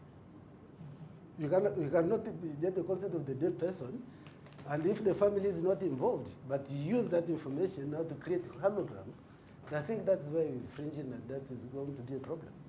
So the fact that you can animate somebody using the information which you have and be interactive, it is there now. The technology has reached there. What is we need to safeguard upon is the ethical considerations around that, so that when somebody dies, do we say that the human rights of this person has already died? When the person dies, do they still have rights? Really, and that's where the definition of human rights has not been clarified. So, Kim, since we had this conversation, this is a very interesting area for me, because I think this is where we get into how do we understand other people culturally and their cultural practices, right? And so while if there's consent from the family, yes, because there are technologies that are allowing people, to, as said earlier, to be able to access the ancestor, the memory, the information there, right? So, and that is really valuable when people are grieving, right? It does not substitute for the person or the body. I think of the body as its own technology. Think of the body as a primary archival site and a primary memory site, right? But this is an area where I think moving towards the future, where how do you talk to someone, for example, in Yoruba culture, where the ancestor is fully alive. You communicate with the ancestor. The ancestor has not disappeared. The ancestor appears to you in so many different ways, and this would be across other types of culture. So it gets into some very specifics, and this is, again, how do you bring communities and certain communities and people to the floor or the table, wherever it is, to have these discussions, because we may be in danger, as in the past, in violating the very cultural and religious practices and values that other communities have in order to do that. Consent is one thing, but even before we get to that, how do we engage people with the discussions? Because you may not want your great auntie, whoever, to come back and to be engaged with them, right? So there's so many conversations and dialogues to be had with that. I'm thinking about your question. That's why my eyes are tearing up. So I'm going to get to you in a second. And I hope I can stay safe. So I'll answer your question first. You know, at least in the Christian tradition, we say that there's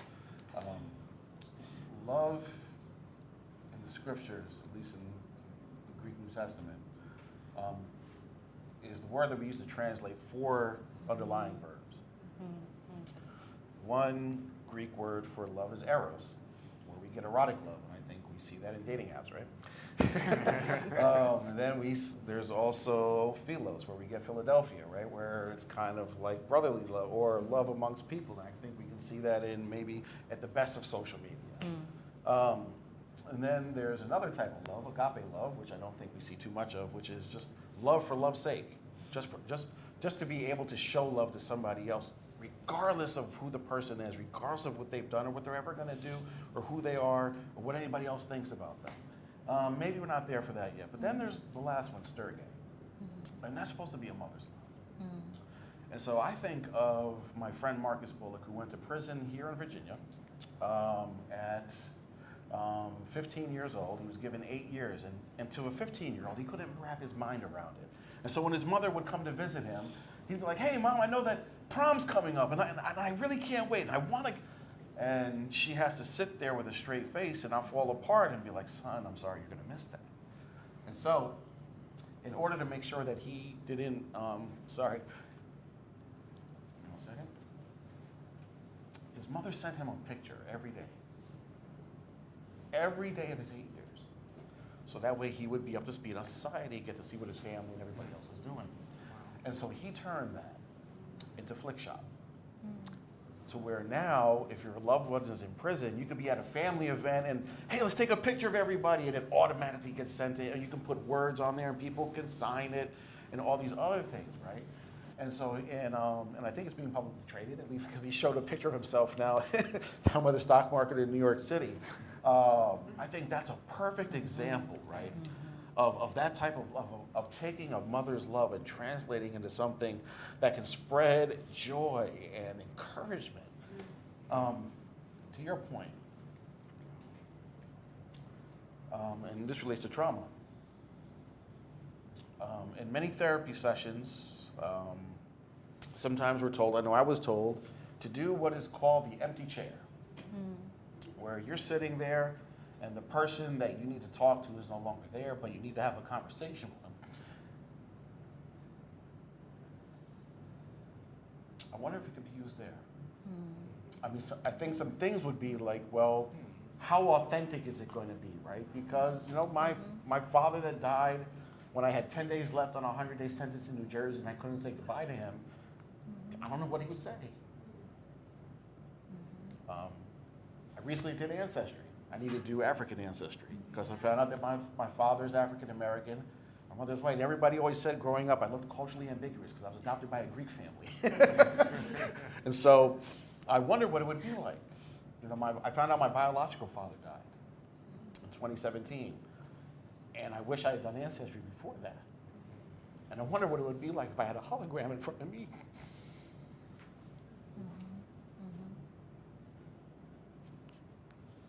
And I'm wondering what type of healing that could produce. And that's the way I'm thinking about that question.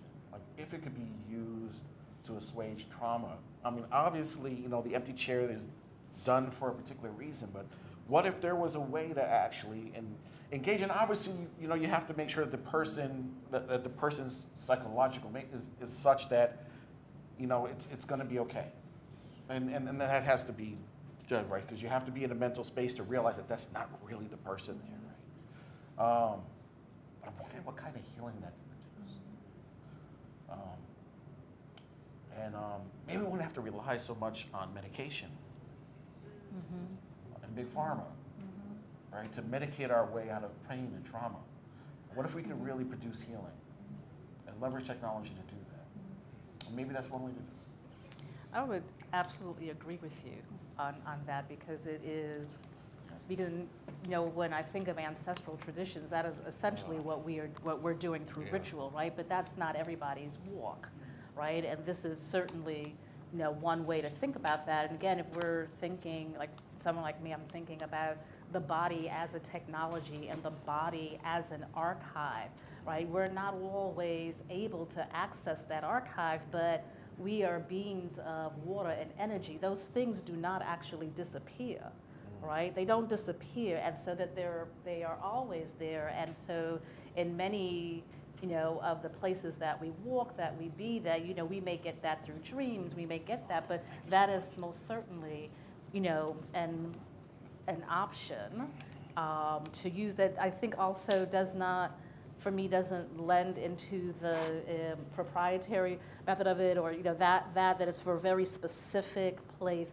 in a specific environment, possibly, right? That it has a different meaning and interpretation and engagement than how I was understanding, interpreting what you were asking, right? And it also gives the person, in addition not to medication, but it also gives the person a little bit of agency and thinking like when to access and how to access, right? So we have a couple of questions queued up, Philip and Jemana, and then we'll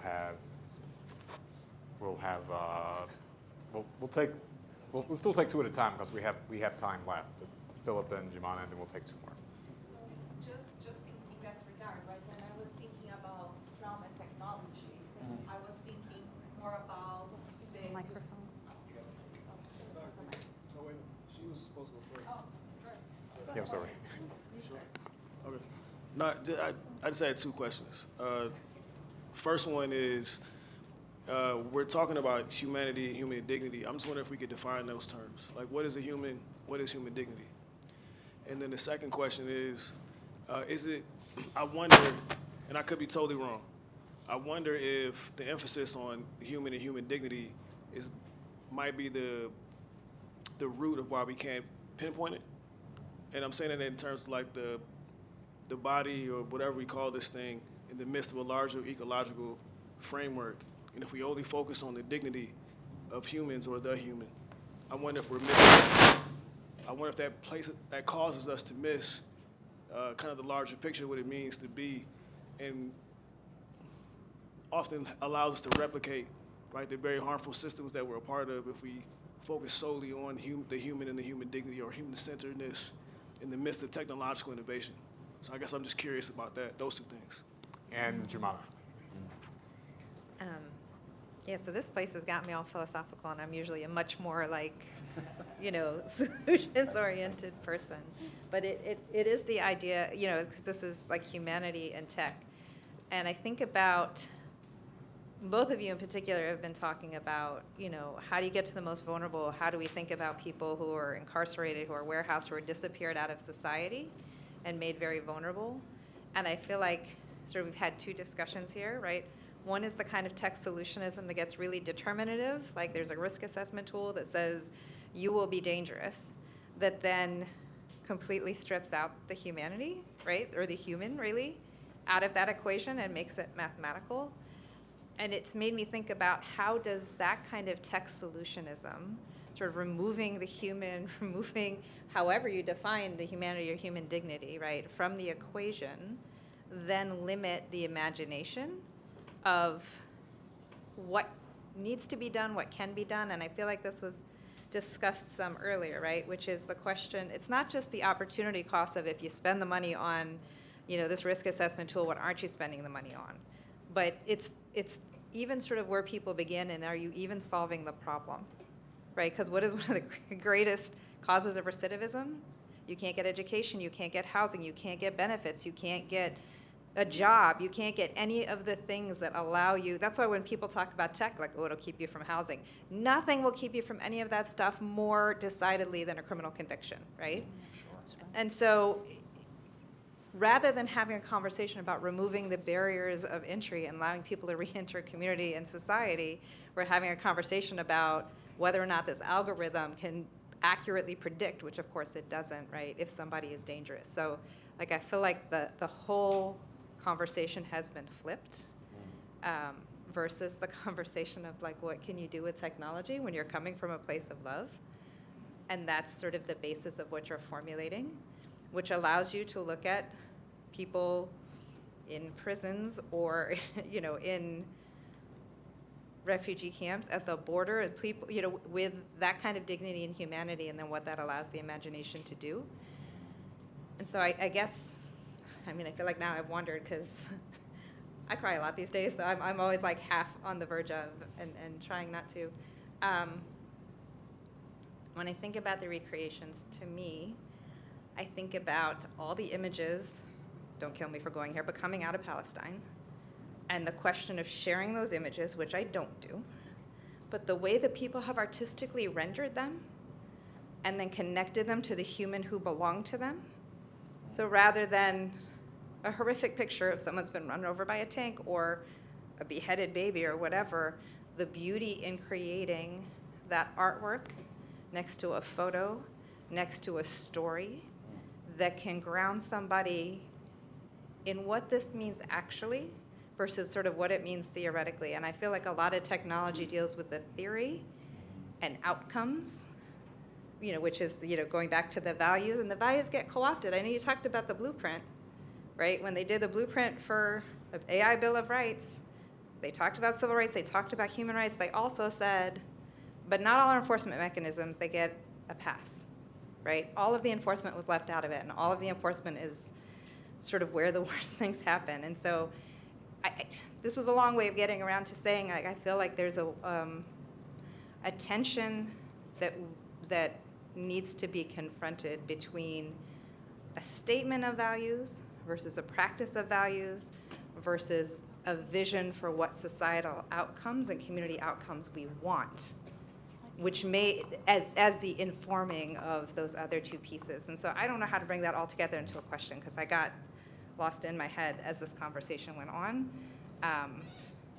But I just think there's a very different conversation between the idea of values, the practice of values, and then the animating principles that your values are oriented to. If I could say something to that from and I'm going to get to yours, is that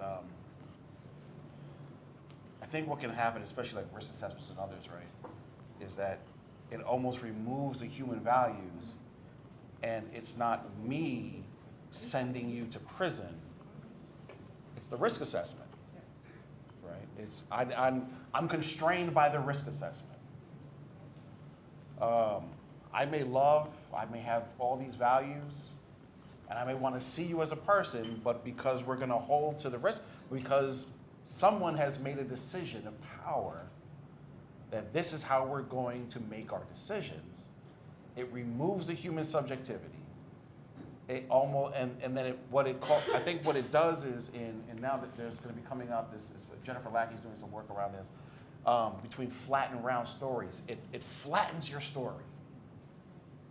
That you are it only considers these factors, your crime, you're this, you're that. It doesn't say like how much you were loved as a child, or how much you were hurt, or how much you love now. It doesn't take any of those considerations into now. It has a set of factors, and somehow we've placed our faith in those factors. So it's almost like a secular religious kind of thing going on here. We place our faith in that. And so then when we demonize or say that this person is dangerous, we're able to kind of psychologically be like, oh, that's not me, it's the system. And I think when we realize that I'm sending this person to prison, or I'm releasing this person, I'm labeling this person as dangerous.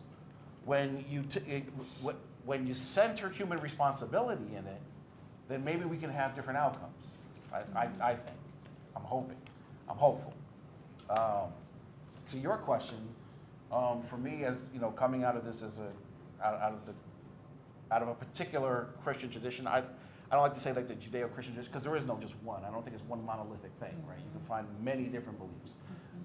And so for me, when I think of human dignity, I define it as, because I believe everyone is created in the image of God, then that means that everyone has infinite value, and that we are created to be, number one, a steward of the resources that we have. And so it's who we are in relation to other people. It's who we are in relation to creation. Right? And so for me, when I think of human dignity, I think just not of centering the human, but thinking of the human in relation to others and also to the rest of the world, if that makes sense. Yeah. It's we talked a little bit about this at lunchtime, and I used to think about defining the human, like personally, like academically and theoretically, there are those things about that, but personally, I've ceased to try to actually define quote unquote human, right? Because it's for me, it's historically fraught, right, with a whole set of legalities and histories of who was defined as human in the first place, right? And I always think about, civil rights, but when I'm teaching, I ask my students to continue that Black people in the United States were actually fighting for recognition to be considered human before we got to anything else, right? So I like to think of us in terms of part of an ecology, a larger ecology with other sentient beings. So even if I have a wooden table in my house, that table is still sentient. If it was cut from a tree, the tree is still alive. It's in a different form. Now the actual tree is not, but that is still living. So I like to think of, my being in relationship to other things and other beings that are sentient, right?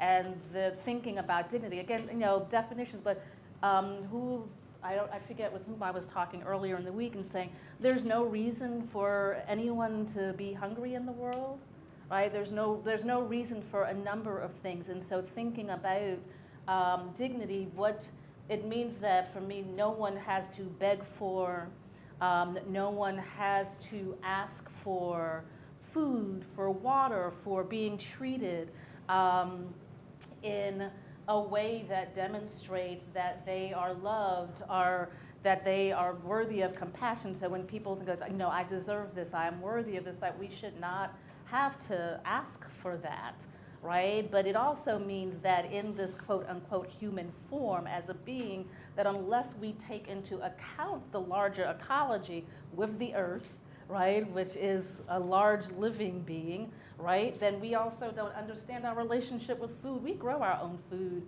my family, enough to feed other people. We're not farmers, but we grow enough to be able to share. It's a relationship with other beings. My neighbors, I'm sure in the summertime, they're like, what is she doing? I'm out there singing to the collard greens, right? I'm out there singing to the collard greens before I cut them, because it is a sentient being that will nourish me and feed me. And so our entire relationship with language, our entire relationship with being, and how we understand ourselves in relationship to anything, there has to be time to actually rethink that.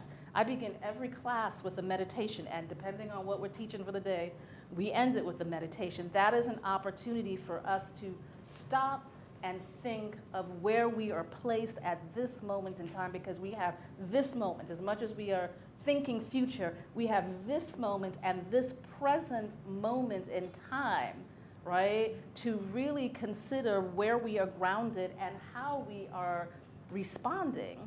Because I think that without the language of that we are so much more, right? That we are so much more if we are children of creators or God, however that is defined in people's traditions, then certainly we must be more, and certainly we can ask for more and dream of more and be more and understand actually the profoundness and the very fecundity. I love that word, fecund. I love that word, right?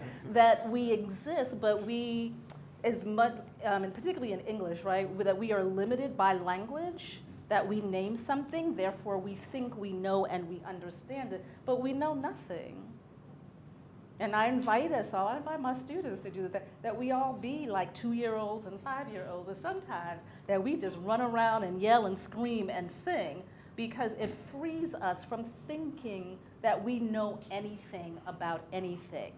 That actually is the data right there. We don't even know what data is until we've lived for God knows how long, right? I'm working on a project of like 10 years. I don't know what that data set's going to be until I sit down with it, with the community, to really begin to think about how we want to interpret it and make meaning of it. And that's going to change as each person comes to it.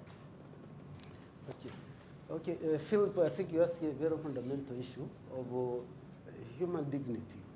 We may define it ourselves, but since we are talking about the relationship between technology and humans, how does the technology come in play now to make sure that it respects human dignity? And I think we need to look three aspects. The one is privacy. So the technology which is bringing and is interfering with privacy, then it is infringing the human dignity. It must uphold privacy. Then we look at the issue of autonomy. If we bring a technology which infringes the autonomy of a person to express themselves, then we think that it is interfering with the dignity of the individual. And then the third aspect is the self-prophecy. So if somebody cannot have the right of being able to express the way they want to express themselves because of restriction of the technology, then we said it is interfering with the dignity of the individual. So it's very important now to say we know how to define dignity, but when you bring technology, you must know specifically what are we going to look at so that it will work within those guidelines.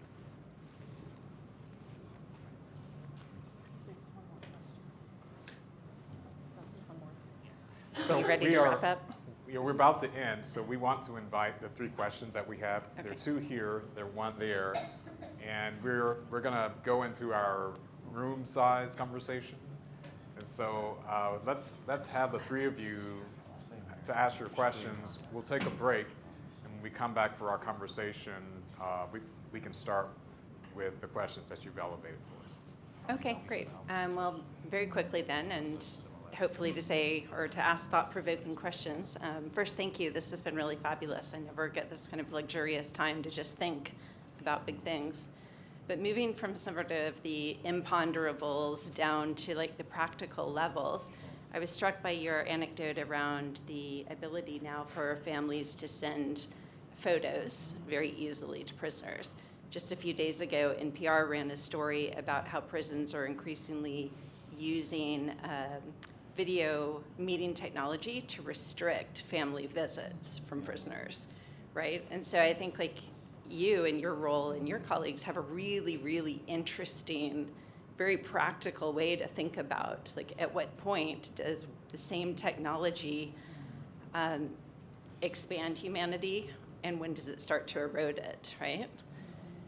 And then to be a little bit of a devil's advocate on the use of algorithms to determine who gets out on parole. You know, I've listened to enough podcasts to have totally lost faith in like a human-driven, highly subjective criminal justice system.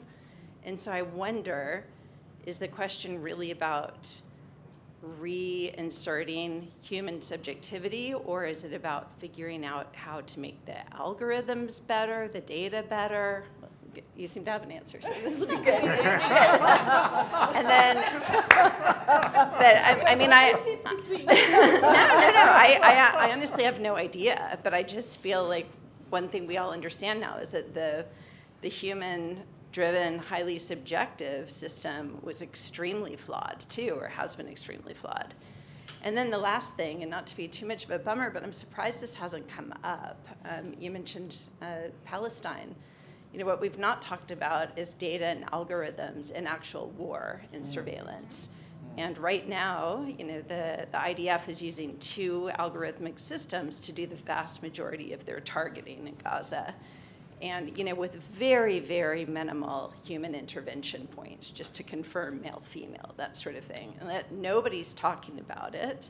And it really makes me wonder, like, are we going to need, you know, what's going to have to happen before we have a global reckoning around these, the way we had, you know, with we came to global understandings around how nuclear weapons would be governed, how chemical weapons use would be governed. Like at some point, this conversation has to happen, and I think sadly what history tells us is something really, really, really catastrophic has to occur to prompt that conversation. So I sort of wonder if this humanities conversation should be, you know, focused on some of these really big picture, more existential questions. There you go. Sorry, it's kind of hard to say anything after that.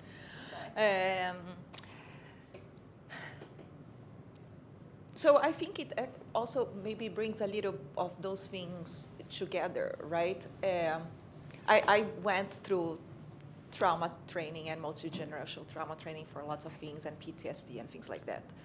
And it was with a large group of actually teachers that worked through K through 12 in the US, and they kindly brought me into that group. And it was really helpful to understand some of the biases I had and folks had in developing their work, right? So what I was trying to ask before that I think actually you brought a lot in your speech is like how those trauma situations actually impact how people are developing technology and making those choices, right? Who I put in jail or who I don't put in jail, who I train this algorithm, what is the data I'm choosing to collect or the data I'm not choosing to collect.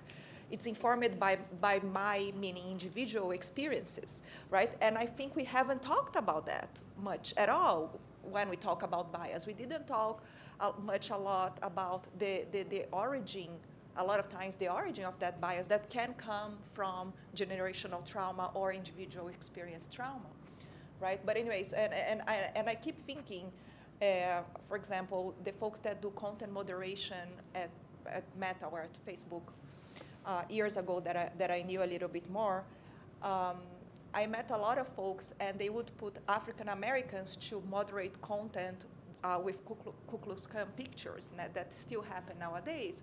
And I kept finding those people crying at the bathroom. But they say, maybe it's because it's closer to you, so you can moderate better this content. Again, that's already another technological choice, algorithm training, based on trauma. It might be trying to do some good, but anyway, I don't want to go, but I really feel that's something we should be thinking, especially when we're developing curricula in PET, right? We need to talk about that, right? Anyway, thank you. Thank you.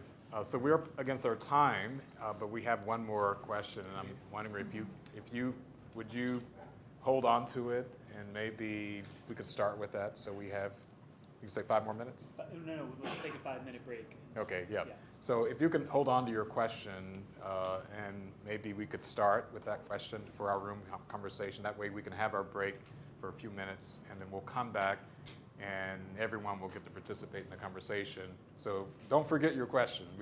That can start us for the session. Please join me in thanking our panelists.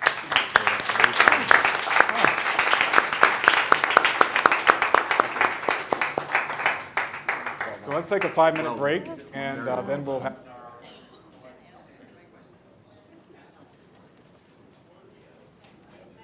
You got it?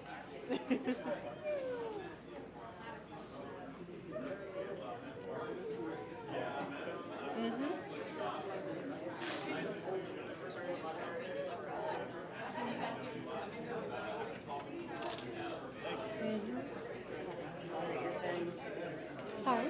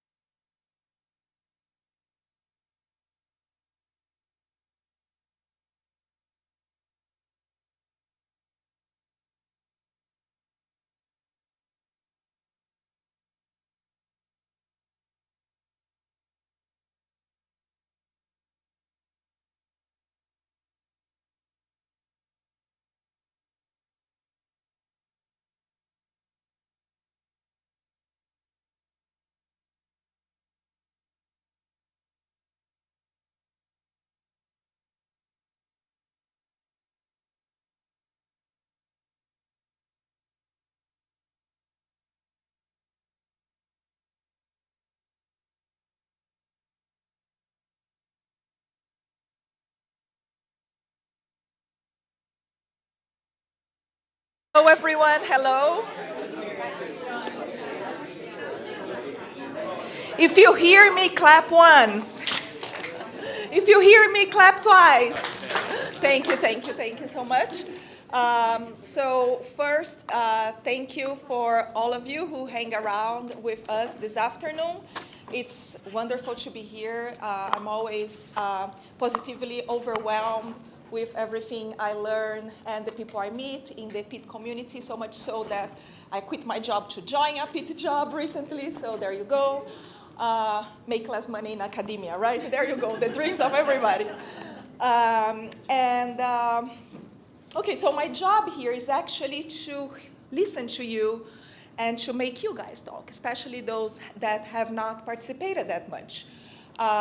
So please join me in sharing your expertise with all of us here, right? I do have some questions.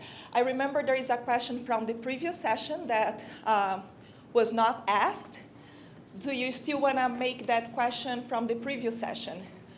I know it can be frustrated to be left for later, but there you go. Ask, but frustrating. are they still here to respond?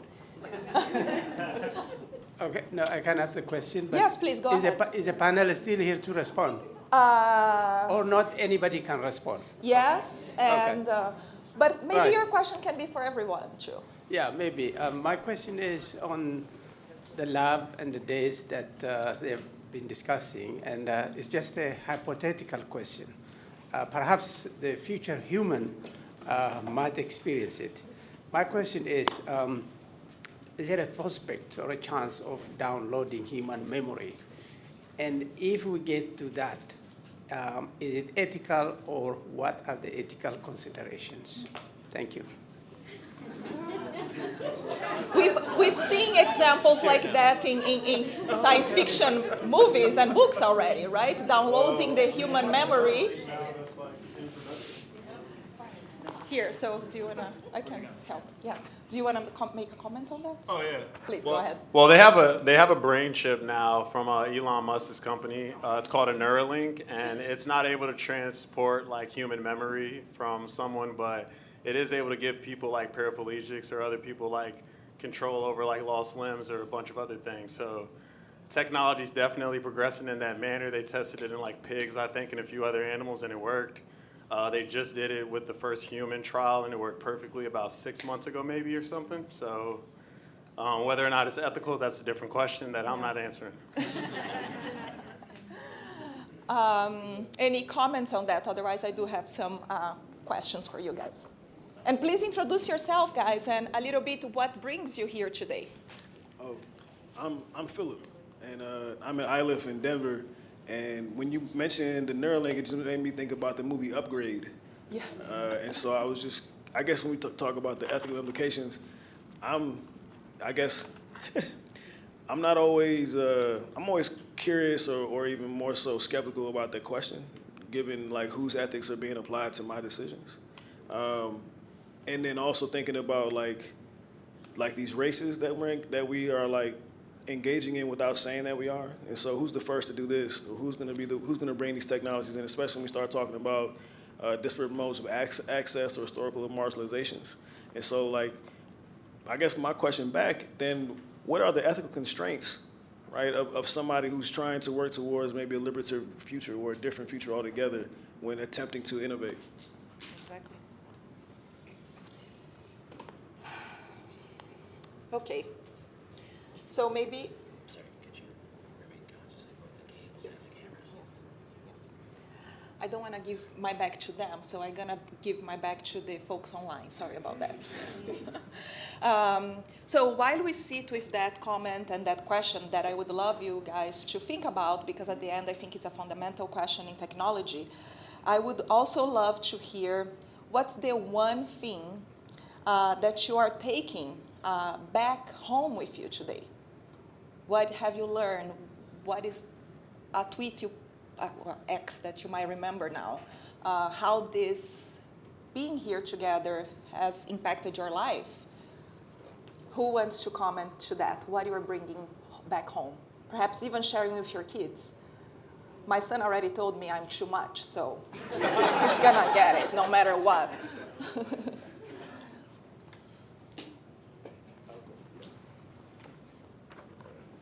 Thank you. Well, my son is 5 years old. I don't think it will make sense of much what I have to say. Yes. Okay. My name is Bandile Ntombela. I'm from South Africa. I work for the Department of Health. I'm the CIO there. Maybe two very profound lessons for myself during the course of the week, as well as what I picked up from the discussions today. I studied software engineering. We develop technology for public health in South Africa. And I can tell you, at no point has love and trauma ever been a contrast when we build solutions. So that was most enlightening to me. I think, and thank you very much for that. I think that has really changed my perspective, and I'm definitely taking that lesson home. And perhaps then the second comment, you know, software engineering is very mechanized. It's very scientific. You sort of move from step one to step two. It's linear, you know. And having listened to both panels, and half the time, you know, I was like, what are these people talking about? That's awesome, right? If we still can get surprised nowadays. Yeah, but I think I've you know, having, you know, spent time, I've reflected a lot on those conversations, and I think they make up a lot of what we do. You know, designing solutions, designing technology for society means that you actually have to live and be in that space. Otherwise, you really are just designing for yourself. So thank you very much for those conversations, colleagues. Thank you for your contribution. Anybody? I will start with what I am taking away from today, and then I wanted to respond to some of the questions about memory and technology, and in particular, the way that I'm thinking about it and engaging with it. Please just do say your name. Oh, Deb Donig. I'm here as a technologist humanist. I teach data science. I'm also a professor of English literature by training. What I'm taking away from today is that I think South African universities are doing and thinking about humanistic approaches to tech much better than American universities are. So we have a lot to learn. We have a lot to learn from you, and I'm looking forward to that dialogue. To respond to some of the questions about memory, trauma, and technology, I draw from an interview that I recently did with a good friend of mine, Amy Kurzweil, about her new memoir. And her memoir is a memoir of her father, Ray Kurzweil, the futurist, and his creation of a chatbot, what we would now call a large language model, of her grandfather and her grandfather's memory. Her grandfather is a Holocaust survivor. He had a number of documents that he wrote and authored, and documents that were issued about him that Ray Kurzweil accumulated into a model that he allowed to sustain as a chatbot. He lost his father when he was about 14 years old. So his father's memory was recreated, in a sense, animated by this chatbot. Amy, who never met her grandfather, was able to interact with this chatbot. And she titles her memoir, which raises a lot of questions about love after death, questions about artificial intelligence and the way that it animates death, and individuals who have only had their access to them hypermediated through technologies. But she also titles her memoir, Artificial, a Love Story. So artificial is the idea that we all the time animate the dead through all sorts of technologies, not just our digital ones. As a professor of English literature, I'm very familiar with one way of animating the dead, which is reading memoirs, or animating and recreating stories about people who have died. And so I think that one way that we can think about artificial intelligence is in the way that it replicates and in many ways builds upon multiple different traditions of interacting with the collective memory of those who we've never met before. And this is just one new iteration of that possibility. And I think that the title, again, Artificial Love Story, gets at one interaction of what it means to animate the dead through technologies, what it means to interact through technologies, which is that it is very much an apparatus or a conduit or a hyper-mediated way of accessing love. Thank you. Thank you. Any other comments? Thank you. And I also, my name is Carolina Rossini, since I didn't say in the beginning. Hi, everyone. I'm actually thinking, connecting what you just said with he was saying about who is going to determine which memory to preserve, right? And I keep wondering how personal that should be at the end of the day.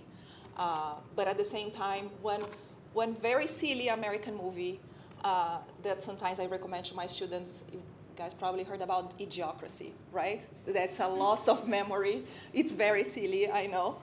But how the loss of memory affects society, right? It's a funny, silly movie that can, especially in an age where you have so much disinformation and extremism, right? I don't think we are actually very far away of some situation like that movie portrays in a very silly example. One of the things I've been thinking, and I would love to hear that we didn't touch today actually, is the issue of technology and gender. And I've been with this in mind because I've been working to support some strategic development for some funders on how to deal with technology-enabled violence against women, especially with intersectionality of race and religion, right?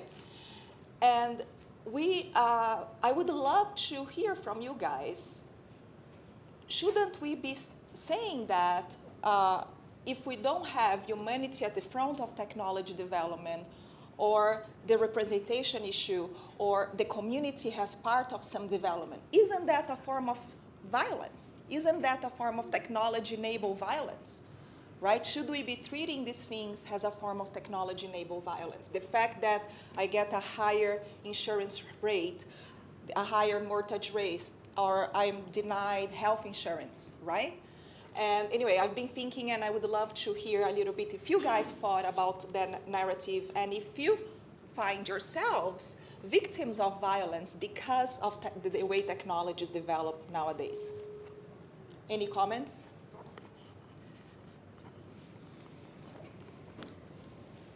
Yeah, thanks so much, Sylvester Johnson.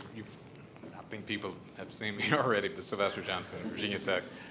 So one of the things I was thinking about was that we were discussing last night over dinner was the change in the almost complete elimination of access to reproductive rights through access to abortion in the United States.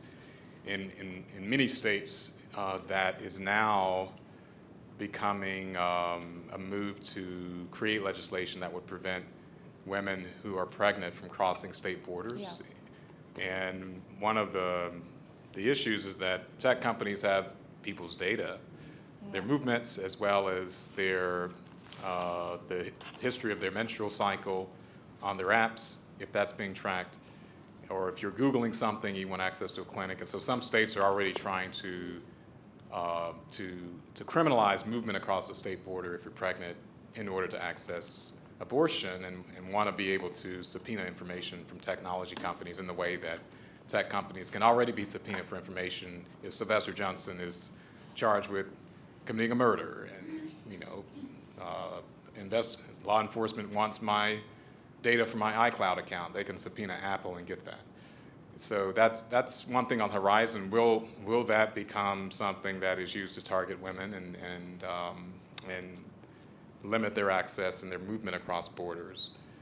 Because that raises a question about, because that movement is being inspired a lot, not completely, but a lot, by religious organizations to eliminate access to abortion. It also raises a question about values, because we know the values discourse is used to refer to a lot of things, and not all values, it's complicated. Not all values are necessarily going to expand people's rights.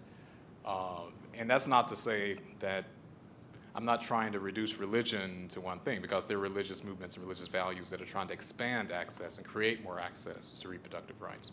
But it is something that we were discussing last night, I thought is relevant here. And the other thing, I appreciate the use of AI in warfare that's leading to a lot of killings right now and an ongoing genocide. So that I hope we can have more conversation about that as well.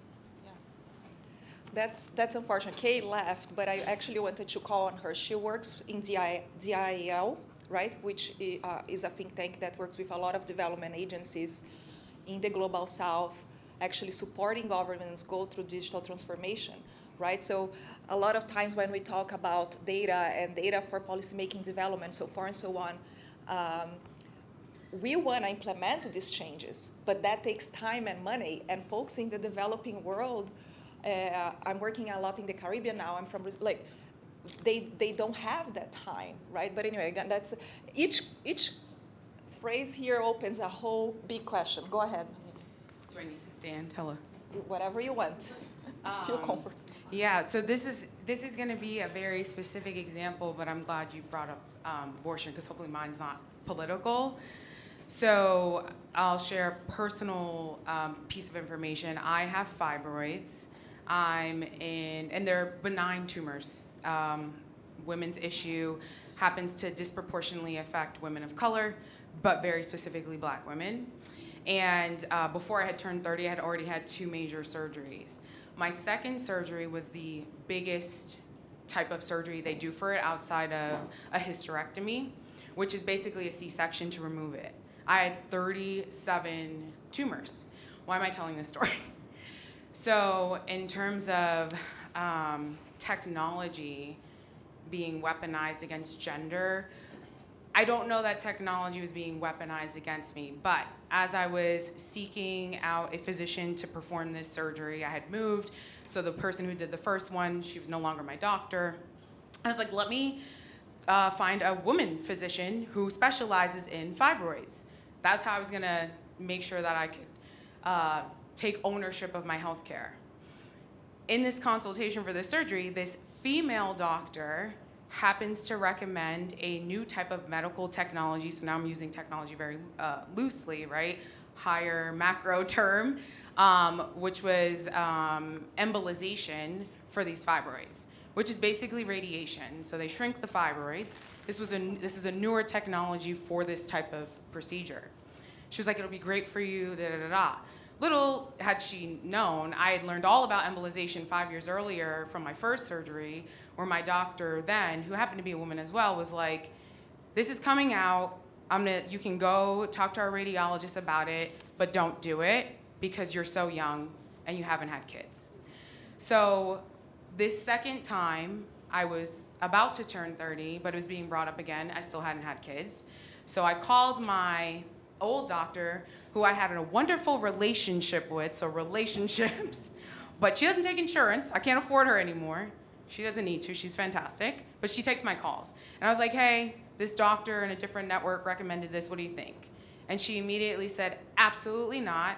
You need to go see a surgeon in my network, he takes your insurance. So now I'm going to see a male surgeon for a second opinion.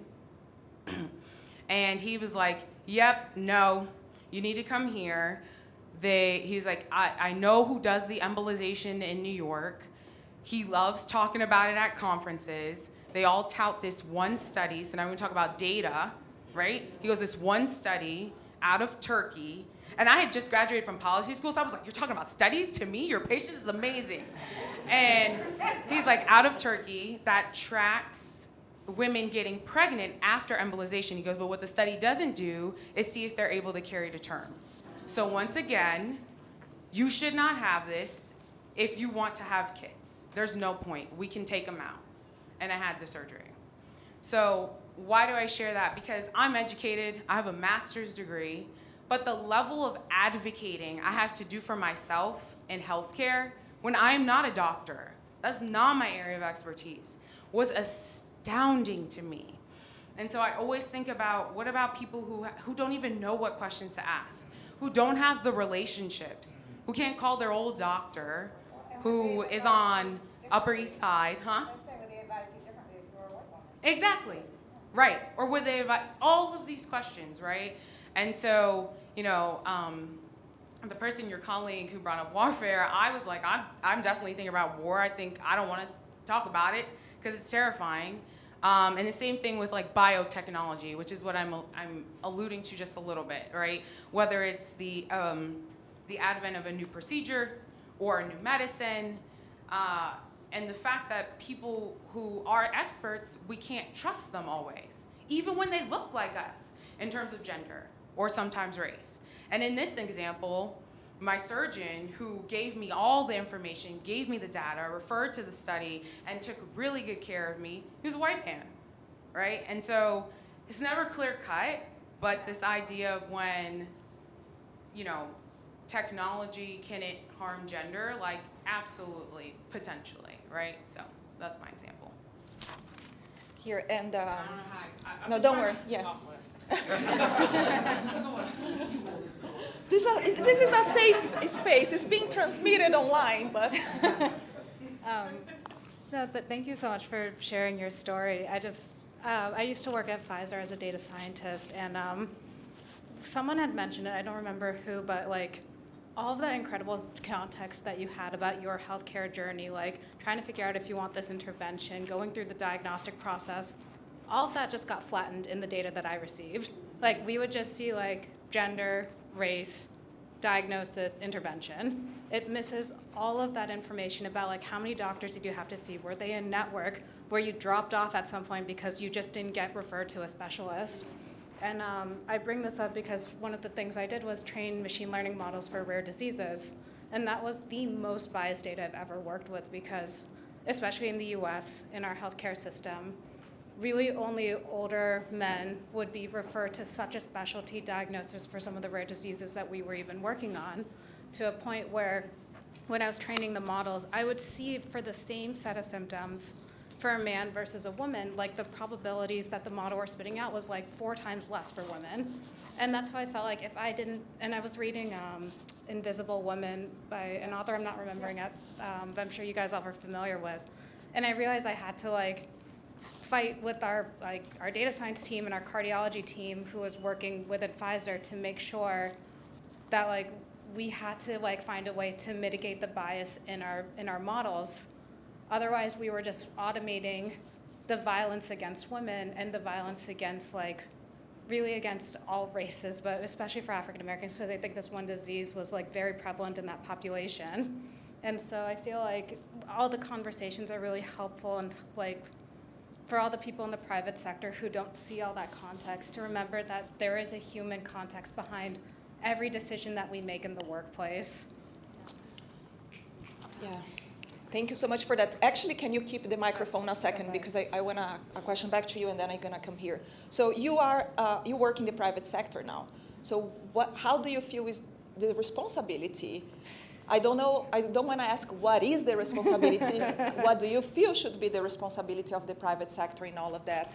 And even connecting with what Sylvester was saying in terms of all that data they control, they don't own, but they control about us, right? Yeah, it's a really loaded question, especially after this conversation, right? Because it was a decision that was ultimately made by like a handful of people in a room who have lives to go home to, children to go home to, and they're like, let's just wrap up this meeting, right? And like there's only a handful of people who are actually willing to push back on kind of those decisions.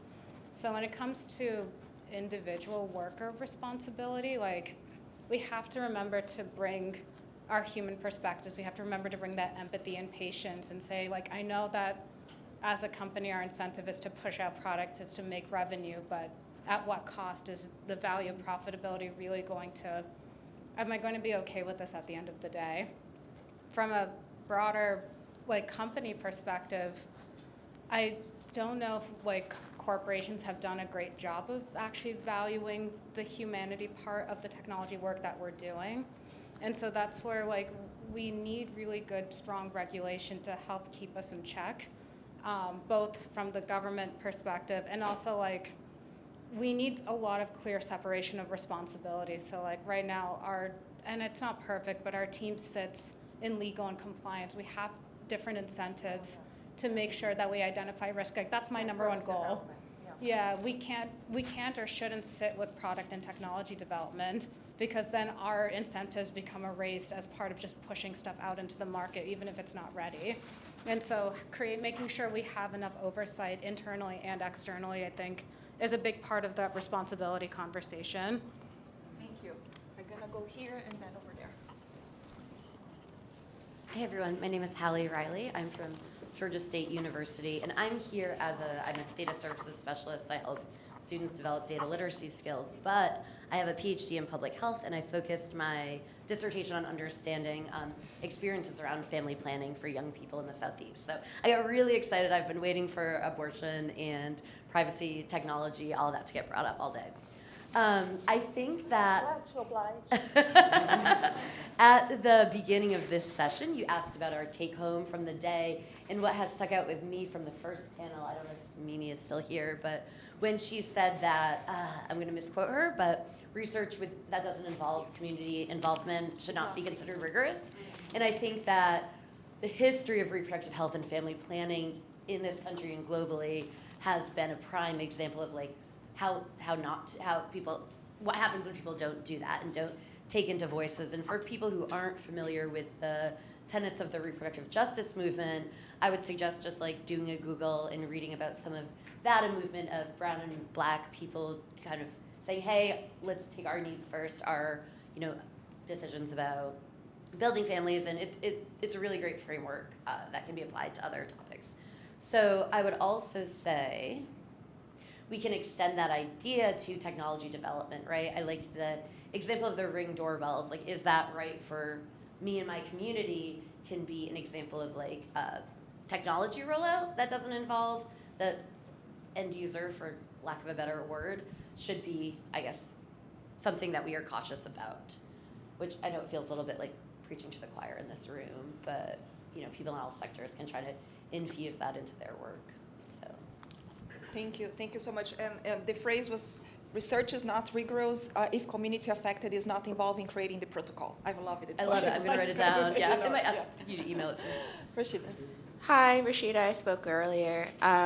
I actually want to take Sylvester's comment in a completely different direction, because I think there's a tendency in these conversations to only focus on actors in technology development, so therefore industry, but I think there is a need for responsibility and accountability broader from like every type of stakeholder.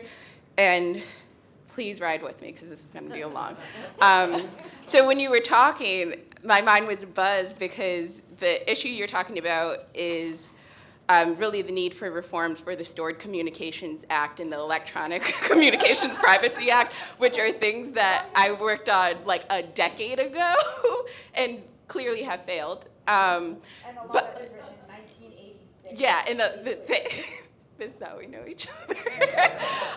But I bring that up because what frustrated me at the time when doing like lobbying and policy work around that issue is I was trying to, like, I would do public education trainings, we had public education documents to talk about all the different ways that commercial surveillance was detailing information about our lives that companies had access to. And at the time it was great because it was during the encryption war, so the companies wanted to work with me and Google let me use their lobbyists, and it was the one time we had like an interest convergence because for them it was a good privacy policy and consumer rights policy for them to not want to give up data if they were subpoenaed. And so it was like an interesting time for me to be at a civil rights organization, but a bedfellow with all of big tech. But I was like, but we're aligned on this one issue. But the main pushback we would get, and a lot of it would be from the space of peers that I thought we had like-minded lines of, was like, oh, but if I'm not doing anything bad, then why do I care about that data being collected, which is really coded for what we're really only talking about is brown and black people who may have information that's of interest, and that's not my issue.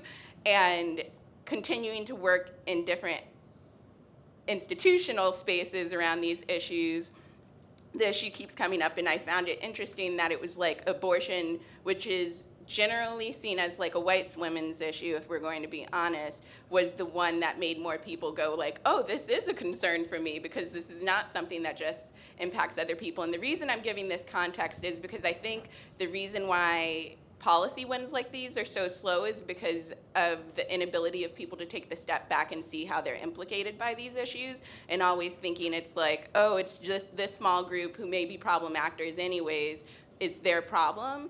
And that's why we don't see progress on these issues, and that's why we're in 2024, a full decade after I was trying to do this work on like the local level, and we still haven't seen progress on these issues. So I bring that up because I think it's not just responsibility and accountability within industry. I also think there's a lot of problems in civil society, academia, and society at large where people are unwilling to engage with issues because they don't see it as their issue, because the demographic that's disproportionately impacted doesn't look like them. And I think that at its core is a problem around democracy and how we get work done. And so I think with these technology issues, I also think we need to be a little bit more introspective about each of our roles and each sector's responsibility in thinking through solutions. And a lot of the times it's actually like more power with, or I shouldn't say more power, but those whose sort of political interest are aligned with the outcome, that being like reform of these arcane privacy laws, don't acknowledge their own power and ability to be a force for change. And so I just want us generally as a takeaway to consider that, and not always just pointing the finger at the easy boogeyman or suggesting that those who are directly engaged with the technology are the only ones responsible, because there's many other ways we're all complicit, and it's much easier to sort of not see your complicity and blame others. Thank you. Kip, do you have a question? I have a takeaway from the day, which is I was talking over lunch with a couple of folks who've gone through the home buying process, which is something that I'm going through with my wife right now. And thank you. We were talking about how there's this like rush to give over all this data, because like you've got an offer on a house and you got to close on it and you got to get a loan, and just, and you don't have much time to ask questions. You don't have time to slow down. You definitely don't have time to think about how your data might be implicating other people, or how it might be used to train algorithms that are going to discriminate against others, et cetera, et cetera, et cetera. And one thing that we're really lucky to have in this process is a lender who is a longtime family friend of my wife's now deceased grandmother. And so there's a relationship there, and there's some level of trust. Now, like, ultimately, she works for a bank, she works for a lender, she's gonna be beholden to those interests, right? A little bit, who knows? But there's a relationship there, and there's some level of trust. And so one of my takeaways from today, bringing together a bunch of different threads, is that relationships and trust and community are technologies that are really complex and help us do things that we couldn't otherwise do on our own. So Abegunde, you and I were talking about this, that like we think of technology as being computers or like algorithms. But I think today has really made me widen the scope a little bit and think about what are all the other technologies that we've always had and that we lean on all the time, and could we really invest ourselves in those as forms of technology, not just computers and digitization and all the rest? Thank you. And just to support, while I'm walking with the microphone, just to support what you were saying, because for me, with legal background and public policy background, language is a technology, right? And one question I would love to bring to you guys back after we hear your comment is how we can, and being very blunt, package some of these needs and problems and challenges we identified to then create change. Because I did a lot of lobby, right? Public interest lobby when I was at TFF and public knowledge, and I was doing trade agreements negotiation, right? From CETA to TPP, et cetera, say how trade agreement is controlling our human rights and nobody's paying attention. Congress folks here in the US would just hear me if I was talking about their specific constituency or how to generate more business for America. So I literally had to start with those segues to talk about human rights. So how we as a community, a PID community, can package this, and I know there are a lot of marketing people here, there are design people, right? Can use language and design as technology to package our message to all actors that are responsible. Of course, it's easy to blame Meta, Facebook, Google, et cetera, because of the power imbalance, but everybody is connected. Hi, everybody. So if you have the solutions for all my problems, please. There it was. Mic went out. I'm so sorry. I'm so sorry. That was amazing.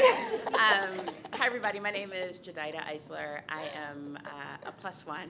I'm an astrophysicist by training, and I do a little bit of science policy, specifically as it relates to STEM equity. So I'm going to use space like 3 different ways, and I'm sorry.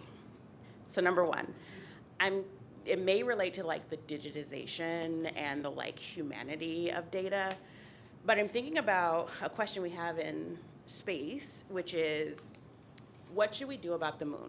And of course, there's a huge discourse that we should go to the moon again. We should, depending on who you are, use it as a way station to get to Mars, or use it to mine resources, et cetera, right? That question, much like the question of data, okay, my data point. Data is something that we use. We talked about it.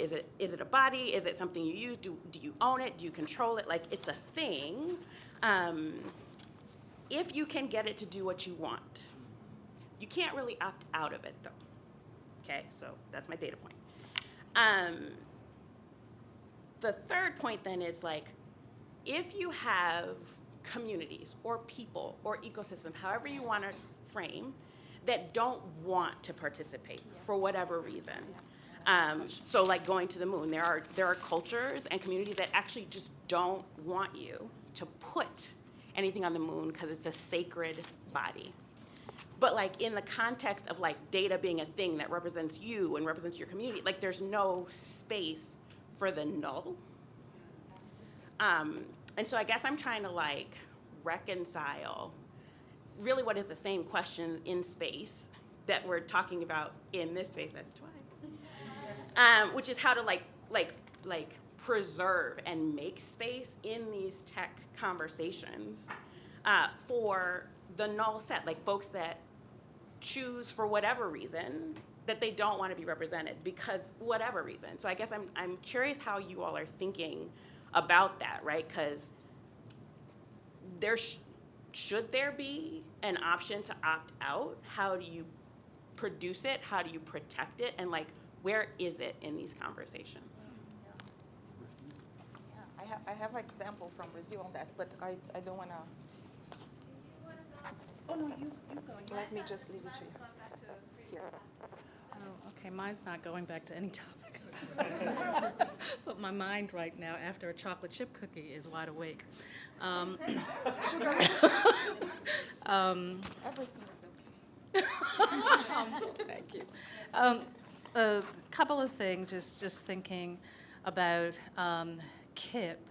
We did have a great conversation about the body as technology, so I've been wondering all week long what happens when we introduce other technologies to the body, right, in order to access that information and that data set. I'm also thinking that we are in a room here where I am sure that more than English is spoken by multiple people just for the entire week spending with those from South Africa and just looking around. And I know that there is a student at IU from Nigeria who is working on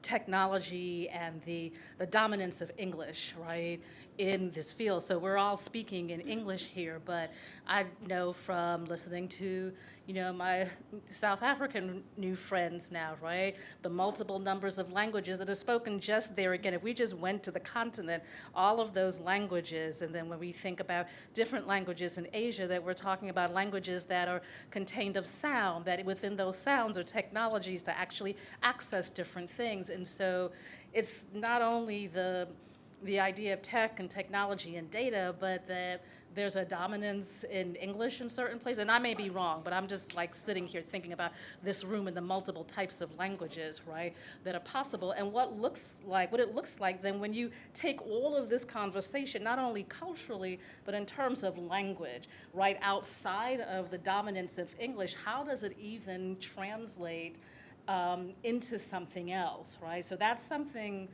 else to think about because it's a different type of accessibility, but we have languages in the world where there's no translation for what we are actually talking about right now, but the very fact that they can be spoken and that they are spoken in terms of sound, whether that's clicks, whether that's hums, whether that's 5 tones, depending on what language you're talking about, it changes everything. It changes this entire conversation, right, and how even technology is created. And unfortunately, a lot of examples, probably a lot of us have, is that for the worse, right? In content moderation, especially now, you guys probably heard about the manosphere and incels, right? There is a new Secret Service report on that and all of that, how actually hard, even in American English, to content moderate and understand that, because not just existing languages, but created languages by specific communities. And any questions? Oh, you have it, yes. Sure. Hi, everybody. I'm Sareeta. I spoke before. I'm having a lot of thoughts. This is such a good conversation, so maybe I'll just throw out a few. On the no, yeah, I think that's hugely important. What are the spaces for refusal?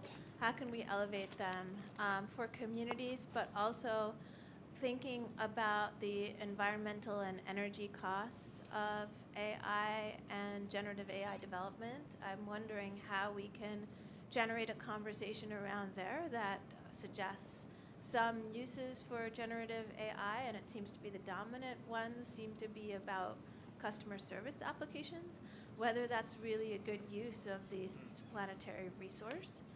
I've also been thinking quite a bit about trust as something that we value, but the ways in which trust can also be a tool of coercion if we're simply asked to trust a company or a technology, or if a particular technology, a predictive technology, does not trust us.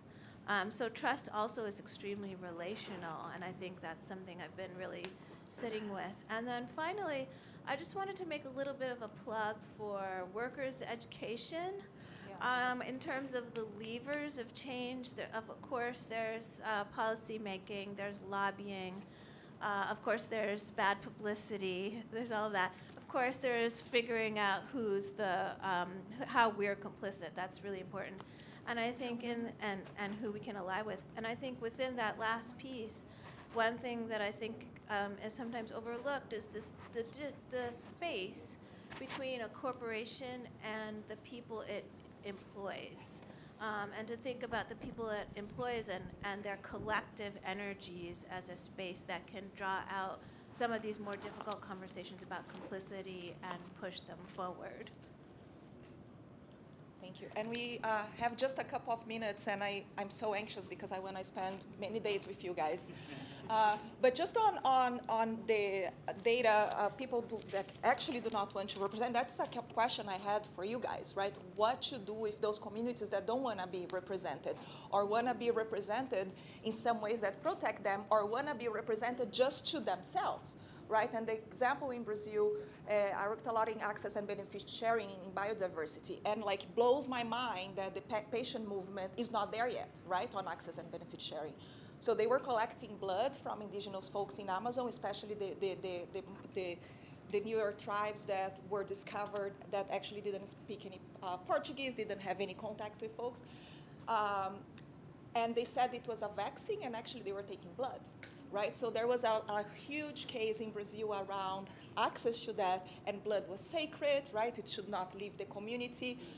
In museums, right, I love librarians, right? Like, we should always turn to the librarian community because they have dealt with these issues, right?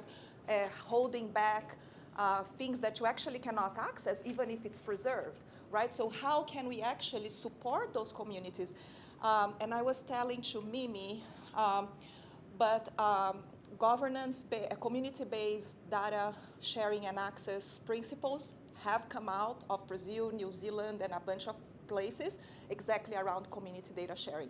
So we should look at that and bring those to the protocols, because they have a lot. We have a lot to learn from those that don't appear in when we discuss HIPAA in the US and other things. 2 questions here, or comments, please go ahead. Oh, yeah. Cordelia, I'm trying to, in my, Sareeta, what you just said sort of like brought a couple things sort of like together in my mind, including like some of our last two questions in the last session around like, at the end of the day, like, one of the things that I think about a lot is something that Ursula Franklin wrote about, which is so many of our technologies are prescriptive, right? They prescribe a certain way of doing things, and that becomes the social reality, right? Like, that becomes the reality of how a thing should happen. But the other way of making things is making sort of like, making tools that enable people to do things the way that they need and they want, right? Like, to enable flourishing regardless of how you do it. And I think about that, and in terms of how, like, data in particular and technology tools, including around technology tools around how we even engage with one another, be it most of us speak English, to be in these spaces, be it you have to have a computer, be it you have to know English to program in most of these languages, right? Like, and instead, what if we, like, what is very obvious to me, especially as someone who works on sort of like equitable access to the decision-making process, like, what do better decision-making tools, and what does technology that enables better decision-making and more community-driven, co-designed, like, decision-making look like? Because that, my intuition, is what gets us to sustainability. That's what gets us to raising the voices that have historically been marginalized. That's what gets us to data that actually more accurately reflects the diversity of the world rather than the people who have the power to participate, right? Like, I a couple years ago, I ran a session at the Code for America Summit, and where they had, like, they very proudly say, like decisions are made by people who show up. And my session was on decolonizing civic tech, and I made a joke of no, decisions are made by people who can afford to show up, right? And so how do we make showing up cheaper? How do we make showing up more equitable? Is, to me, like, the fundamental question that we have to answer before we build anything, or that is the thing that we need to build.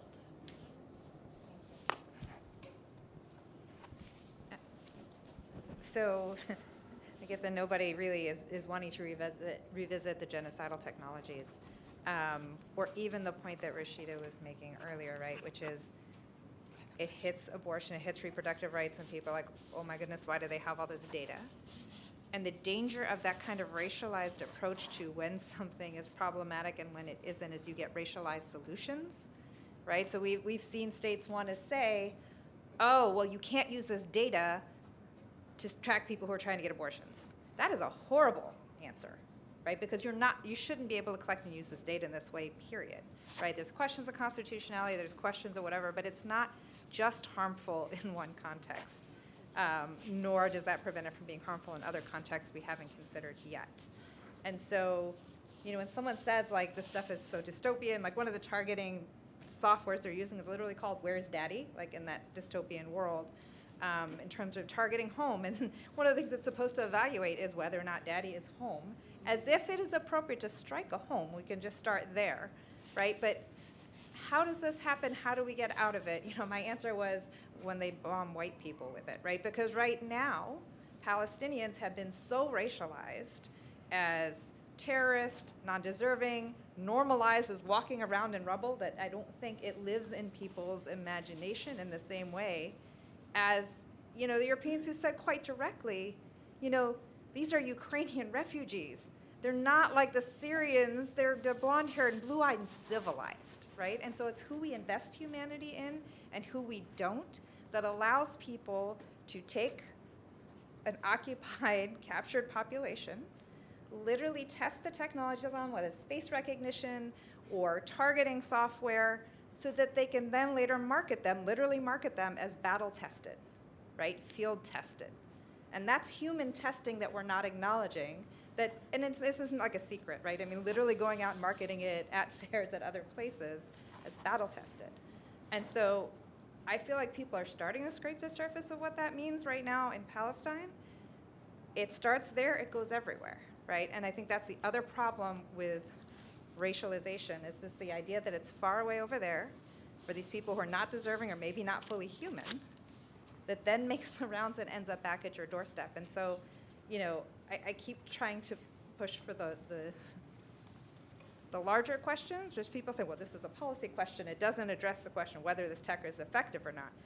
But again, if you're not reaching the structural questions about how we end up in a place where you literally will test, not just in the context of because it's not just a question of, and I don't buy into defense, but like this is a conflict and things are happening, literally using that conflict to test things.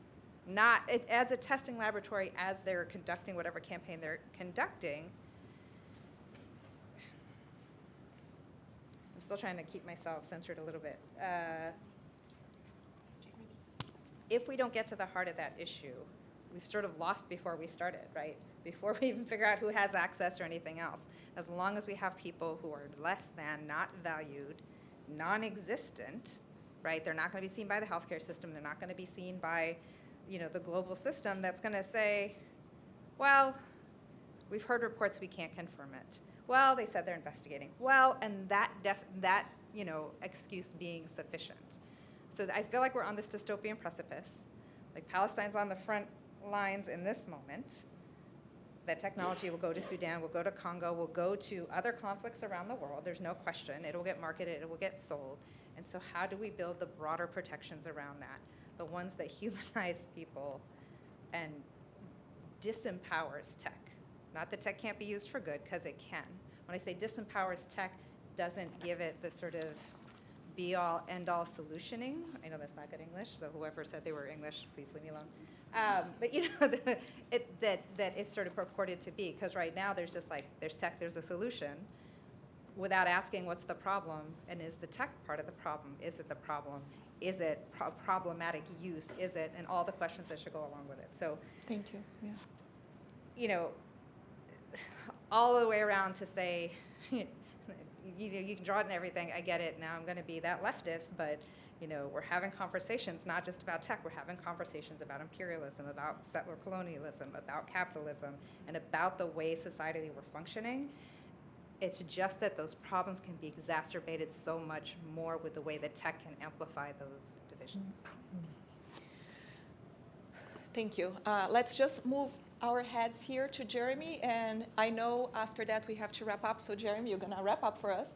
Kip told me 20 minutes ago we had 5 minutes, so please go ahead, Jeremy. Sorry, Kip, I have the power with the microphone. Oh my goodness, thank you everyone. This has been such a powerful day, and thank you all so much for your contributions. My name is Jeremy Treadwell. I am the founder of Treadwell Agency. We focus on human-centered cybersecurity and creating behavioral change and understanding what that means to protect you, your grandparents, your children from this digital environment that we live in, which can be untrusting. Sylvester invited me. I'm a recent graduate of the Virginia Tech's inaugural program of leadership and technology, focusing on the relationship between the humanities and technology. And that has just been a completely eye-opening experience, and I was honored to be a part of that initial cohort. Speaking of, the comment that I wanted to bring today is actually part of our final paper. And we talked about in our final days and our final months this concept of subversion. So for the English people, you guys will love this. It's a concept in literature where I'll take a story and narrative and then put it into a different context or write it in a different way. So telling a story through a recipe, or taking a story and telling it through a police blotter, right? But it's in a written narrative. And so that was our assignment, to kind of subvert and create a narrative. And what I created as a developer, as a technologist and futurist, I created a product called Humanity OS. And it explores the concept of we as humans have lost the ability to communicate effectively. We rely on technology, we rely on social media platforms, we rely on external systems of control and collaboration to drive what that looks like, which often leads to misunderstandings, miscommunication, arguments, and that escalates into war. So as a technical user's guide, I wrote a roughly 10-page paper, which I won't read all of it, but but I want to read one excerpt, and I'll get to the point. By engaging with Humanity OS, users gain access to a platform that supports understanding and cooperation among diverse cultural backgrounds. The operating system not only aids in answering existential questions and addressing societal inequities, but also enhances our collective awareness, thereby contributing to world peace and better understanding of the human condition. Through Humanity OS, Treadwell Futures Lab offers a visionary tool for enhancing global harmony and mutual respect. And I'll juxtapose that against, I also am an adjunct professor at Bradley University focusing on human-computer interaction and the psychology of how we build digital systems. And interacting with, my latest course was with freshmen and sophomores. When I explained to them that the cloud is a server in Utah, their heads exploded.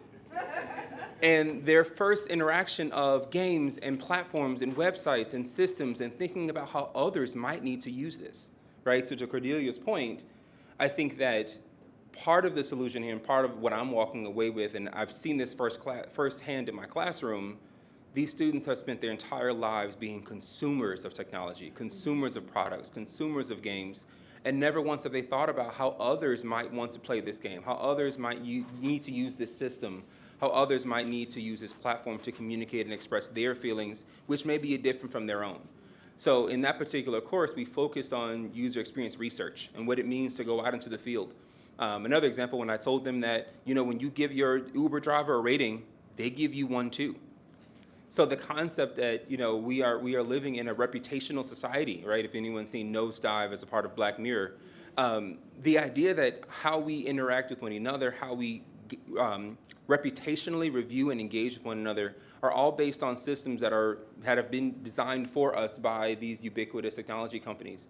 So as a professor in this space, as someone who's advocating for this, we say, everyone code, we need to be getting to code, but I think beyond that, we need to start shifting towards this model of allowing everyone to have the tools to build the tech systems. And if we bring everyone to the table, give everyone the tools to build the technology and the systems, right? Because all tech are systems to accomplish a means to an end, whether that's communicating, making a sale, doing a transfer, right, of goods. They're all systems that should be designed through us and for us. So as an approach to kind of democratize, and also I'm a nerd, I'll plug this now, this may not work through capitalism. There's a book that I read about this concept of accelerationism, which talks about when capitalism explodes, how do we pick up the pieces and how do we build a more equitable and just society from its remnants? Understanding there are some pros and some cons across all of the various forms of government and structure and how we communicate with one another. But again, it all comes back to, one, bringing everyone to the table, giving everyone the tools to build systems through technology, right? That's one form, that's not the only one. And I think that as we move towards that future together, and maybe moving past capitalism, moving past some of the structures that have bound us to date, I think we can start to see and evaluate what we want to build, more importantly, but ensuring having everyone at the table to build it together. Yeah, I feel I have topology. Jasmine and then Sylvester. Sorry, Jasmine. Yes, here you go. Yes, it's me again.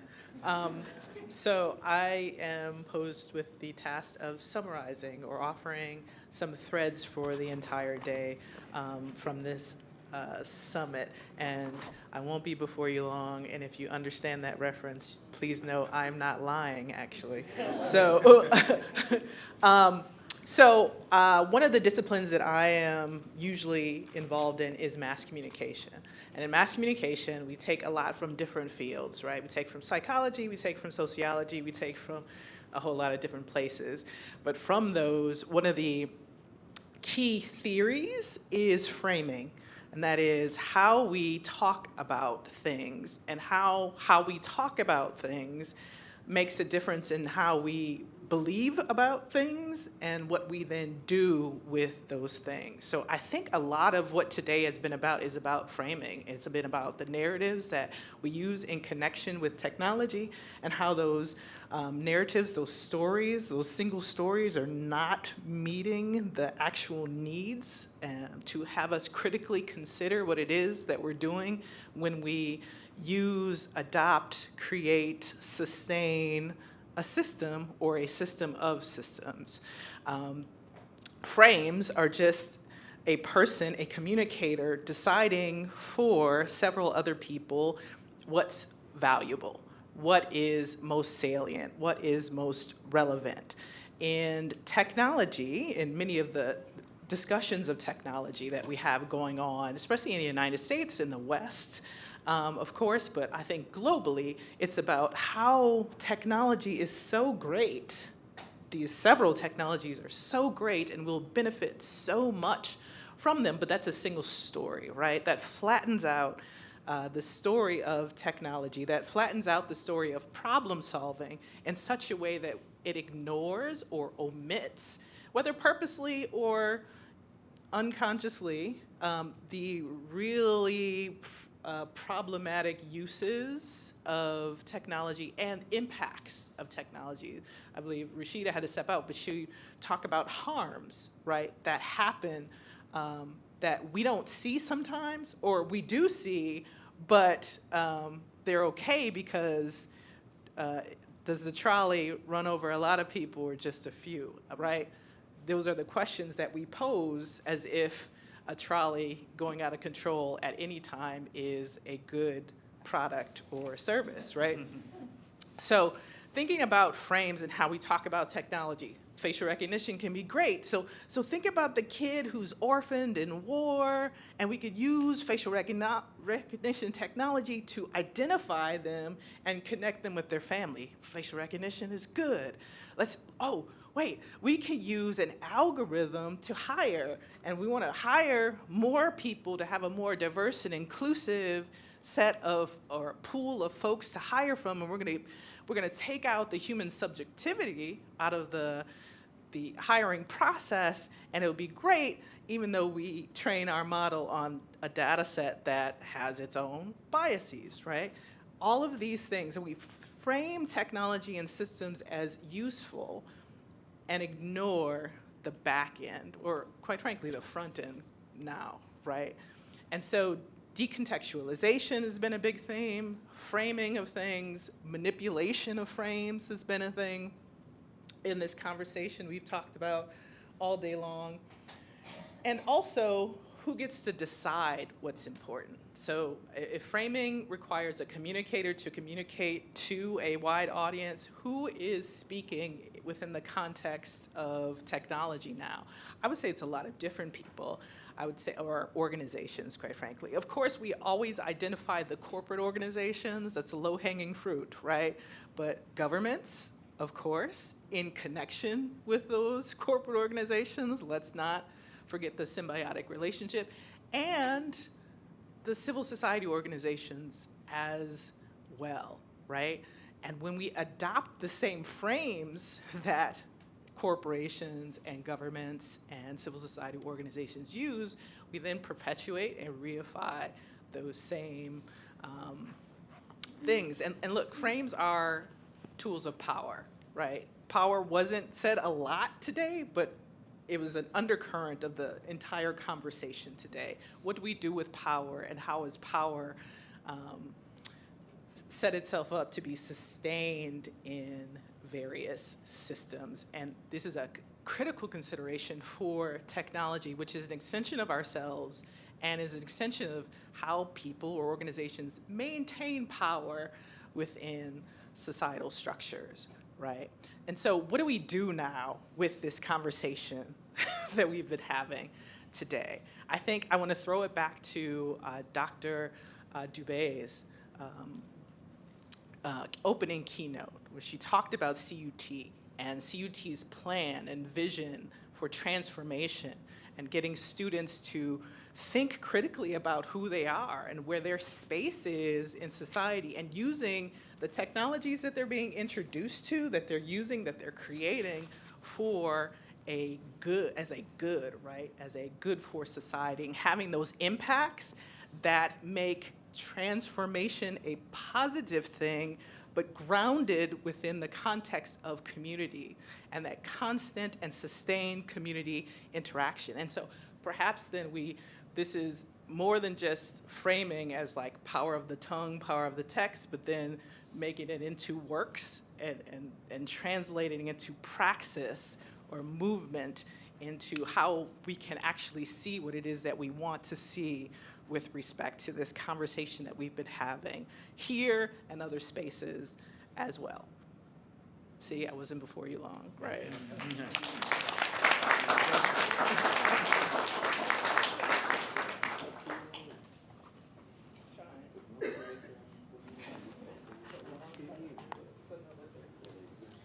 So I just want to end on a note of gratitude. We are ending our live stream in a few minutes, and I want to thank all of you for being here. Really want to express my deep thanks for those who traveled from South Africa so far, devoted so much time to having amazing engagement and conversations. All of you who joined us today for this summit, I want to give really, really deep thanks to the media team that's making it possible for those of you who are watching this to watch it and to experience it. Joe Fort, the Athenaeum, Janaea Moore, as well as Mandy Lamb and Graham Conway, who have been amazingly professional, just elevating the quality of this and helping both to allow people to experience it remotely and also to have this recorded. So thank all of you for making this possible. Those who traveled here, very grateful to you. And those of you who joined us remotely, thank you for watching, and we hope that we can work together to elevate a more human-centered vision for the way our society is moving forward. So thank everyone. Thank you.